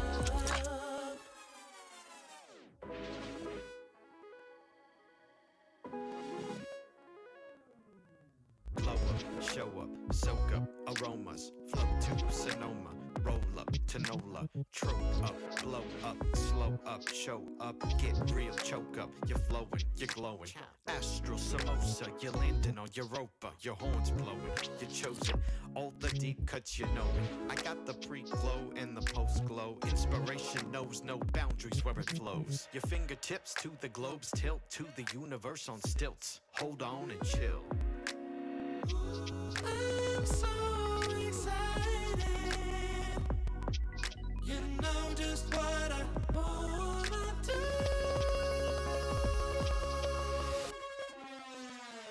I'm glowing on up, I'm glowing on up, I'm glowing on up.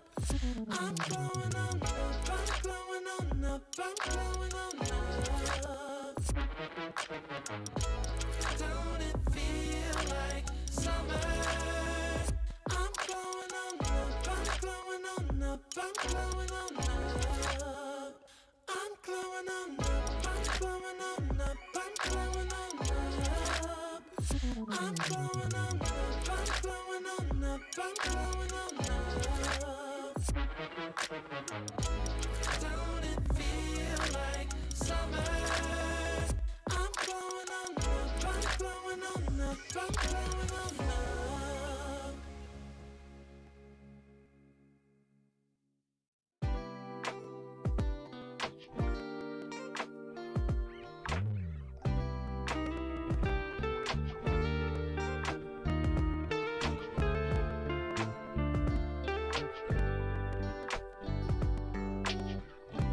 We're gonna keep it going. We got this now, you know.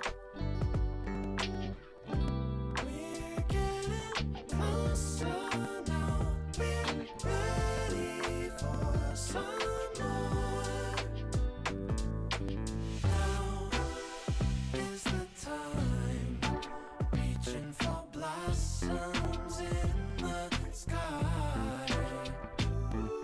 Sun setting low, making us golden as we ride.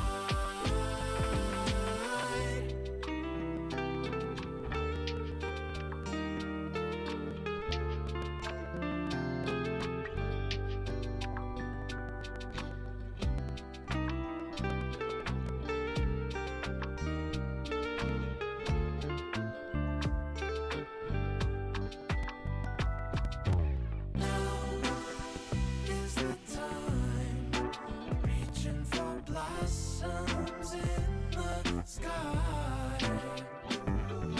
Sun setting low, making us golden as we ride.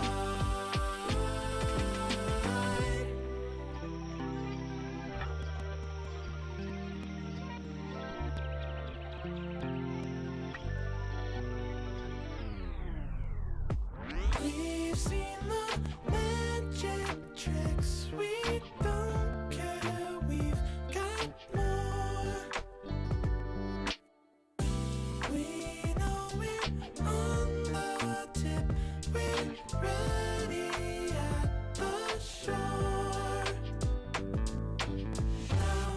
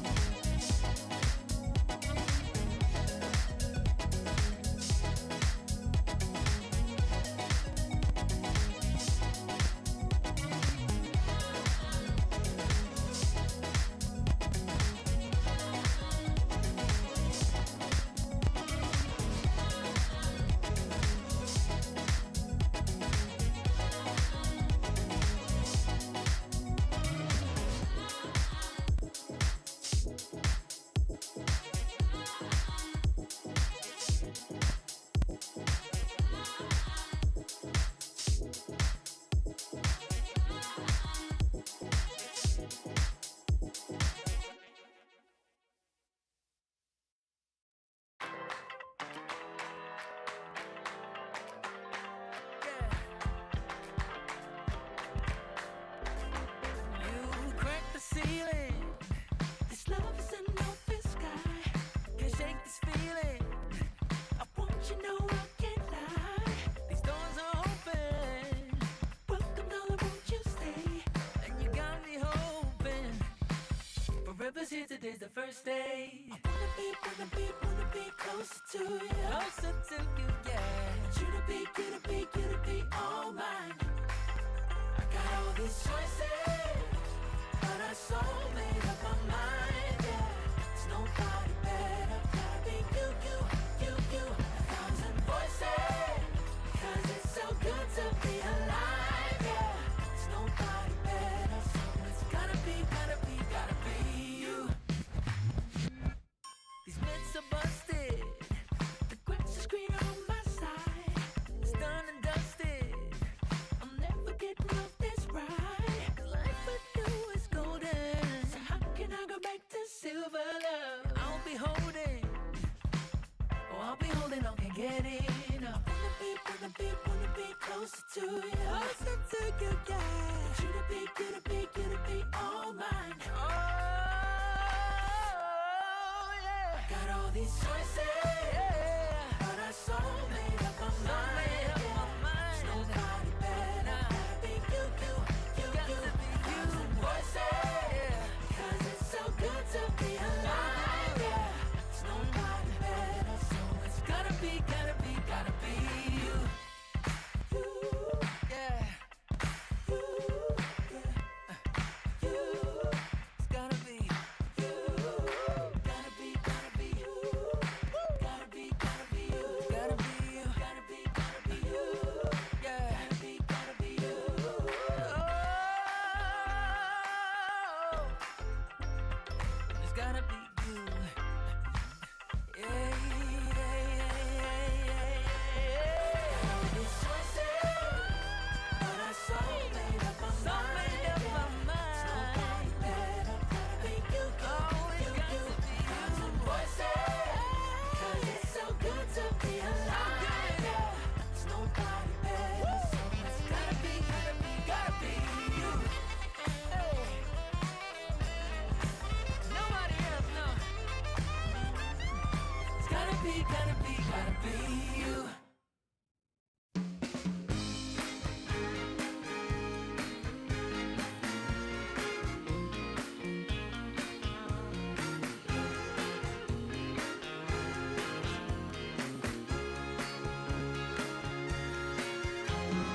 I want music, good music playing and dancing to the groove, and I want to sing at the top of my lungs. The evening has just begun. Hips are swinging and feet are stomping. Happy people gather round. We will party all night long. This will be Oh, magic. magic night to remember. A joyful celebration for a whole new generation. This will be Oh, magic. magic night to have together. No more limitation. We unite as one nation. I want Keep on moving. keep on moving. The sweat is dripping. I want Oh, shake it. shake it to the beat of the drum. No need for hesitation. Bass is pumping and everybody's smiling. Happy people gather round. We will party all night long. This will be Oh, magic. a magic night to remember. A joyful celebration for a whole new generation. This will be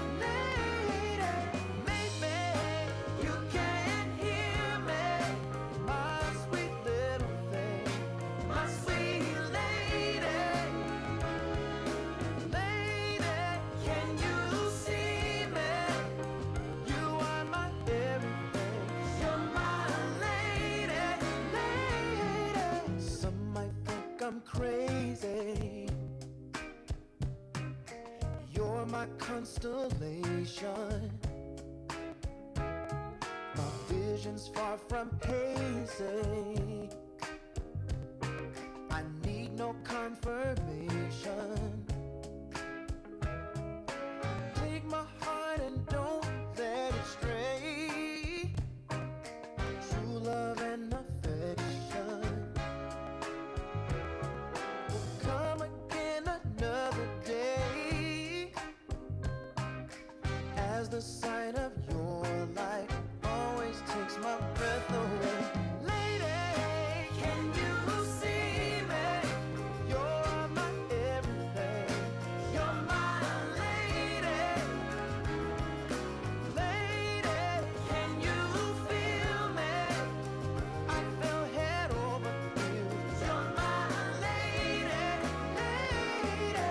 Maybe you can hear me, my sweet little thing, my sweet lady. Lady, can you see me? You are my everything. You're my lady, lady.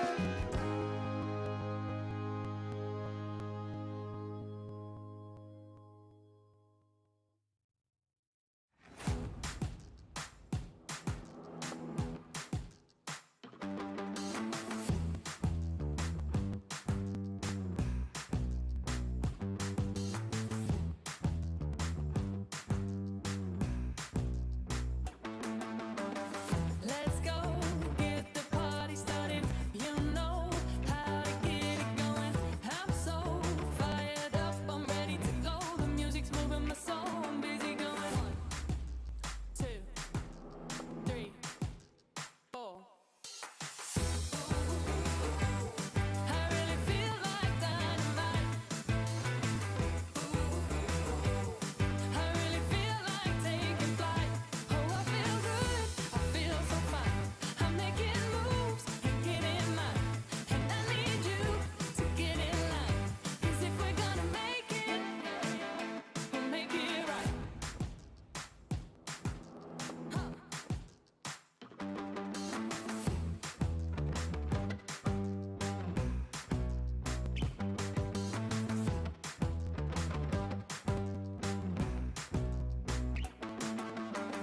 Let's go, get the party started. You know how to get it going.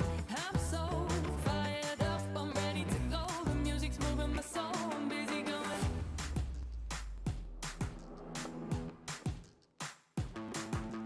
1, 2, 3, 4. I really feel like dynamite. I really feel like taking flight. Oh, I feel good, I feel so fine. I'm making moves and getting mine. And I need you to get in line. 'Cause if we're gonna make it, we'll make it right.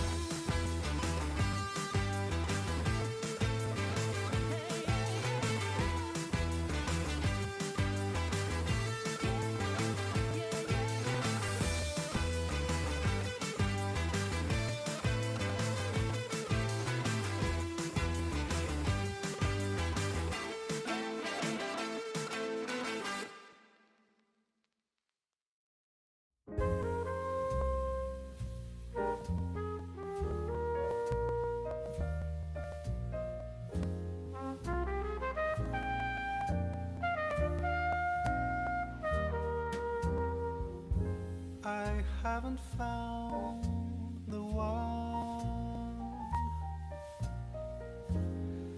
I never knew what others do. I hope and yet again. What do I know then? I believe it's all meant to be. All my dreams are so out of reach. I fool around, but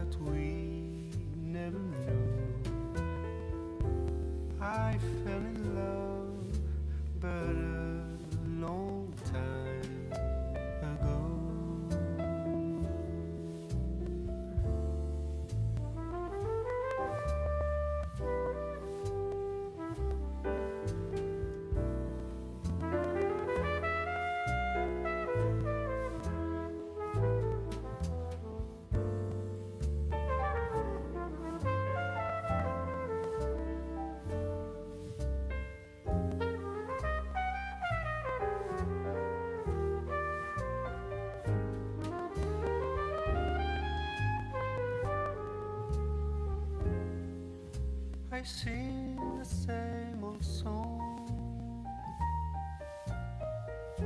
Been going on for far too long. I hope and yet again. What do I know then? I believe we're all meant to be. All my dreams are so out of reach. Welcome back, ladies and gentlemen, to the second match today on Dota 2. So my name is DK Truman, joined by the wonderful Bowie. As we already had an absolutely massive upset earlier today, will we get, I mean, there's not really that big of an upset possible in this series, but do you expect to maybe get a surprise here as well? I mean, a surprise would be a 3-game series. We have been casting a lot of 2-0s recently, so would love to see something, dragging a bit more. And as you said, I feel like this is super close. Maybe a slight advantage to Kalmychata, but honestly, I think a draft could be way more of a difference maker than whatever side we're watching. Yeah, definitely think so as well. Obviously, we just had, like, we can't not talk about Navi Junior winning that series. Talk about draft being important. The Marseille playing twice in a row did not work out. I don't... Actually, now that I say that, Kalmychata do have WoW, so they do have, like, unconventional safe lane heroes that they play. They do, for instance, the Void Spirit is one for Kalmychata that might spring to mind. But for the most part, I think... I mean, Void Spirit also gets played by B-Body in the off lane on Passion UA, so that's probably a highly contested hero in this series. Yeah, very possible. I think this is the type of game where if you play a lot of Voice Spirit, you don't really need to ban Puck, right? And you can force the hero a little bit early. It is flexible, as you said, depending on the types of players you have. Surprisingly as well is I'm seeing here that WoW plays Spectre. And you were talking about this hero today. So maybe that's something we could potentially see. I mean, Spectre does have some good games that he could come out and, play. Most of the time, not really that fantastic of a hero to use, but gotta definitely be a little bit fearful of that last pick Spectre potential. But yeah, we'll play some slightly off-meta heroes in that regard. Passion UA also, they've got Moonlight, who likes to play a Primal Beast in the mid lane, that... He's really good on it, even with significantly less farm, because that's the one thing that the hero struggles on. But, like, they both... QBFY yesterday, we saw him with that Hoodwink, absolutely amazing. Rare Gods, they're going to definitely ban out the Bounty Hunter first phase for Kalmychata, so you already have, like, a lot of heroes that both these teams love to play and need to be counted in the draft. Yeah, definitely... I think, I did in the past harp a lot on the change of not really allowing these services to parse games. But I do feel like, especially at tier 2 level, tier 1.5 level, there's like lots of unique playstyles that are emerging. And because you can't really have all of that data on your opponents, I feel like teams feel a little bit more prone to experimenting. And as a caster, that is definitely entertaining. So... I do hope we get to see some interesting picks again. Yeah, of course, the players are currently getting ready as we are about to jump in towards the game. Looking very much forward towards this series. I think it's probably the closest to an even matchup that we've gotten from the series that we've had so far. A lot of them were one team being a massive overdog over the other. This one is a pretty straightforward, almost 50-50 game. Yes, I would agree. Surprisingly, though, I would say that Passion UA, for how long they've been together, I would probably give them the slight edge just because of. No, I think there's a lot of learning. There's a lot of like internal affairs and communication that goes into building a team from scratch. And I would probably say Fashion UA has, if they lose game one, they're more prone to bouncing back. Whereas a team like Kalmychata, that even if they have really good players, you can get destabilized if you, let's say, get stomped in game number one. Not saying that's what's going to happen, but you get the idea. Yeah, I definitely agree with that assessment. One very interesting stat, though, to just point out is in the last 2 months, they played each other 3 times. All 3 times were Kalmychata wins. 10 seconds Yeah, remaining. so Kalmychata definitely more favored. The odds are also showing that they are more favored, but this game is, I can easily see Passion UA coming out swinging and then taking down Kalmychata here, because they have the experience on their side.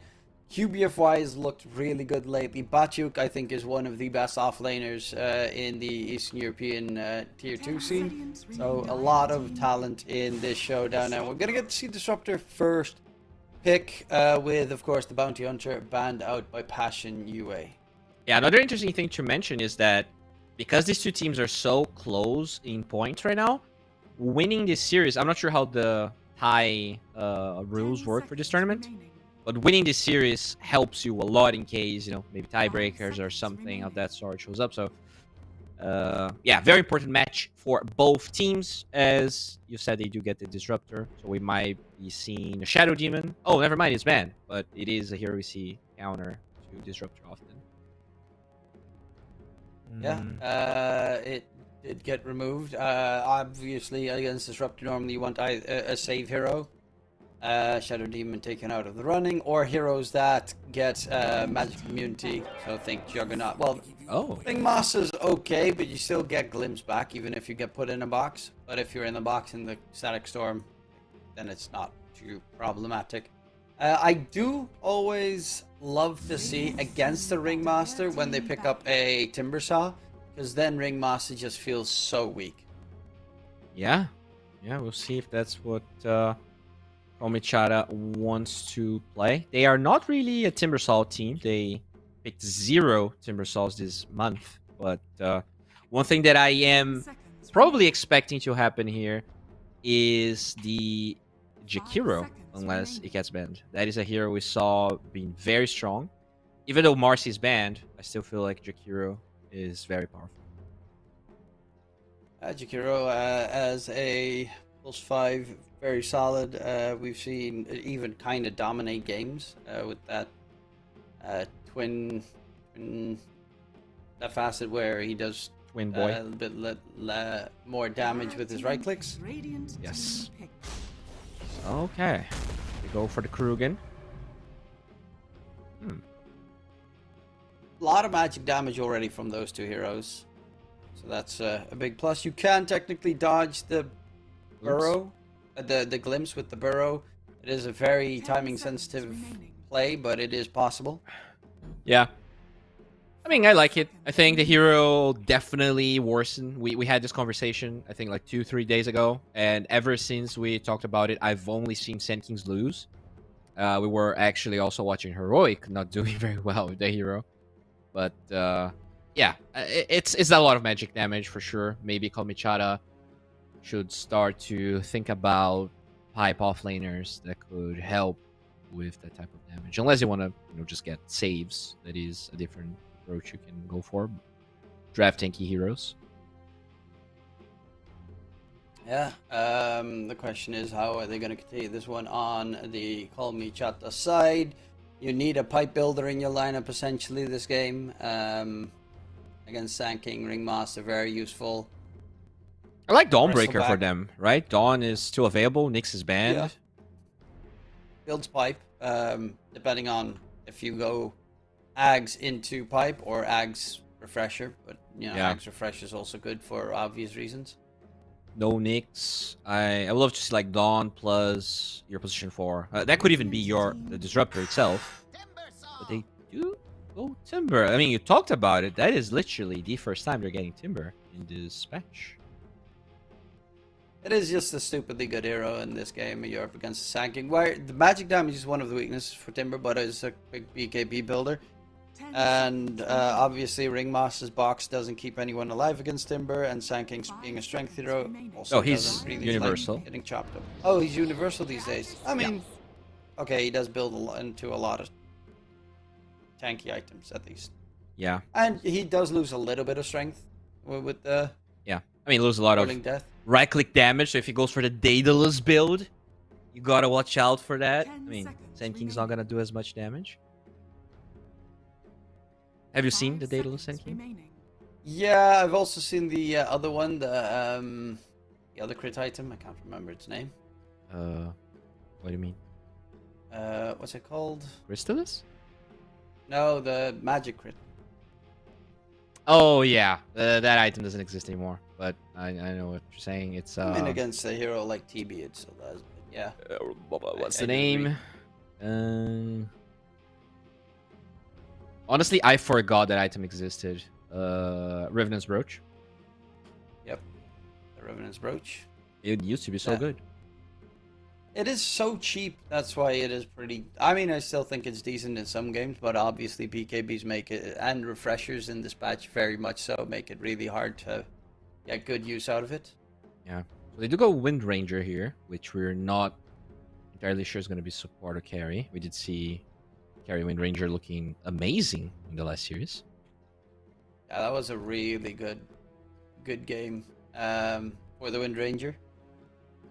Yeah, for now I wouldn't say this is a spectacular carry Wind Ranger game, so we'll see. I would argue it's probably just going to be support, but it remains to be seen here as they need. You have a lot of catch and you have a lot of magic damage. Dire team pick.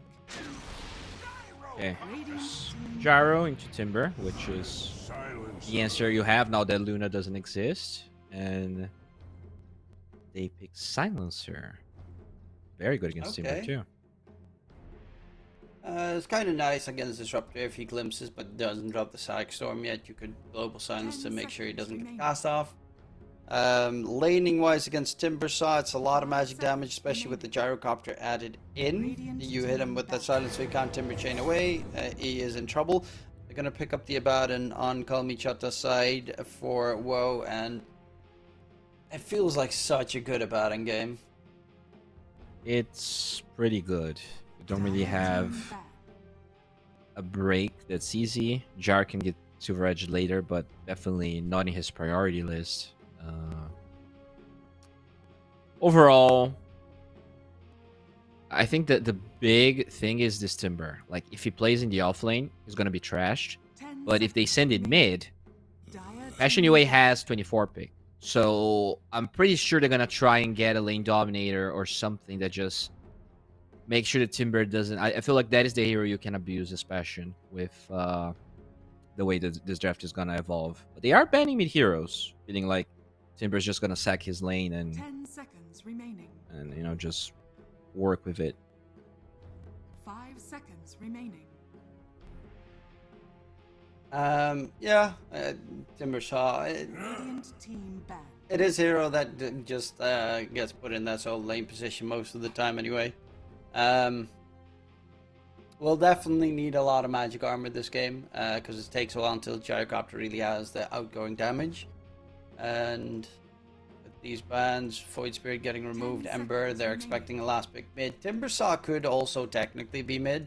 They do have last pick on Passion UA though, so there are the big last pick surprise play not really going to be a possibility here. I think you ban Quap if you want to play mid Timber, you ban Quap. If you want to play offlane Timber, maybe you ban Pudge. We've seen a lot of Pudge, and the heal reduction is very good against both Timber and Abba. Radiant team dire team pick. Oh, they get that. Okay, yeah, that's another way. You get Cop yourself. Yeah, good old Quap. Very solid in lane, decent against Sanking, because you can blink out before hopefully the most damage comes in. Very solid Blade Mill game as well for the Queen of Pain, possibly if they want to go that route against the Gyrocopter Sanking. Yeah, the one downside is global. Like, this is a game where they have the catch and they have global. So with the silence, there's not going to be any saves available here until supports have items. That's the one thing they got to be careful about as they get Undying. So is this offlane Undying with mid Sand King? I would assume so. Yeah, Moonlight's playing Sand King, so it is going to be the offlane Undying against Abaddon. Timbersaw pretty good. Abaddon, their tombstone kill isn't the greatest. Obviously, Timbersaw is solid against Undying because you chop him up with the Whirling Death, but on the other hand, you still strengthen back from the Timbersaw, so it's kind of a nice mixed bag. And a very good, like, same story for Passion UA, very good Blade Mill game for the Undying against the Queen of Pain Timbersaw. I'm liking that last pick. I still do like Kalmychata's draft a little bit more. I think the Abaddon feels too free this game. How do I feel about this Abaddon? I mean, it really depends how this lane is gonna unfold. You know, it's a melee hero into an Undying, so your base damage is gonna be atrocious into those decays. I can see this Abaddon, like, later on, the Abaddon definitely is king, but you also got to remember that global might prevent the manual usage of borrow time. With a break, you can also kill him. It's I don't know. I feel like this might be closer than it looked, and I feel like this Timbersaw is just gonna get destroyed. So they are gonna be working with just the co-op for the first 10 minutes of the game, unless something crazy happens in that lane. Yanku should have a pretty tough time in that offlane. If he does have a good lane, though, this game is going to be very hard for the Passion UA side, because he does feel very uncontrollable. If he gets a BKB, there's no damage on the Dire side left, essentially. It's also a very solid load to absorb game against, well, Gyrocopter, little homing missile, but getting rid of the silences, global silence is always going to be very handy. Yeah. And it is one of the items Timbersaw likes to build for the most part, as we will get to see that delayed smoke shenanigans as we always see in this patch. On the other hand, though, Pop will have a very, very free game. So Ethereal will definitely be in a position to create a lot of space, and at least Sand King can always stack for himself and recover. But I am assuming Cop is going to be highest net worth minute 10. Yeah, Quap should definitely have a pretty good time this game. Smoke breaks on both sides, and that was the end of the attempt here. 2 bounties for 2 should be really what it ends up with. Okay, so they're not going to find that Dire Ward, and you can't really fight for this rune. Oh, Blood Grenade on Ragots. A lot of damage there. Already taken on the Wind Ranger, but will be just able to walk back to base. Or to lane with that Tango used. Has Wind Run anyway, so. The Wind Run, I mean, normally you want to have that power shot level 1 to secure the range creep. But Timbersaw with the Whirling Death can also get it done. Yeah, still can get abused, right? As you go in, you get Arcane Cursed, you take a lot of Rocket Barrage damage. Definitely, it could be a problem. The Rare Gods decided to get Windrun level 1.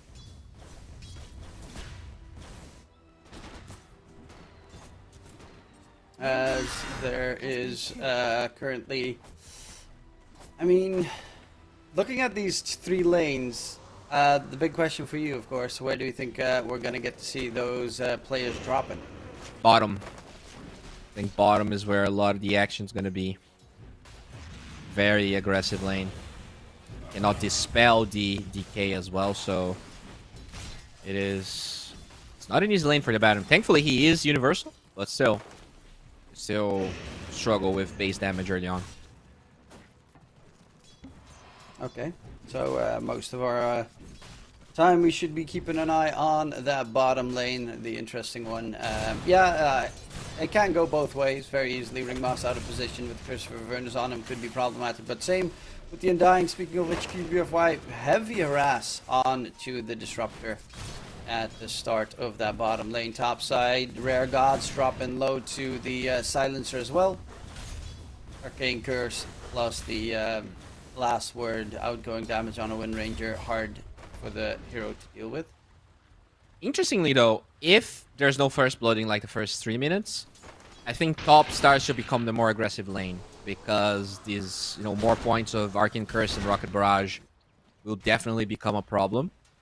In the early levels, I think bottom is the lane to watch as Disruptor is super low, but no vision to go on him.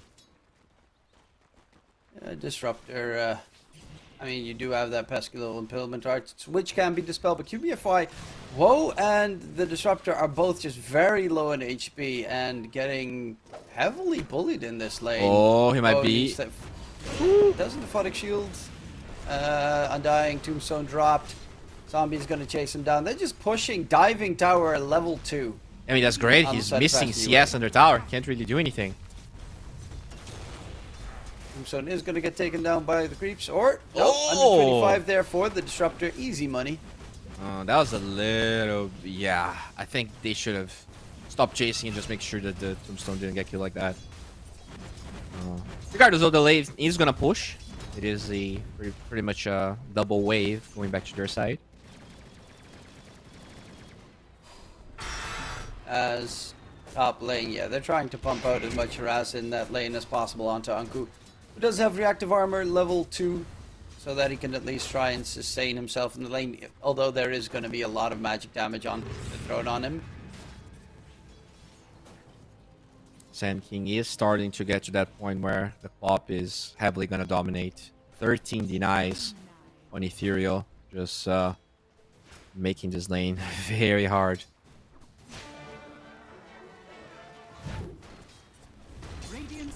Oh, the As Moonlight might be dead? Ethereal not going to No, dive in for that finisher there. I guess he doesn't have a sentry in range of the Sand King, but Moonlight is still ticking down. Woo! Right click, and the last Shadow Strike hit. Oh! Didn't take damage there? I think the last one doesn't do damage. That's weird. I mean, it is... Felt like that last one should have kicked him and killed him. I agree. Like, he had 11 HP, it's 40 per tick, so even the magic resistance shouldn't have sufficed. QBFY solo does walk away, and so far 1k net with lead here for the dire side. So yeah, even though they have that advantage in the mid lane, it is still a problem in the side lanes. That Timbersaw, that Abaddon, not having the greatest times, and it's expected with an Undying. We talked about it. Like, the Quap is the hero that needs to eventually alleviate the pressure. And yeah, Ethereal is having an absolutely dominant mid lane. Has as many denies as Moonlight has last hits. They're chasing Batuk here. Slow. Batuk is actually top net with by a lot, and is going to get taken down by Rare God, so pretty big kill secured there. He actually is like still 400, almost 500 gold ahead of Ethereal. I know he got first blood, but still, Ethereal gets the jump with away, the silence. but the silencer is there as well. Sonic Wave thrown out onto Moonlight is going to get healed by QBFY, and Ethereal dies. With Moonlight staying alive thanks to QBFY. Yeah, there you go. That is really the problematic part. That silencer with a good game can make the Quap fear for her life so much. And now fight for the room. Illusion gets denied. As the Disruptor's on the run. Oh, the dodge. Nice little dodge there. Nice. With the souvenir tool, as Moonlight will get the kill onto Disruptor, and it's looking pretty good here for the dire side. Top lane Top going to go in lane. onto Anku, and the Timbersaw with that silence on top does have a healing load, so should be just fine. But it does really go to show he is bottom of the cores, and yeah, that is to be expected considering his lane though. That's the thing. He survives because he has 2 points of reactive armor, but that also means his recovery speed is going to be much lower. I mean, I understand. Like, I feel like he needs the healing here, Are scarce. but it does come at a cost later on to the game. As bottom, they're going in onto Woe. Is going to get whipped, and he is dead. No magic wand used in that process. He's going for the Hand of Midas on the Abaddon because he is struggling so much in the lane. That is not great. Yeah, that Undying. I mean, that's what Undying does, right? But unfortunately, Abaddon is one of those heroes that can't just go jungle and recover. You know, he's no Careblade, he's no Sven. He is pretty bad at farming pre-radiance. Yeah, and he'll need to get on that recovery train. Batyuk is really having his number with that last pick, Undying. And Undying is also a hero that is very solid at the snowball. As they Oh, are, the he ulti, gets his they're going level for 6 him. on that creep, ulti onto Woe, chase him down, all the zombies there, and damn that damage coming out from the Undying. Easy cleanup coming through. They quickly TP in QBFY so he can go for the stack and maybe get the rune spawning in mid, but it will be topside for the Queen of Pain instead. Yeah, then King Force back to the base. I mean, that's level 7.5 co-op, so Ethereal still having a good game. But the fact that that first Sonic Wave was used to try and survive and he gets no kills did not help with offsetting the pressure both of the side lanes are suffering. In towards mid, Moonlights, Ops, reps the epicenter. They are going to go in onto Ethereal. They'll throw the full epicenter. There's the That is catch as well. Ethereal, he terrible. blinked in on the high ground. So they knew he didn't have a blink out. And that was, yeah. He had haste, right? So he was like, yeah, no one can kill me. He was wrong. Yeah, they have pretty lengthy lockdown with that level 3 Tame the Beasts. And the Burrow, even though it's level 1, still 1.2 second stun. QBFY is starting to make some stacks as well. So Sand King or Gyrocopter can get ahead quickly. This is not looking good. This is looking pretty atrocious, actually. Like, this Queen of Pain, despite still being decent net worth-wise, has no momentum. Timbersaw, with the skill build, is not going to farm very quickly. In fact, there's like one ancient stack that I guess he might be able to farm. And yeah, Baron is going Midas, an item I have not seen built in a couple of months. It's unless it's a Doom, which not really the case.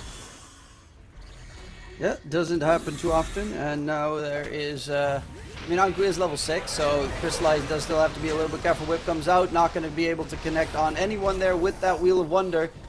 As Anku Burrow does get dodged, does get thrown out. Anku, can he get himself out of there? With the Timber Chain, should be able to disengage and heal up enough to sustain himself. Ethereal gets an Arcane Rune, has that Sonic Wave available as well. Is going Blade Mill.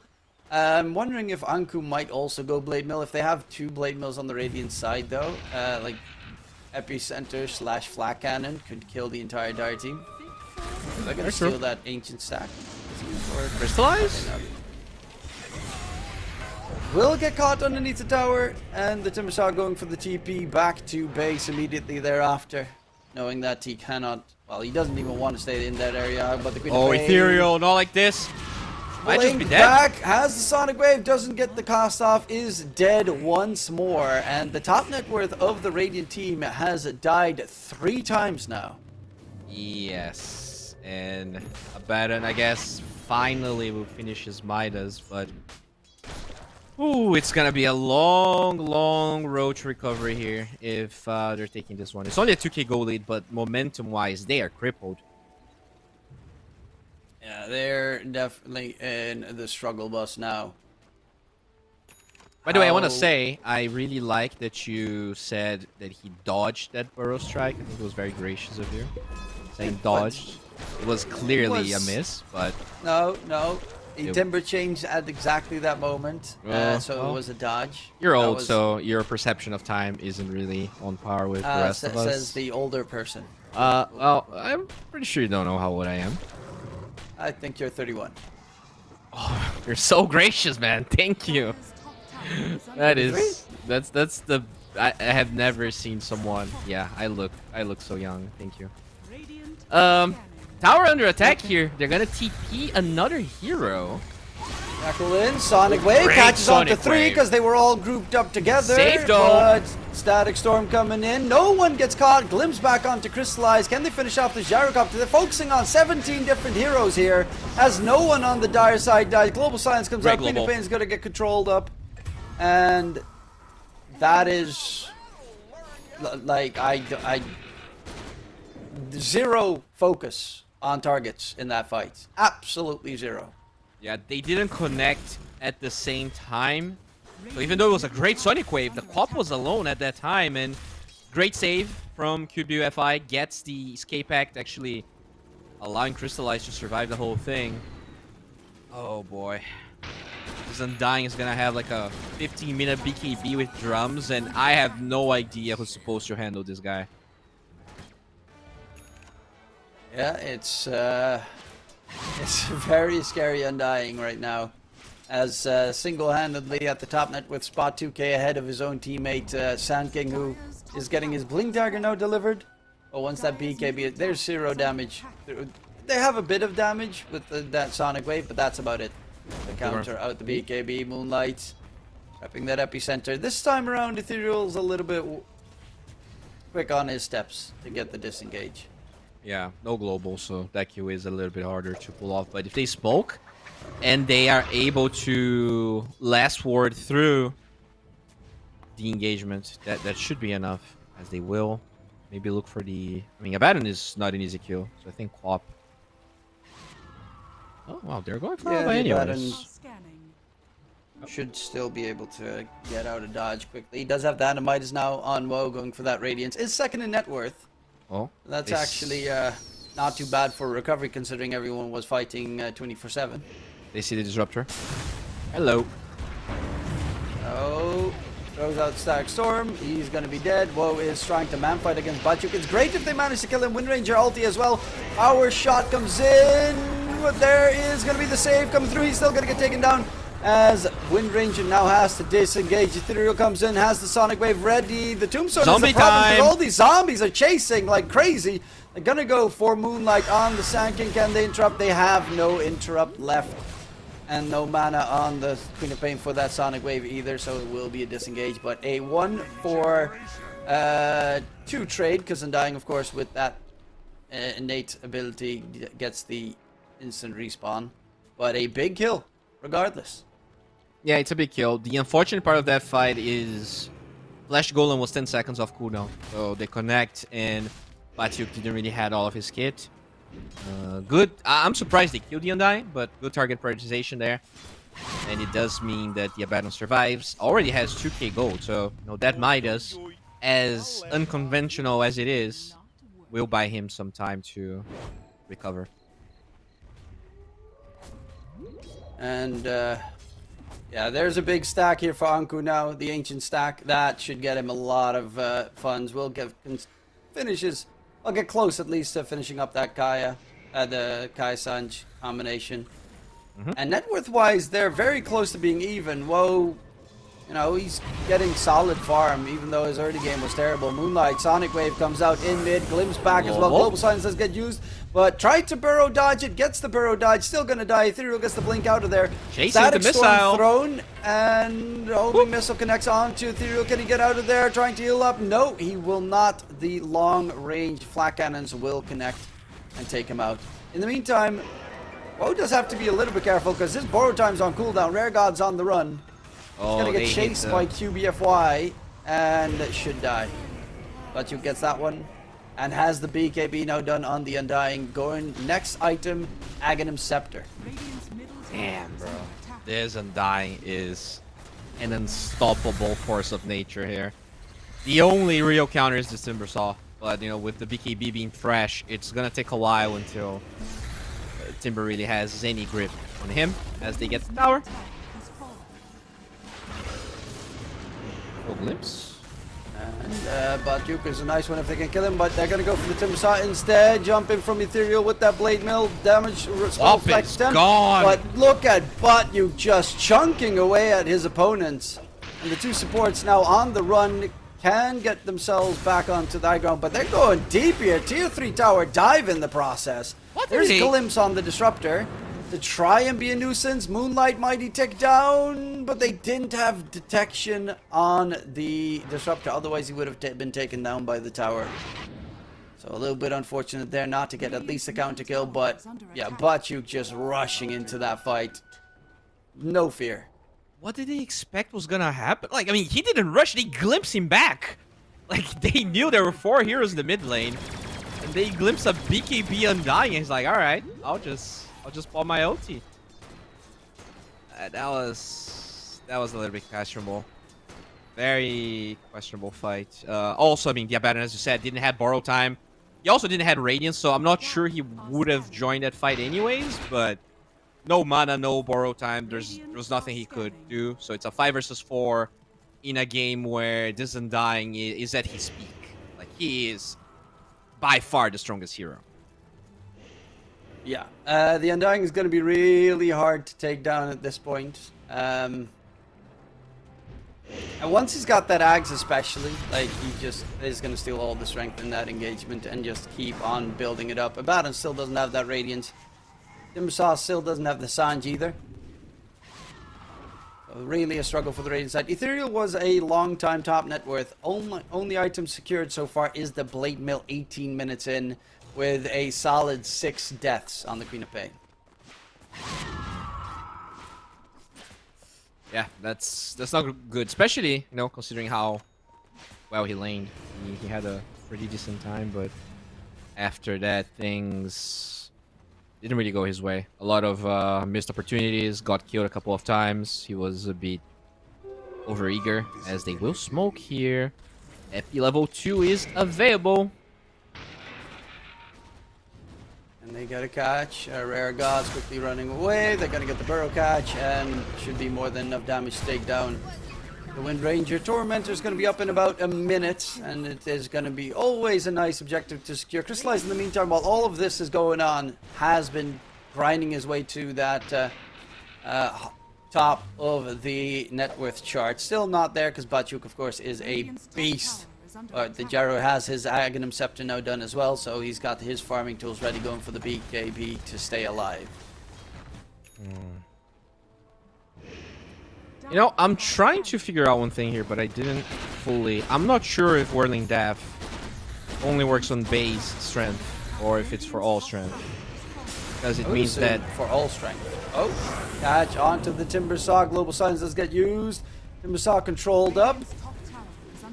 As there will be the epicenter from Moonlight coming in. Sonic Wave will connect. They find 2. Both supports are dead. But there's Bachuk going in. Epicenter as well onto Ethereal. They take him down. And they know that Woe on the Abaddon does not have a borrow time. Doesn't have a TP either. Yeah, that is a very slow but sad death coming in for the Abaddon. At least Radiance is doing a lot of Flag damage. And Moonlight has to be a little bit careful here. But it is going to be another kill. They get 2 supports, but they lose 2 cores. this Wind Ranger might be dead as... No, never mind. Thank you. Yeah, Didn't chase. Thanking if he wanted to chase one good power shot and he'd shatter. By the way, 500 gold for the Aghanim Scepter on Bachuk. This is only gonna get worse. That Ags is... It's so strong. He already has the decay damage talent. Probably guessed the decay cooldown at 20 and things. And...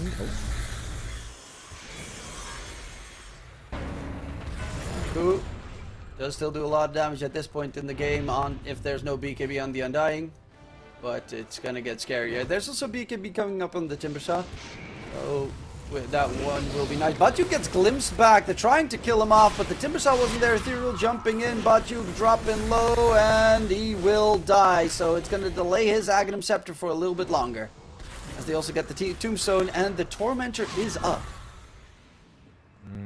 They are in a decent position here. We'll see if they're going to be able... Yeah, they're probably going to be able. I don't think you want to take a fight without the Undying. They get themselves the first Tormentor of the game, which is a free shard for the Wind Ranger. Gale Force, really good shard as well. Great shard. Especially against... They have a lot of heroes that just walk into the fight.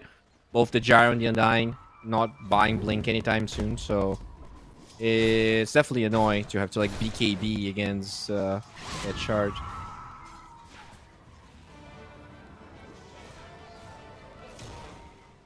And, well, yeah, currently, how will they be able to... the net worth-wise, they're very close. Woe is still getting pretty solid farm. It is scary how incredibly farmed Batyuk is, and how scary Undying is in this patch as an offlane hero.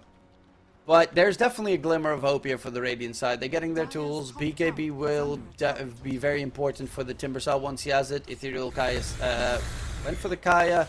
Sanj into BKB next, and that Aghanim Scepter from the Queen of Pain also turns a lot of games around very effectively. Yeah, unfortunately that Eggs is gonna take some time, because I don't think you can play this game without BKB when you're this far behind on Ethereal. Smoke Carino play, very good from the Disruptor. Like, he's been tanking a lot of those smokes. It's like he always postures at the right time, and yeah, they're gonna kill him, but I think his job is done. That's the second time Smoke gets, let's say, wasted, because he knows what's up. Radiant's bottom tower is under attack. And Rare Gods farming the Dire jungle, same with Woe, very far away from any possible engagement. Dire have an okay push with the Gyrocopter, but that's also kind of it. Their Roche is not the greatest either. Tombstone, unless you drop Tombstone and Flesh Golem, then Roche does die pretty quickly. Batyuk does have his axe now finally delivered, so we'll be able to steal that 8 strength per decay hit. Yeah, they're gonna be able to Roche pretty easily here. They do save Flesh Golem, pretty long cooldown. And that is going to crystallize his hands.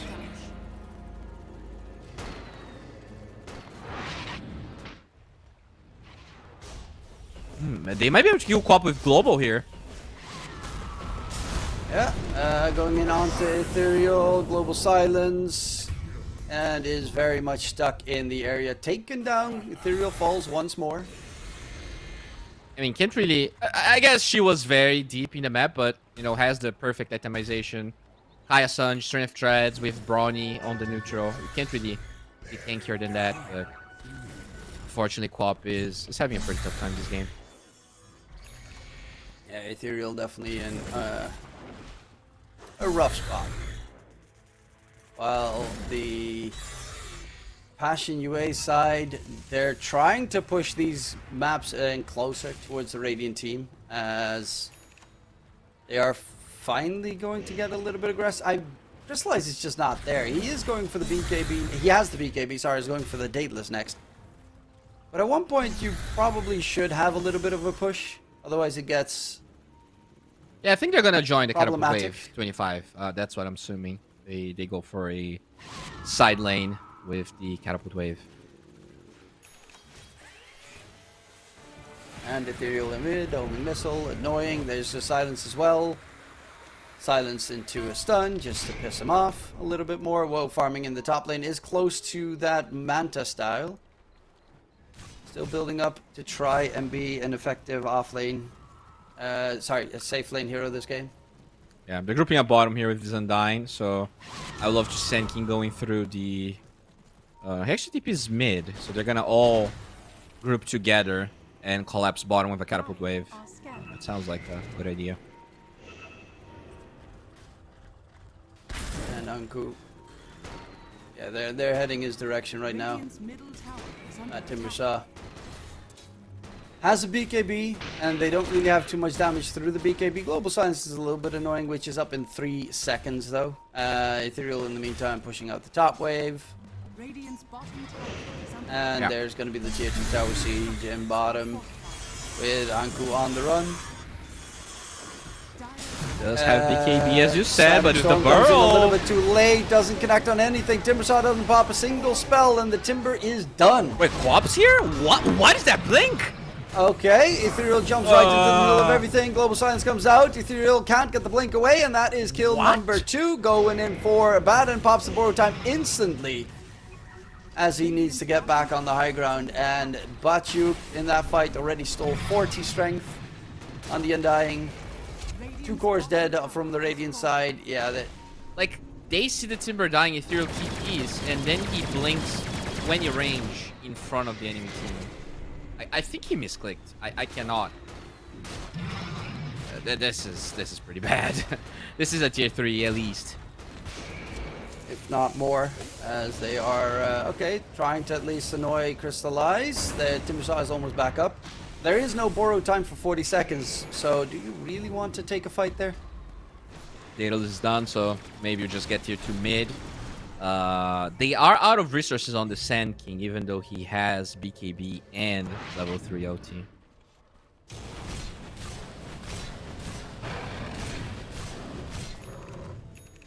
And Crystallize is going for the Satanic as his next item after the full Daedalus being done. Batyuk also went for a Holy Locked on the Undying. Oh. So, interesting. Extra healing at least, I guess.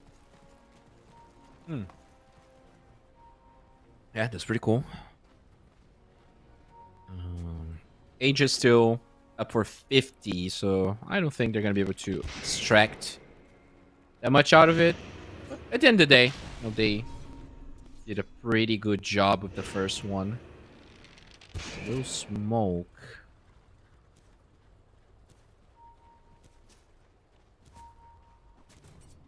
Yeah, they got a decent amount, but they're still tier 2 tower top and tier 2 tower mid, as the Abaddon is sending those Manta Illusions out to push the sidelines the entire time. He's going for a Blink and a Refresher as his next 2 items, just wants to sustain in the engagement. I don't know if you, that's like, sustaining against Undying means Undying just steals all your strength.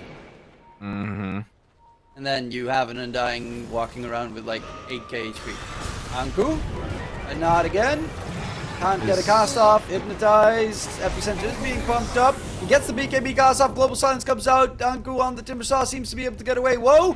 Though in the middle of that fight, needs to be careful. Epicenter from Moonlight comes out, Ethereal needs to blink out of there. Whoa, no borrow time left. And is just gonna get chopped up. Again, Batyuk 40 decay strength stolen in that brief engagement. That's the thing, like, even if he gets to use all of his shit as a Abaddon, you're not killing the Undying, and if he hits you, you're not disengaging from the fight, because he's slowing, like, the slow is so obnoxious. 40% slow, as Uncle now with no BKB. Miss Sonic Wave thrown out, Ethereal needs to be careful, blinking on cooldown, Crystallize gets that kill, they're gonna go in onto the Timbersaw. Timbersaw surrounded, all 3 Radiant Cores are dead, and with that, that should be, honestly, close to the end with how dominant they're looking right now. They're lost. I feel like this has not been Ethereal's game. Something in this game tilted him very hard, because this is not the level of play I've seen him execute. Something happened here. Just a lot of weird moves, and as you said, this is at least one lane of barracks, but like there's no momentum. Like, there's a Abaddon farmed his whole kit, and you could see that he doesn't do anything. And there's a nice shackle shot, but there are no cores alive on the Radiant side to do any damage behind it.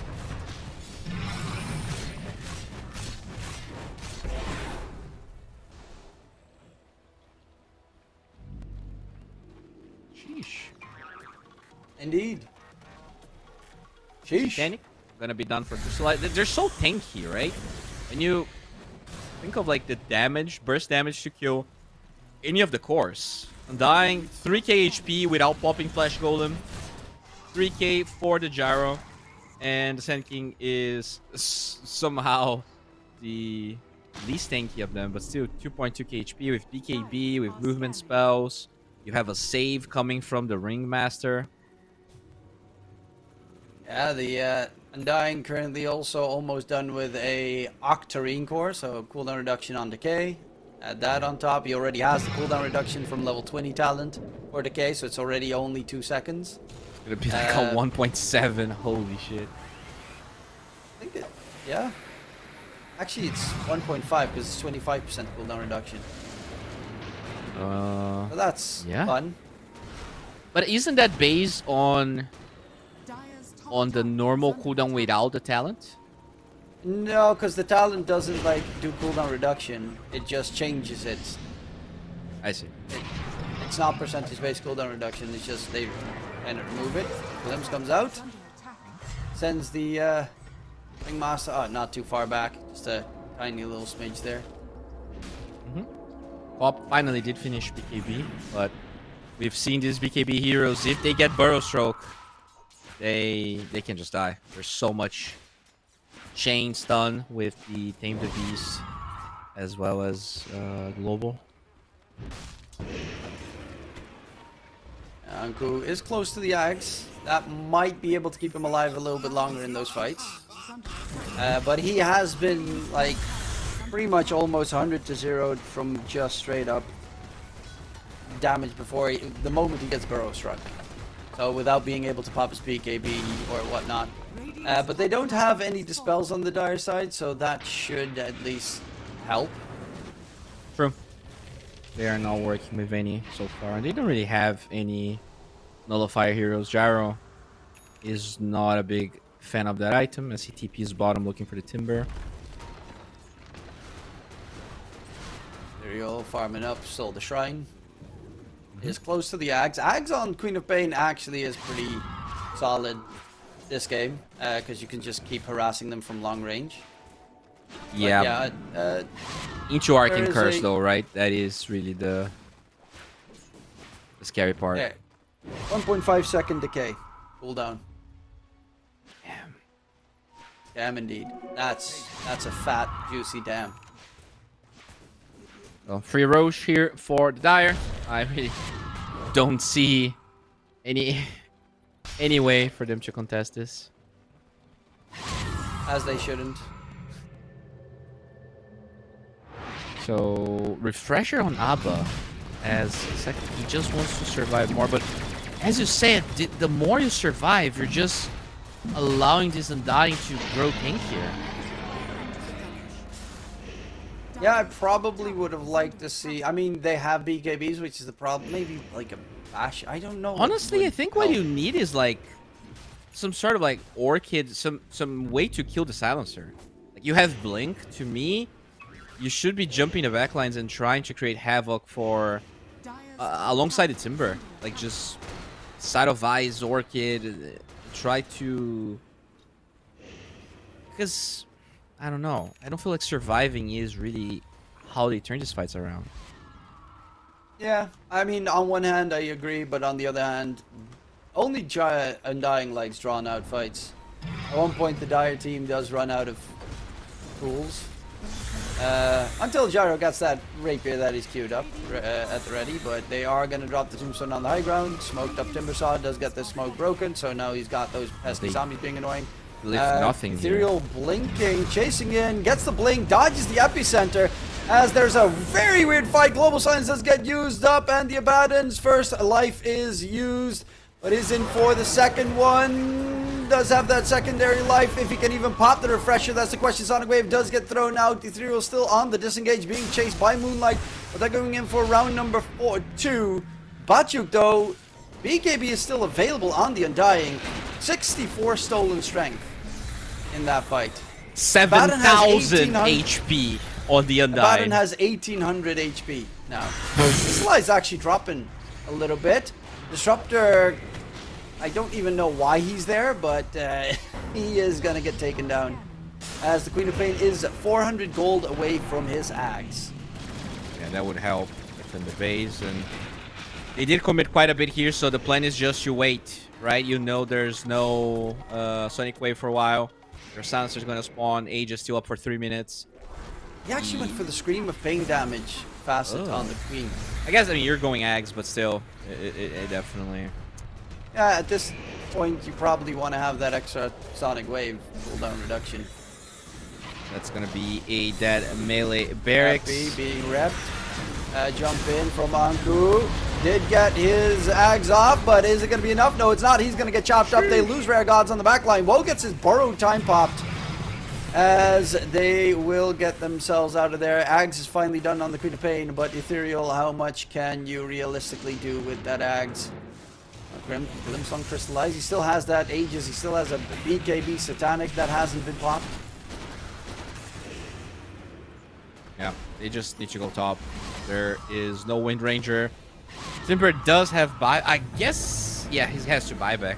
Dude. Lose Megas here. Game is pretty much over.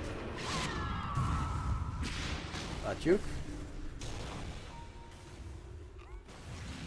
The slice takes quite a lot of damage, but they're going to go in on the Creed of gets Pain. found. Wheel of Wonder, BKB used in time. Global Silence comes out.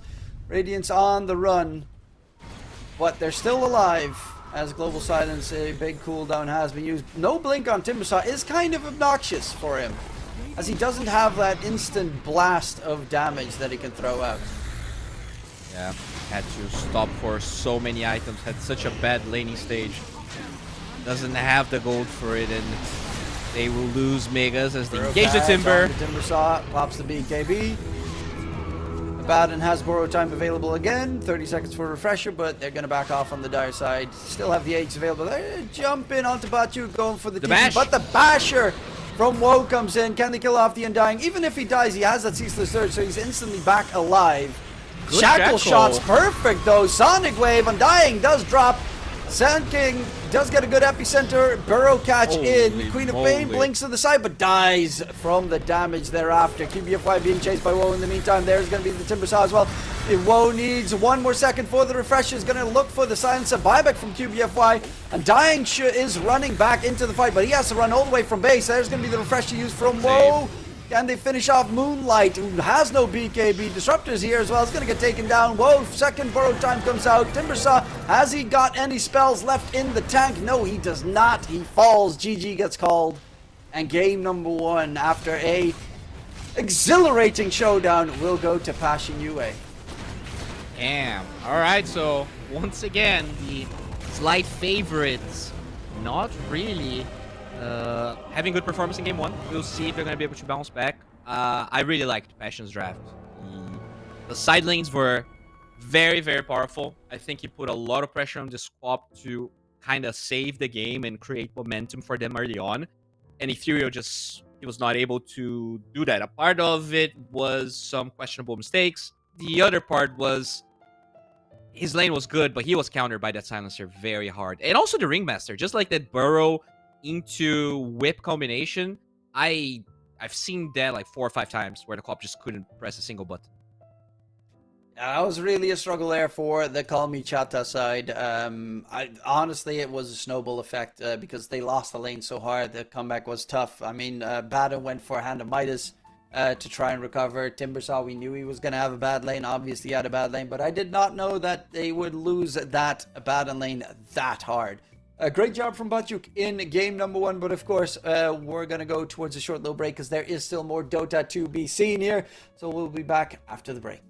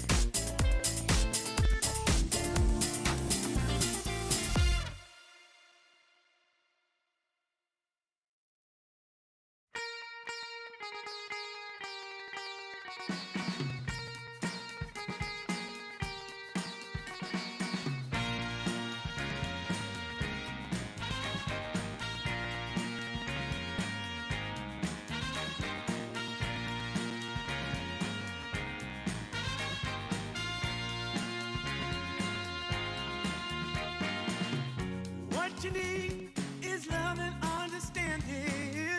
Find a heart whose love is true.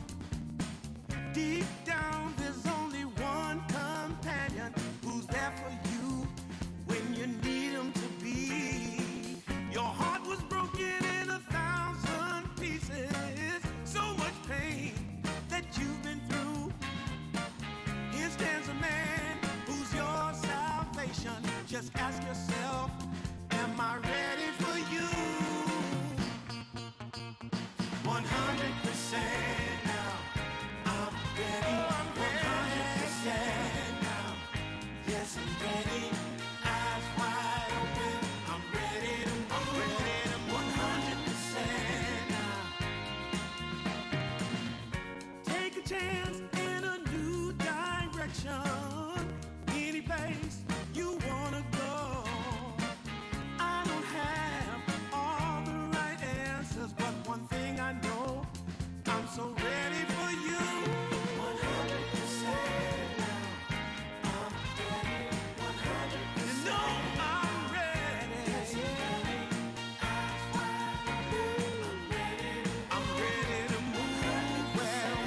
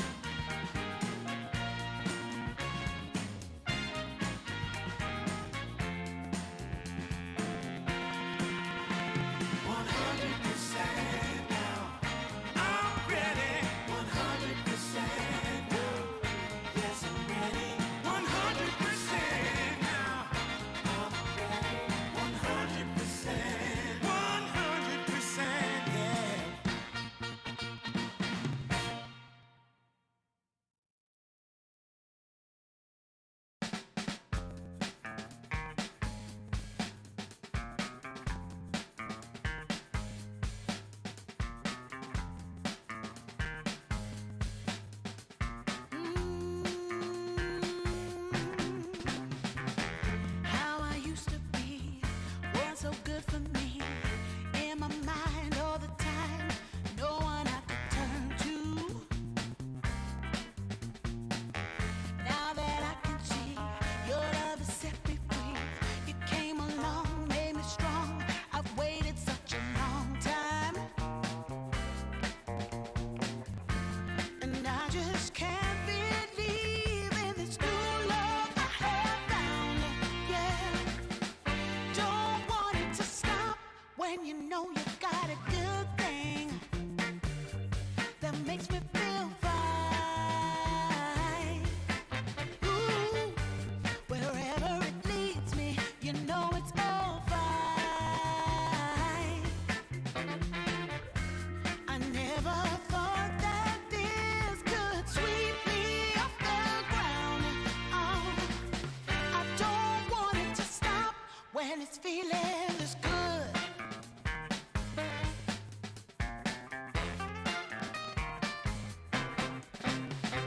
Whenever you're around, my heart begins to pound. Though I know you'll take it slow, no way to stop this feeling. For every single day, whenever you're away, in this place, there's a space where I'll be waiting for you. And I just can't believe in this new love I have found. Yeah, I don't want it to stop when you know you got a good thing that makes me feel fine. Ooh, wherever it leads me, you know it's all fine. I never thought that this could sweep me off the ground. I don't want it to stop. No, I don't want it to stop. I don't want it to stop when it's feeling this good. Feeling this good. Feeling this good. Ooh, feeling this good.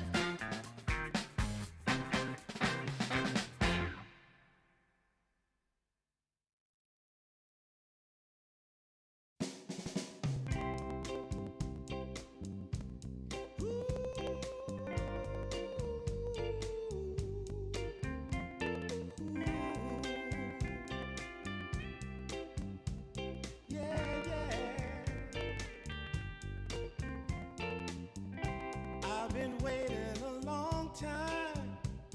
just longing for a glance from you. Yeah. A chance to look in those big brown eyes. No telling what my heart would do. Hey, when we met, I sure knew it felt as good as it could be. In that moment, though it felt so good, I wondered why you noticed me. If you gave me just a little time, it would sure ease my troubled mind. Don't tell me that you don't feel the same inside. Don't tell me these are feelings that I ought to hide. I don't care where you came from, just tell me where you wanna go. If there's a chance to be together, that's all I really need to know. Is it real or make believe that keeps me thinking of you? If you've got time to walk with me, I'll show you how my heart is true. And here I stand, waiting for you. Tell me, baby, what I gotta do. Don't tell me that you don't feel the same inside. Don't tell me these are feelings that I ought to hide. Don't tell me that you don't feel the same inside. Don't tell me these are feelings that I ought to hide.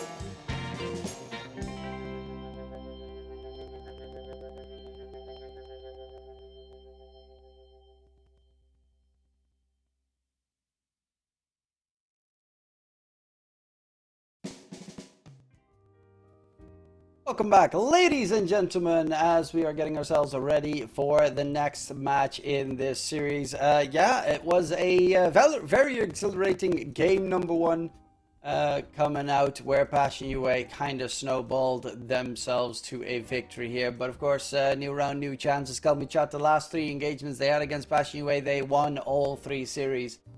So will they go for the reverse sweep, or will Passion UA shut it down in two?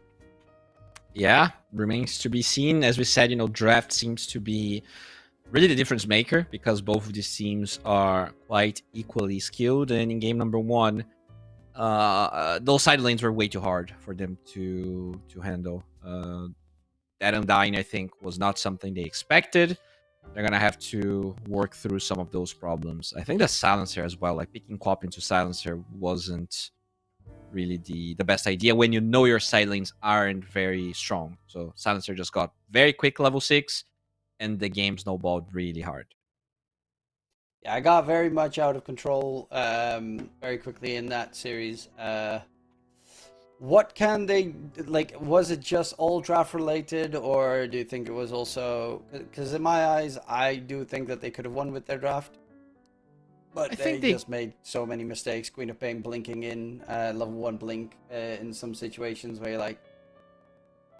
You can always win, right? I think the problem is that that draft put all of the pressure on Ethereal, and it felt like at some point he just tuned out. Like, he had some very questionable mistakes, but in a game like that, I can understand why he would feel that way. But yeah, I feel like just draft in a way where you're not putting all of your eggs in one basket, right? And I think that's kind of... It is not like he had a perfect Quap game either. Like, he had just a good laning stage, but even if he played well, it wasn't going to be an easy Quap game just because of the silence. Yeah, no, I do agree with that. It was a tough one. Really well played by Passion UA as well. QBFY, I mean, the supports in general played super well, but also a super performance coming out from Batu to really dominate that mid game and kind of put his team on his back, rushing down the Radiant side of the map. As now we will have, of course, new round, new chances. Still a lot of the same bans coming in. Yeah, I think you might want to ban Ringmaster. I was very impressed with how... I mean, honestly, in general, I'm very impressed with EBFY.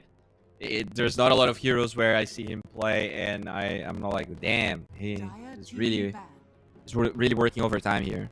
But I feel like the combination of the Sand King Ringmaster was not something I understood fully. But there's like just so much damage on the hero. Like he has a save and so much damage. It's kind of crazy how like the hero isn't as I guess more popular. You know, it was.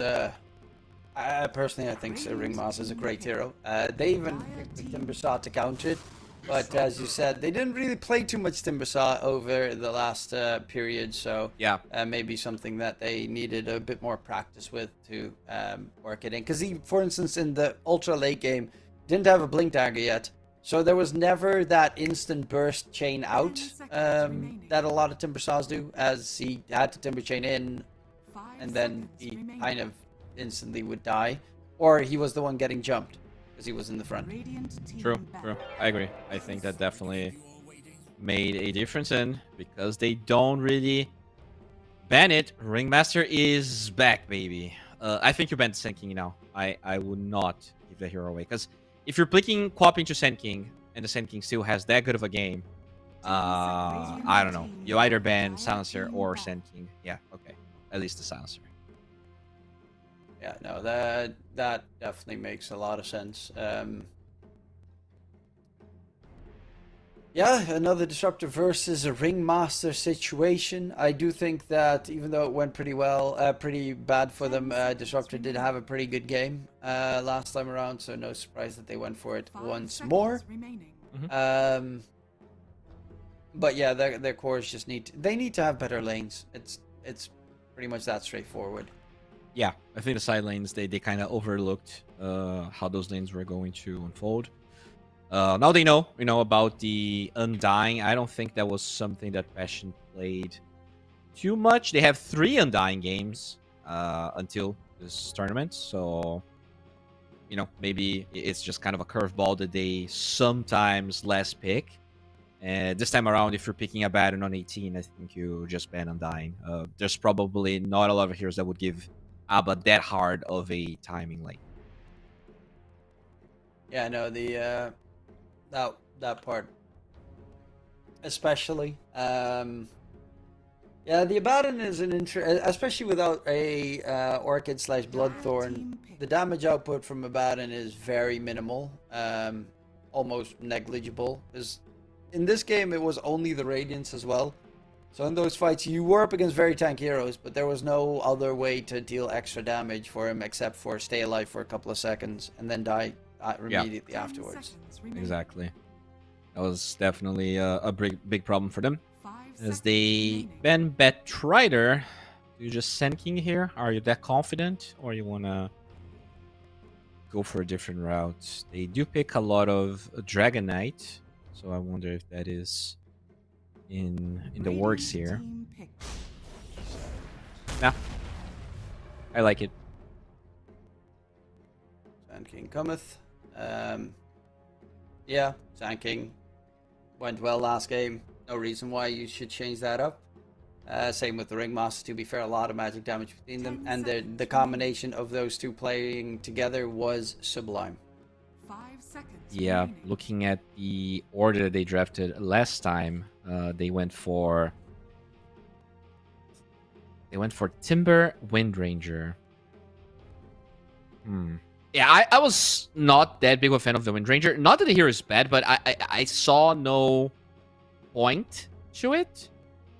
So I would like to see a different support. I think there's definitely better supports they could have went for. So even the Jakiro we talked about. So hopefully here they're gonna go for a better support Windranger plus another core. Yeah. Is Dota buff wrong, by the way? Because it says Timber was picked on 14, but I remember Timber being picked later. There you go. We talked about Dawn. They didn't pick it in game number 1. This looks great. This is honestly so much better. Yeah, it's a very strong lane. Most heroes can't even deal with it. 10 seconds. Ringmaster is okay because of course you can dodge a lot of the physical magic damage with the box, but also you can interrupt the Dawnbreaker in his sweep with your whip. So it is nice to at least try and keep your safe laner alive, depending on obviously what safe laner you have. Yeah, I really, really like this so much more.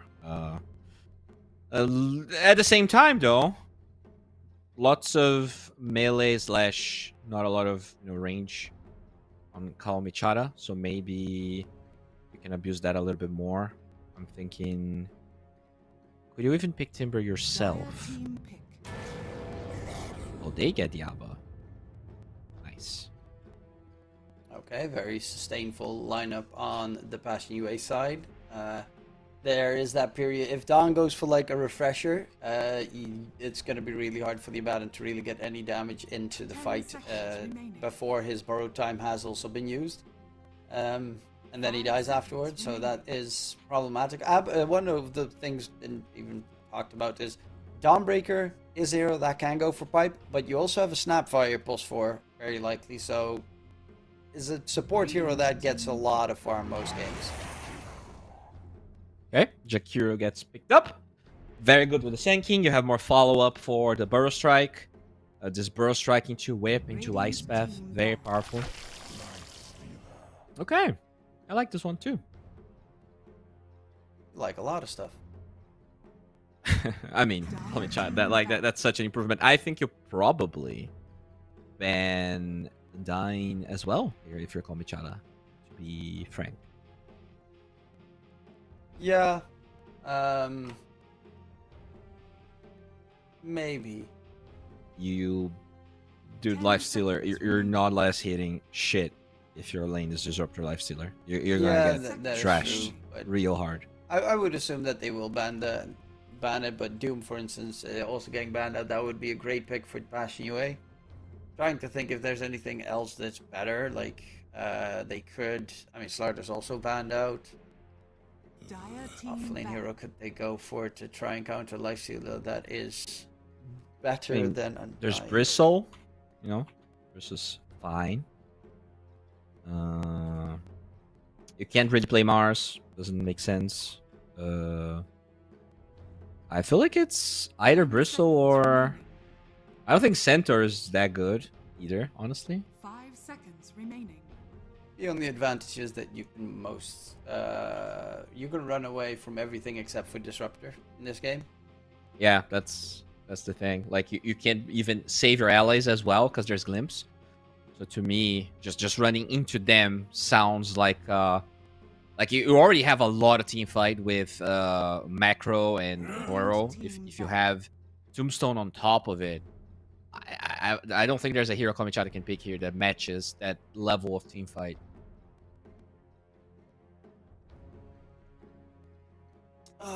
What else? What else? It is Passion UA, but the Void Spirit is 10 banned. seconds remaining.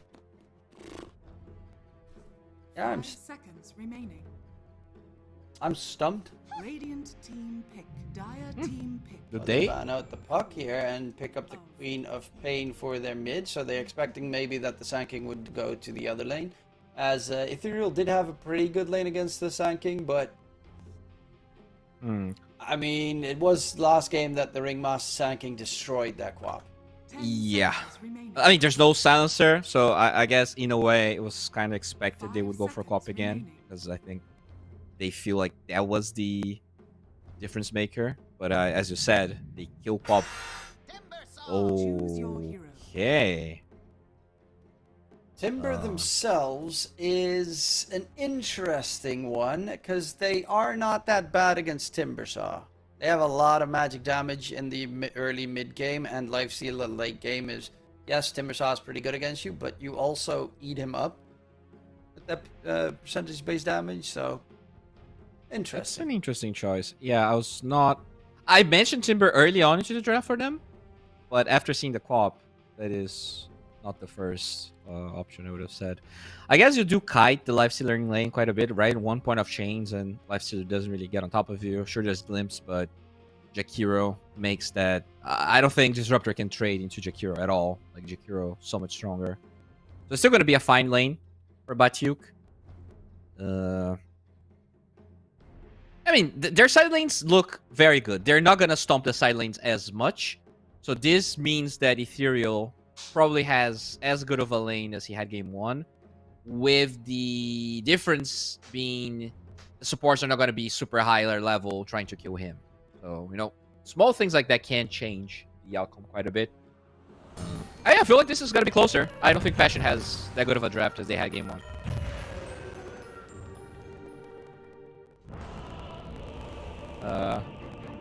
So yeah, we do have game number 2 our way, and this is going to be an interesting one.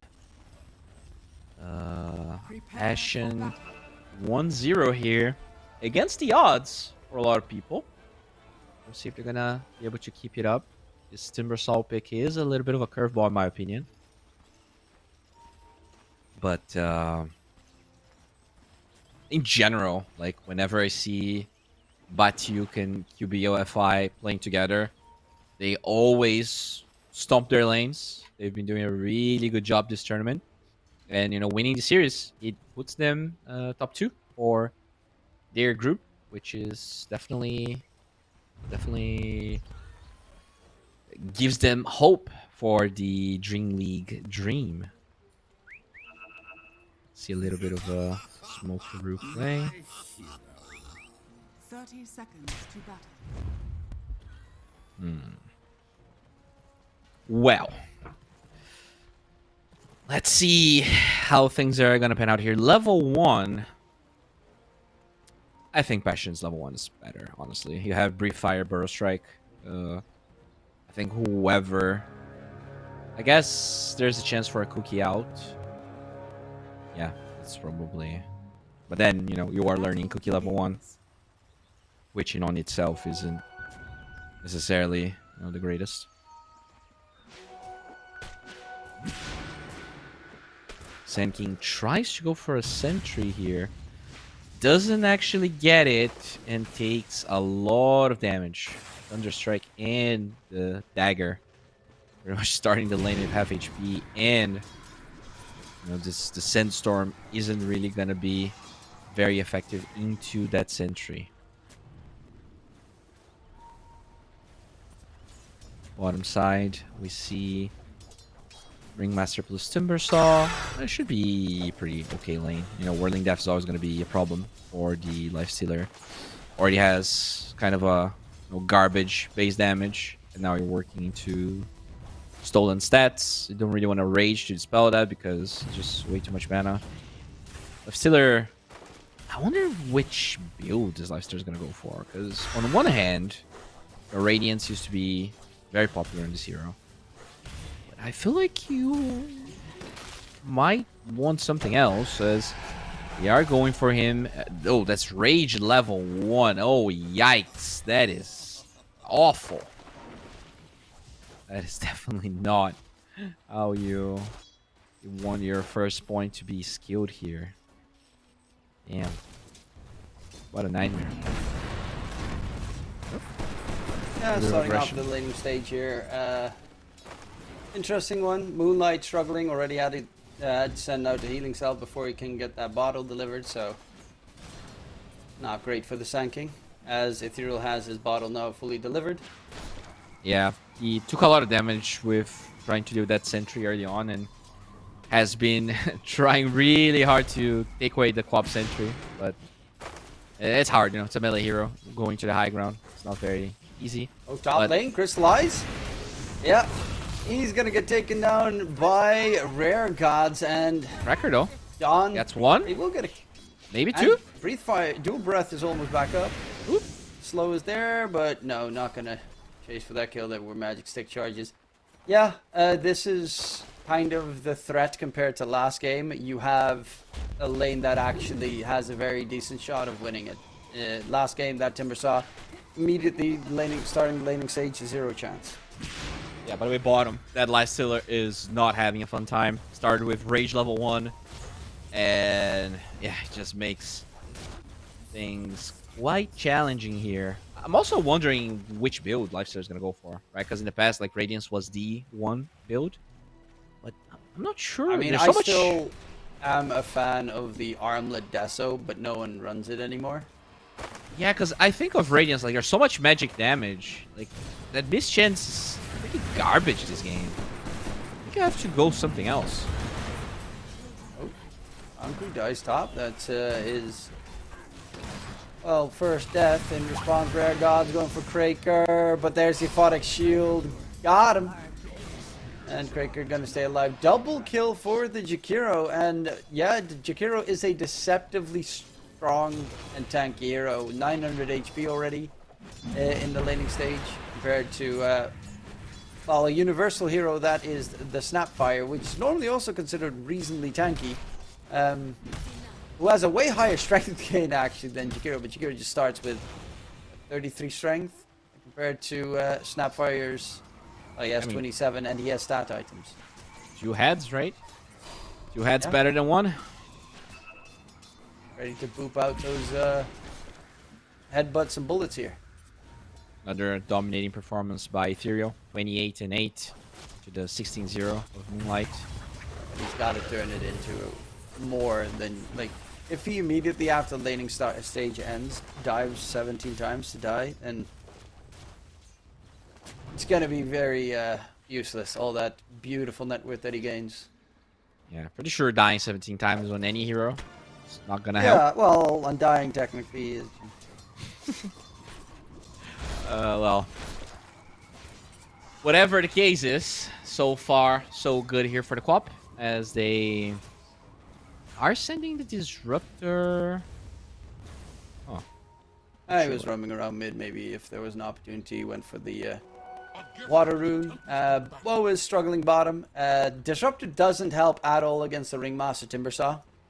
Top lane though, Anku, a lot of damage thrown out, but now needs to be careful as well because he's behind enemy lines and has no spells to use at the moment. Does get a little bit dicey. Speaking of dicey, Rare God's trying to get the damage in onto Kraker, but there's the second Aphotic Shield. As Kraker is now dominating on the Jakiro. He's going power treads on Jakiro. What? Because he's like, oh, my lane is going so well, you can't. that's psychopath behavior. That, no, you really can't do that. That's, honestly, I mean, that should he get banned is for BM. 4 of their kills.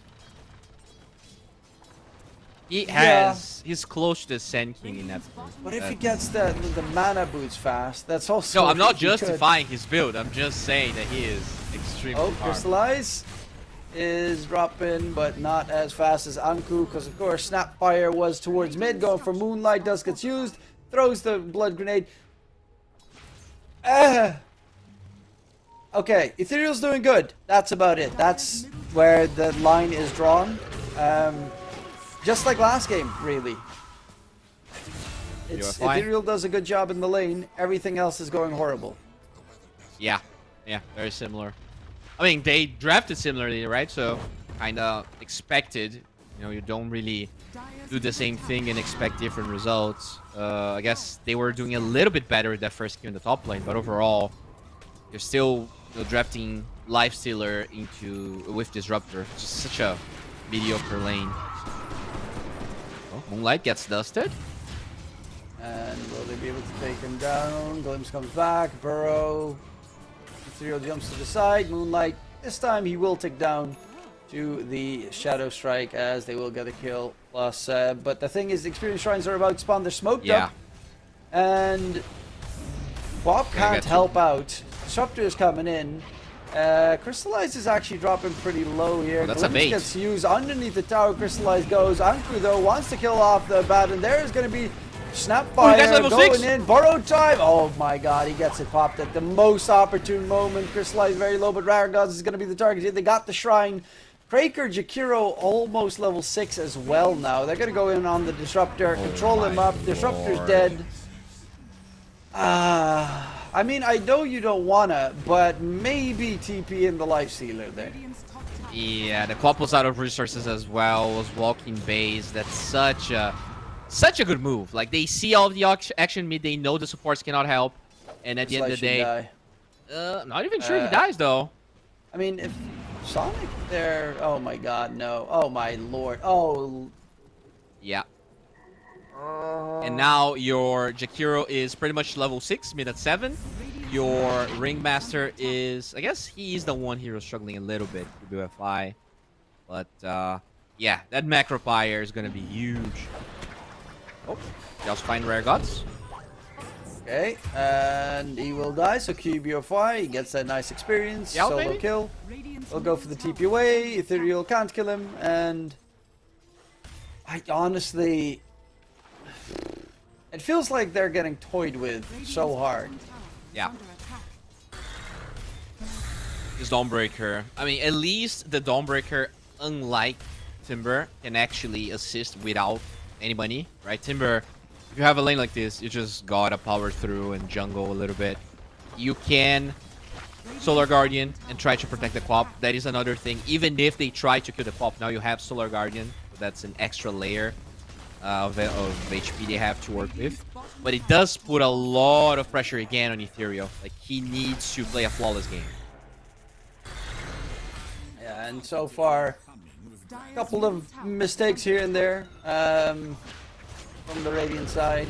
Ethereal still tied for that top net with spot with Crystallize, but also Bachuk on that Timbersaw who just secured the tier 1 tower bottom lane is very farmed, just like last game. Yeah. But the big difference maker is this time Abaddon is also very farmed, and he doesn't have to go for the Hand of Midas. He's already starting to build up for that Radiance, and it won't be the longest of timings unless they try to punish him, but they don't have the lineup to do that. Yeah. At least they do get the mid tier 1, which is gonna be huge. Gives Quap the rune priority she needs to start being more active, as they're going for Quap Moonlight. here. Level 1 Burrow is insane. You're not getting that. Ringmaster with that Wheel of Wonder combo if he can get it off. I don't think you can Burrow, get the skill. They're gonna go for it. Wheel of Wonder. There's gonna be a nice Hypnotize. Dawn ulti immediately afterwards, going in on Moonlight. Oh. Oh. Ooh, luckily enough, they do have more than enough heroes, but they will lose Anku in response. Oh my god. I am like... That's not good. And now they're gonna lose mid tier 1 as well, because Timber joins. They know all of those spells got used. Dawnbreaker is dead. Quap has no resources. So, very free mid tier 1. Radiant's middle tower has fallen. I don't know.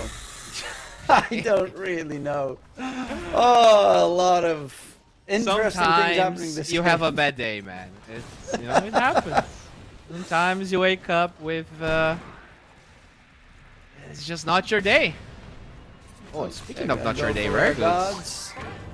He actually did finish up Power Treads on the Jakiro. Beautiful. Now he's level 7, so he's got Liquid Fire max level. And is going to use that to push out the tier 1 tower top. They're smoked up though. They don't have Static Storm just yet, but they do have level 3 Glimpse.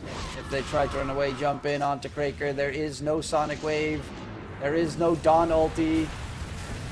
Skiro is a nice kill, but in Holy, response, that he Jakiro. might kill off the Disruptor here, as Disruptor is ticking down. Oh, He stays alive because he's in tower range. Yeah. Like, otherwise he'd be dead. Crazy performance here by the supports of Passion UA. I feel like they have been very essential in both games. And Abaddon, I mean, Crystallize just gonna get to start. They have Catapult Wave.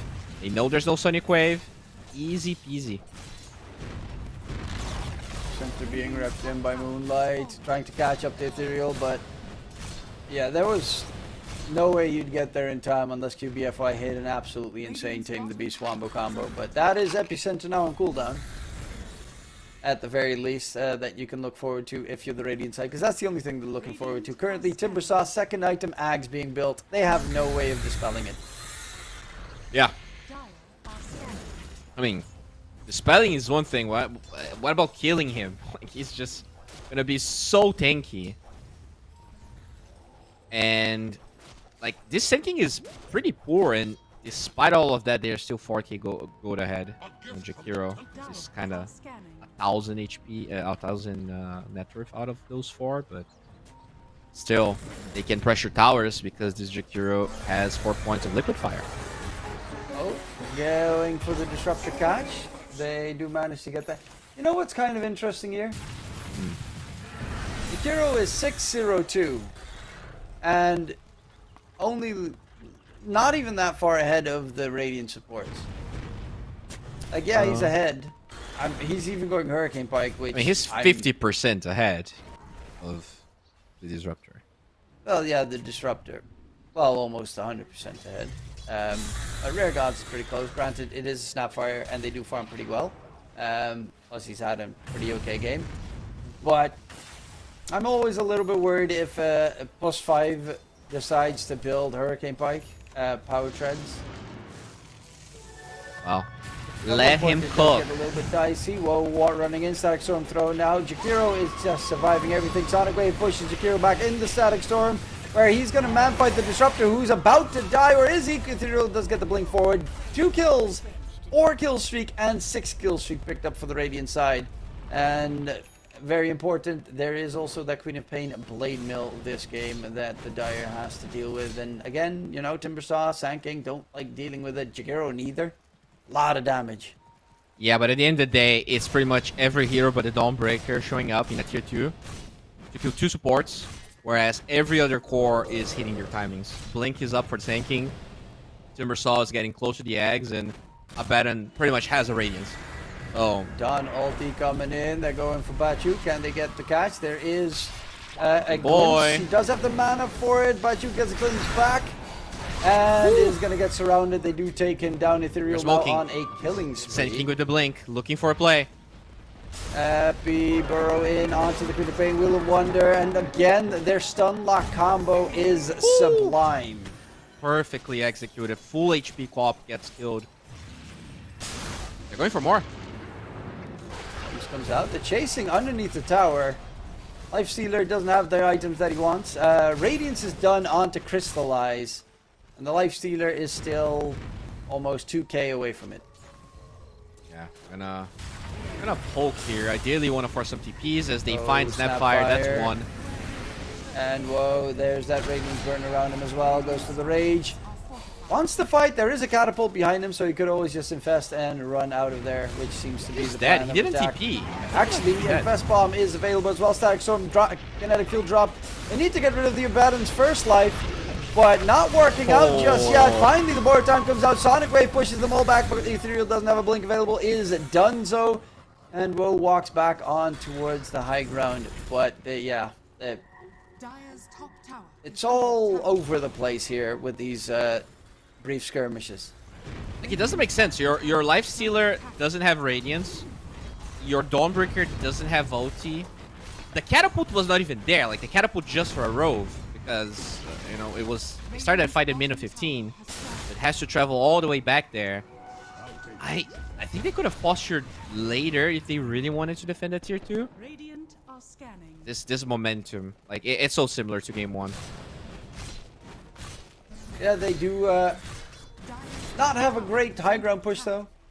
Game 1 they had they have the Abaddon, which is okay, but it is. Wait, you're if you get saying that the Dragonlance Jakiro is not great high ground? Okay, I forgot about the Jakiro with the Dragon Lance being there because that is new.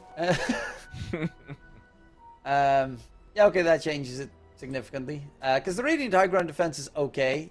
Blink in behind enemy line, Sonic Wave push them back is kind of the best tool they have.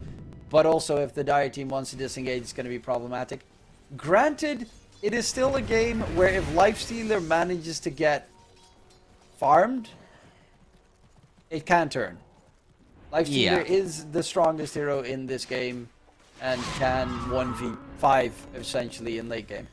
I mean, I'm not sure I would go that far, but it is definitely better than the position the Abaddon was in that game.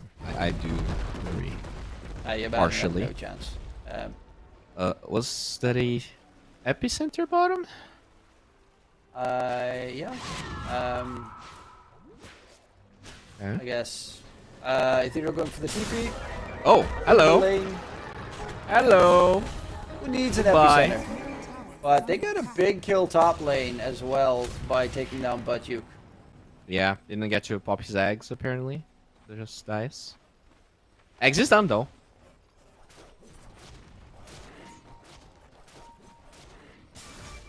And Crystallize going for the Mantis Tail next. Butyuk. Yeah, the Ags finish up on the Timber Saw is going to be Radiant's bottom problematic because they won't have like a Yule Scepter anytime soon on the Radiant team. Yeah, Or in and they general, are I don't think anyone is going to be able to afford that buy. halfway done towards the Sand King eggs, which with this Arcane Rune could prove to be a big problemo.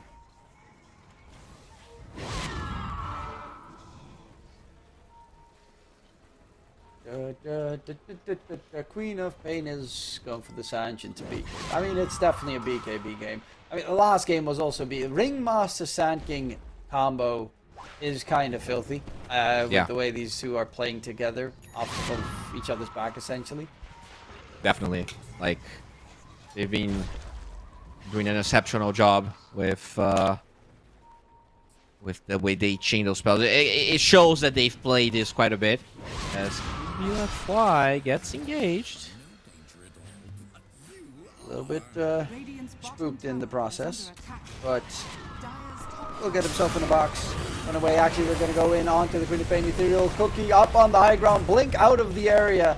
Woe comes running in on that Life Stealer as he's going to try and go for the Jakiro, but immediately the Open Wounds glimpse. gets removed. Rage is still going on. Sonic Wave onto 2. Dawn ulti as well in the process. Moonlight dropping low, but Woe is dead. Oh, and shield! And Moonlight gets shielded in the process as well. Ringmaster, they do take him down in the end as Moonlight versus Disruptor. Moonlight blinks to the side, is going to be able to run away. Or is he? Glimpse comes out and Moonlight The will fall. Dragonlance! As Kraker is just chilling on the Jakiro. How much? Dude. What's his? 700 attack range.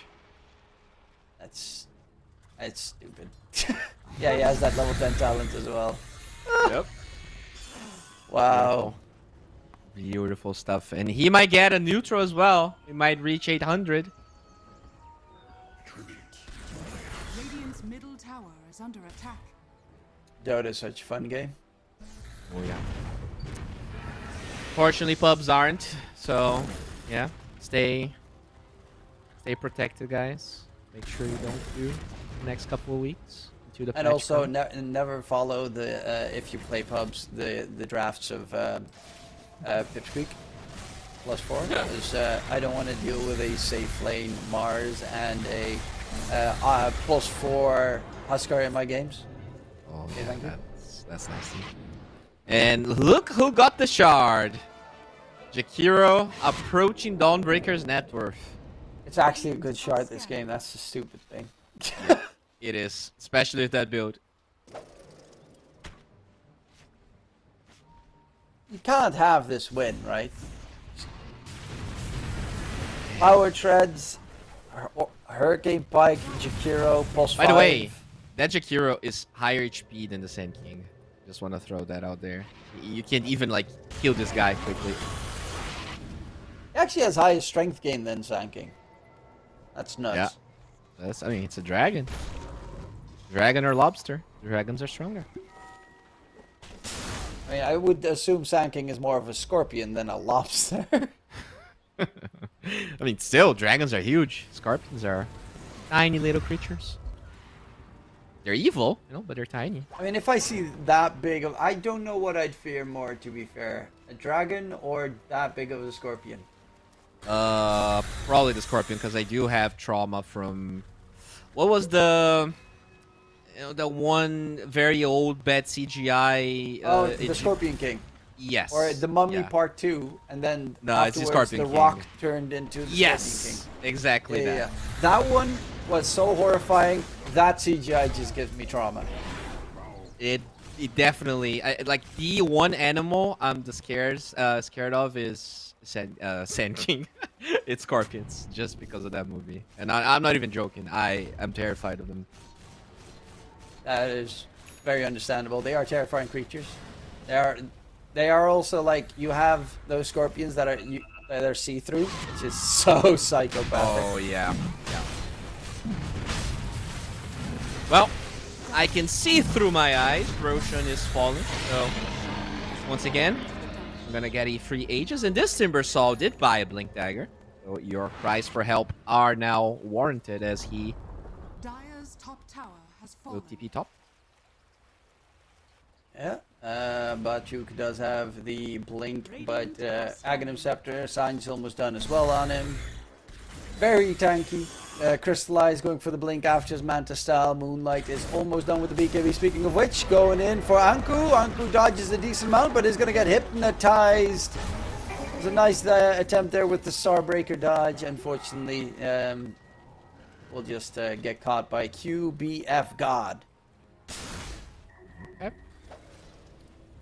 Very nicely done. That's the hero you want to be hunting for. After all, there is that global response once when the OT is up. You're gonna get a free tier 2 tower, it looks like.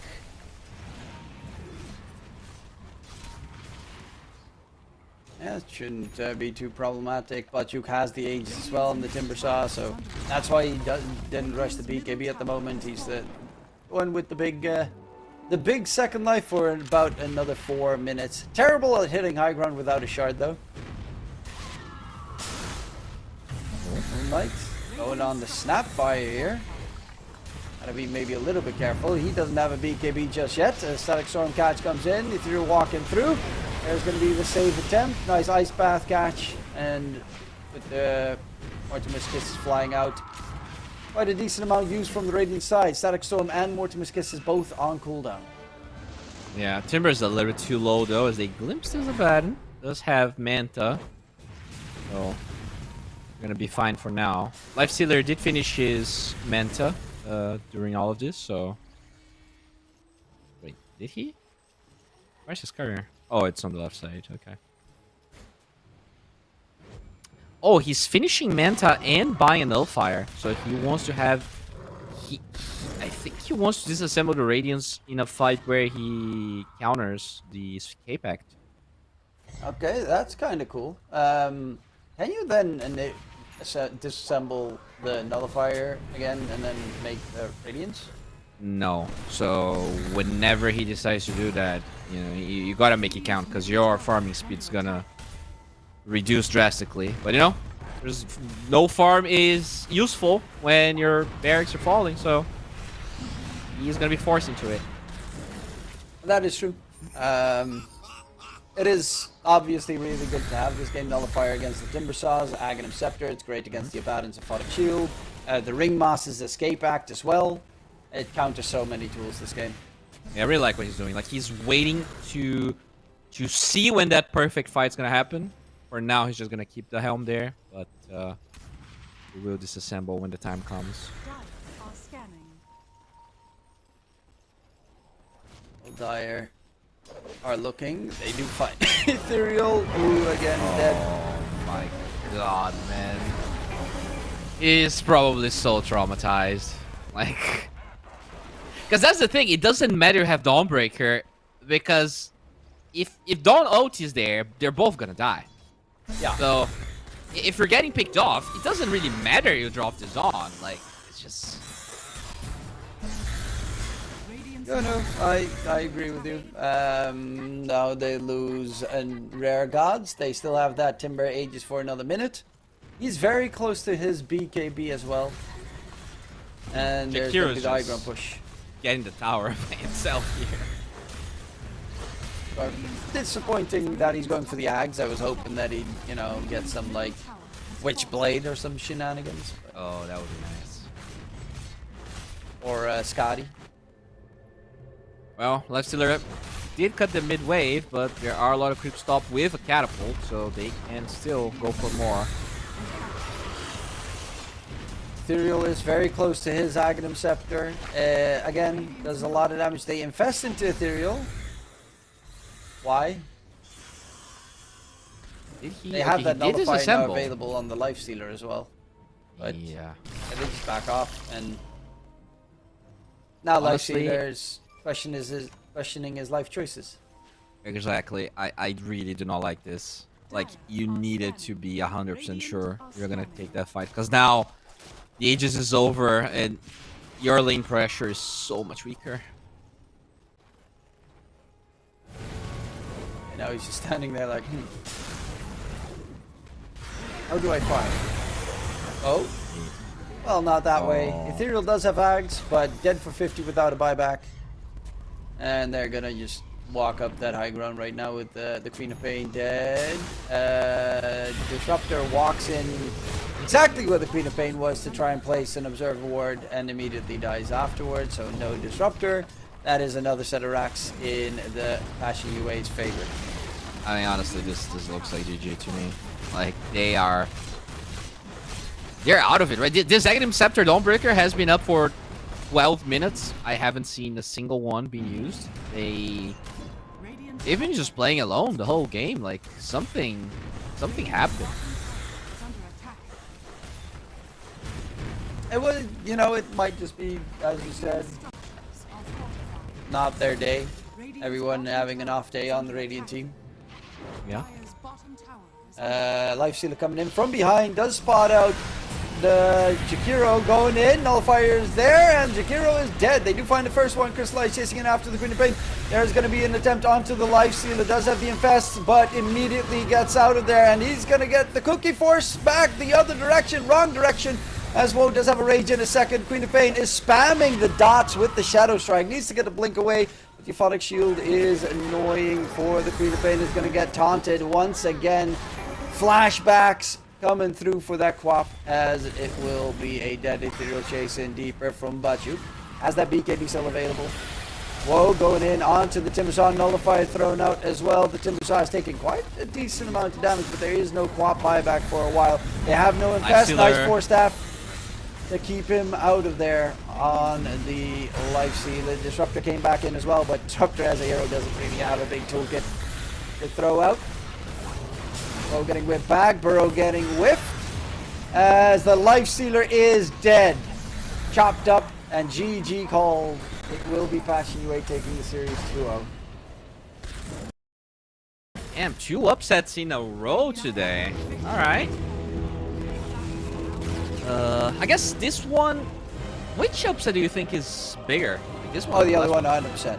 Like, Yeah. this one is understandable close because, yeah, the teams are not that far off from each other.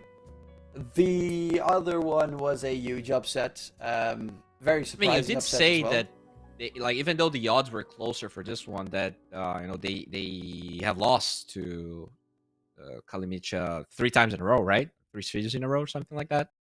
So Yeah. I guess I expected them to have them figure it out, but no, it is Passion that shows up. I don't think they necessarily played. Like, it wasn't anything out of the ordinary. You know, Passion had this playstyle with the Ringmaster. I don't think they ever tried to deal with this Ringmaster Sand King combination. You gotta deal with that because they played so freaking nice. Sorry. Yeah, yeah, I think they just really did not do, as you said, focus on any of even trying to help their teammates. Quap was on his own most of the game, got jumped, and then yes, you have the Dawn that could technically ult to save him, but if there's no one else there, he's just gonna die with the Queen of Pain, and it happened too many times. I understand going for that Aghanim Scepter on the Quap, but BKB was kind of a necessity as we saw this game. Very much so. They only really have magic damage on Passion UA, and without a BKB, like, Lifestealer has an 8 BKB. Dawn gets his shard, which kind of helps, but Quap is just easy pickings in that situation. And Passion UA, great job from coming out from them. They take the series 2-0 and put themselves in quite a, I think, I'm going to quickly check to make sure, but they should be in a pretty comfortable spot. Yeah, they were 3-1, now they're 4-1 in Group A, so that is going to be absolutely terrific on their part. They only still have to play up against Peru Rejects and Zero Tenacity, so they should be playing in the upper bracket quarterfinals at the very least. But yeah, Kalmychata obviously still have quite a bit to get done in that group nonetheless. That is it for us for the day here. As, yeah, we're done. You know, we're getting only 2-0s. Kind of surprising in most of these series that they are 2-0s, but, and especially the team that gets the 2-0, but still great Dota nonetheless. For the viewers at home, hopefully you enjoyed the show. We'll be back another day, and in case we don't see you, good afternoon, good evening, and good night.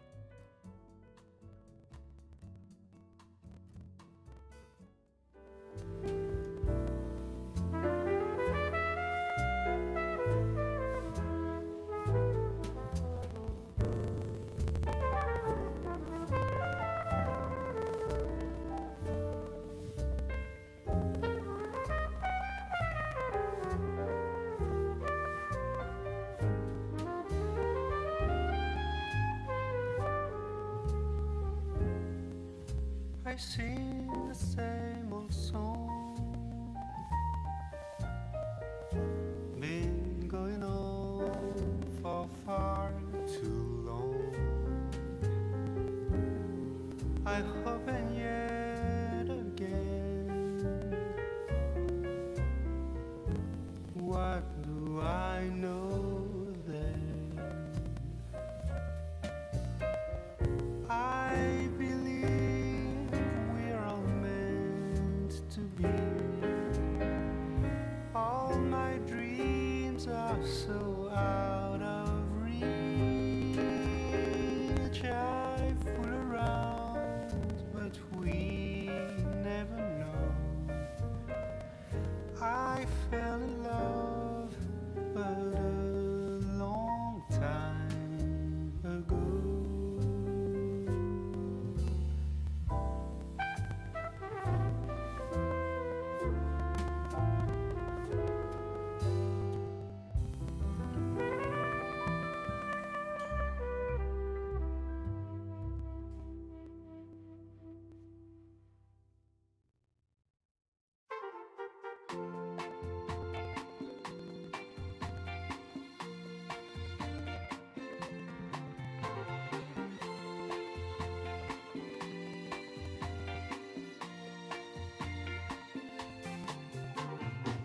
I got the sun in my pocket and the moon above my